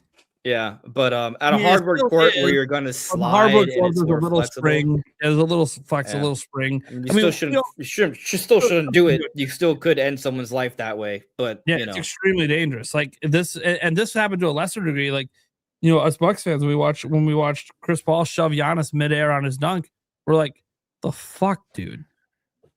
Like, yeah, if he hits that wrong angle on that fucking shove, he break his back. Like, what the fuck are we doing? It's not a basketball play. And so it's one of those things. Like if you hoop, that like that is something you just don't do. Guys midair, you do not fucking do that shit. You can jump up to try to block. You can even get a little bit of body on that. That's fine. That's normal. You don't push or tackle midair. You could literally potentially kill someone doing it. Is that dangerous? Or break something at least. Or break something. I break something that obviously on a lighter side. Obviously, I mean nothing get broken, just your sore, whatever. But it's still like it's people that tell you basketball is not physical. They just don't play. They're not real hoopers. They don't know. They have no idea. No, they have no fucking clue. It's extremely physical. Okay. Tomorrow says if it doesn't happen next week, then I can see haters already working on videos about how there wasn't a direct. Oh, we already know that. That's a given. Yeah. Not next week. Nash is going to get hate on already. Those of us though that know that he didn't put all his eggs in that basket are going to wait till the end of March, and even then, if it doesn't happen, guys, and 3D Mario doesn't come out this year, it's not like I'm going to be like making a dedicated video saying fuck Nash Weedle. I'm just going to stop covering him. That's it. It's just going to be just like I've done with other people that I stopped covering. I'm just going to stop covering them and not talk about it.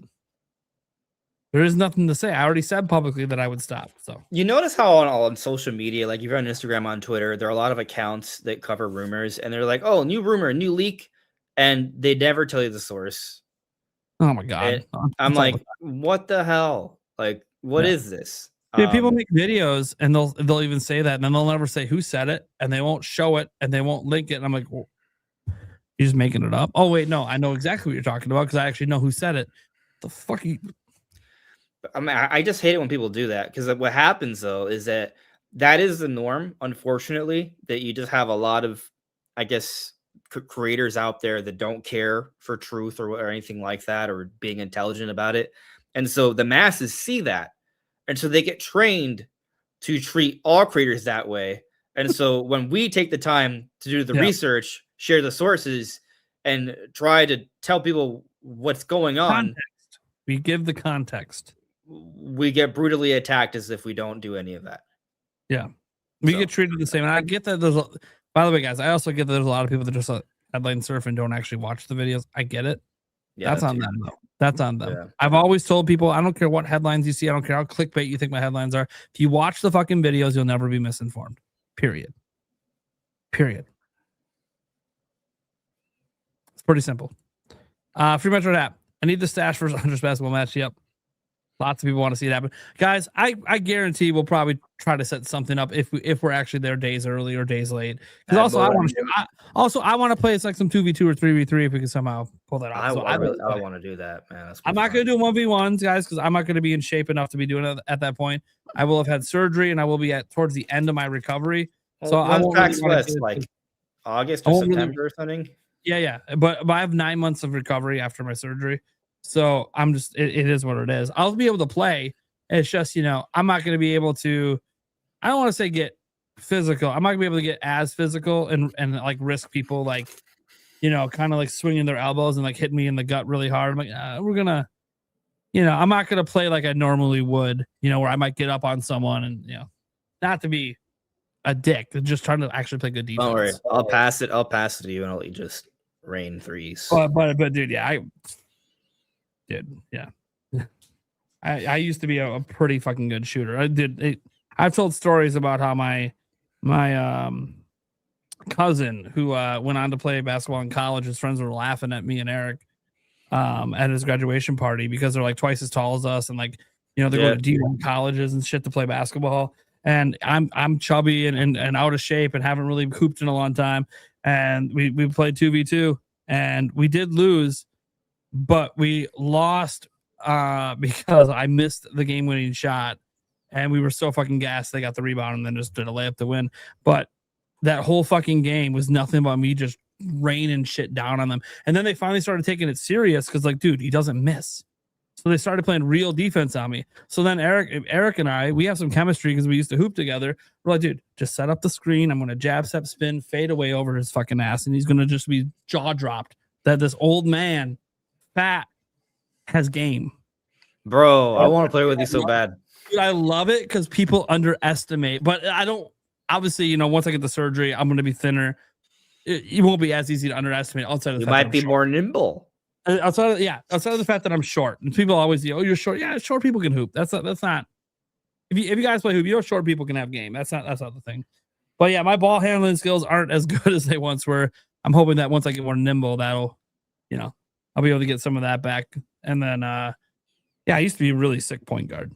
Dude, I love playing 5-5. Dude, I just create shots for everyone all the time. And then if you would leave me, and then if other people are being late, dude, my what I hate the most is in pickup games, some people just stand around.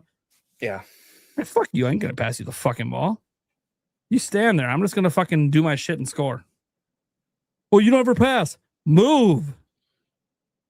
Fucking move. You don't even have to screen for me. Screen for each other. Cut. Do something. I'm not gonna do all the work and then let you take the shot.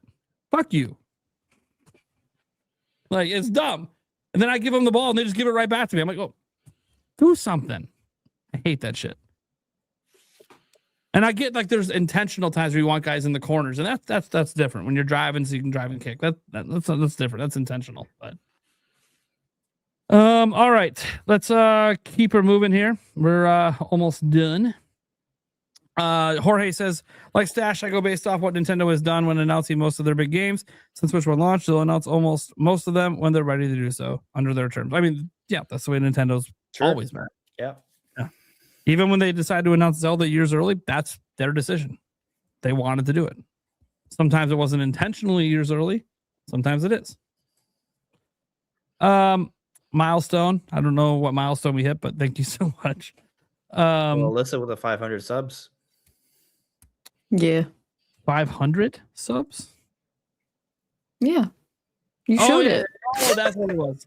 Oh my god. I thought it was like when I hear subs, I keep thinking of like the memberships, but I keep forgetting because on Twitch they're called subs and on YouTube they're called memberships. So I was like, somebody gifted her 500 fucking paid subs. What the fuck? Holy shit, that is breaking news.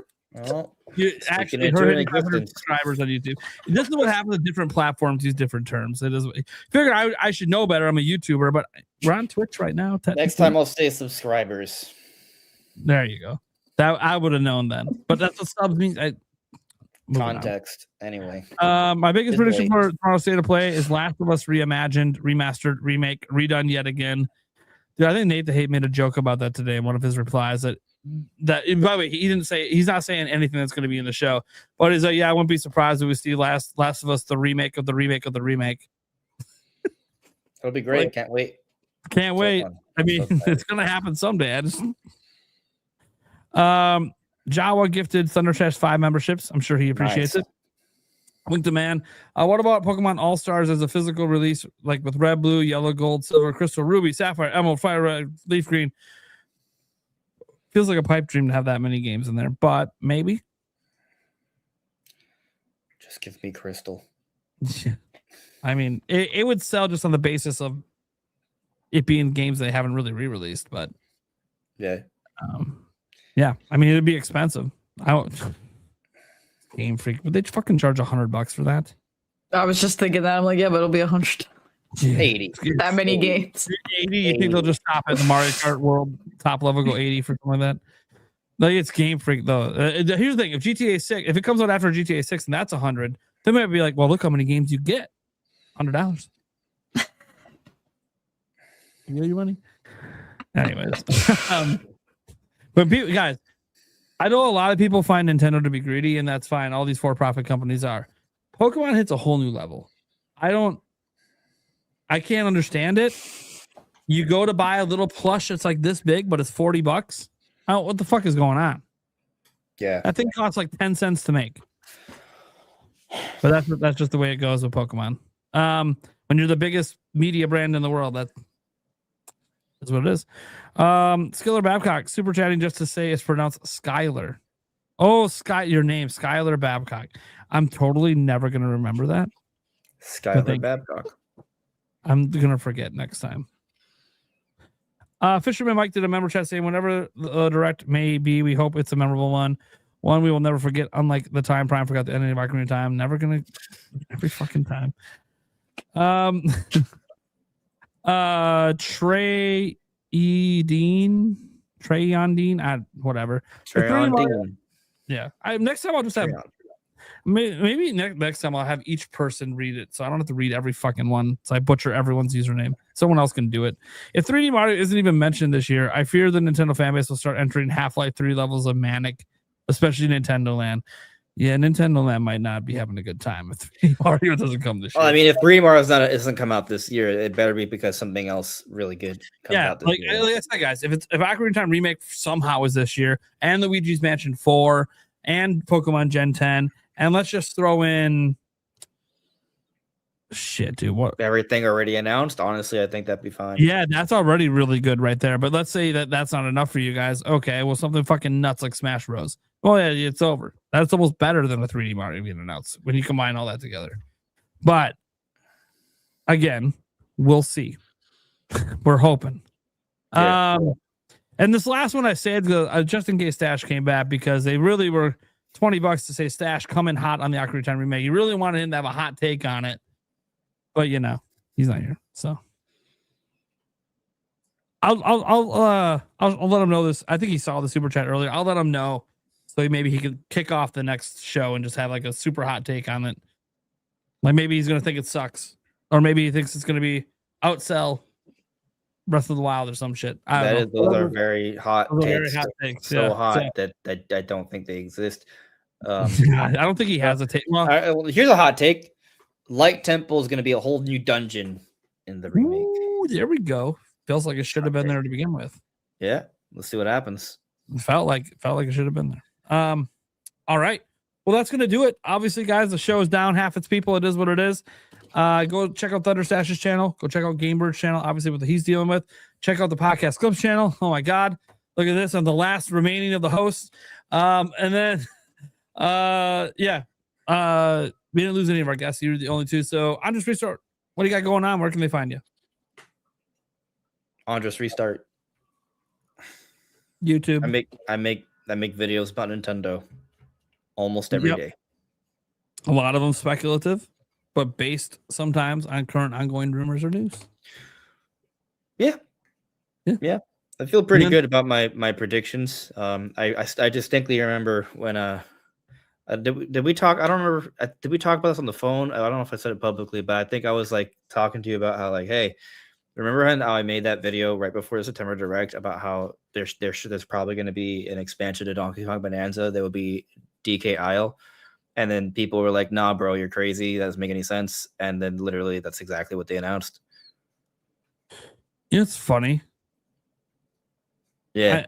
I no. Yeah, we yeah. did I'm laughing. I'm laughing like. No, crazy. we did talk about that. No, I'm reading this thing in the chat. Nintendo Ninja Prime Beyond said, Ninty Prime wasn't Scottie Pippen short. Dude, he's like 6'8". I think you might be thinking about Charles Barkley. Charles Barkley was shorter than you think he is. Yeah, you I mean, he's a big guy, but not for NBA standards in terms of height. Yeah. When people think about Charles Barkley, they think that he was like this really tall. No, he actually. What was his exact height? Actually, I want to say 6'5", but I'm gonna double check right now. Yeah, people think he was like center height, and he wasn't. No, but he he's played really good. He was 6'6". Yeah, but people remember him as being like this big center guy. I'm like, he was strong and bulky, but he was not tall by NBA standards. Not for being, in the front court. Yeah, because he was a front court player, but he was actually kind of short for a front court player. Yeah, but he was really fucking good. No one's denying that. Obviously. Really, really strong. Yeah, he used that strength pretty well. There's other questions in the chat, but we'll skip all of that. All right, guys. Thank you guys so much for being here. We got Sky Sword Alyssa as well to sign out. So you got anything coming up you want to let them know?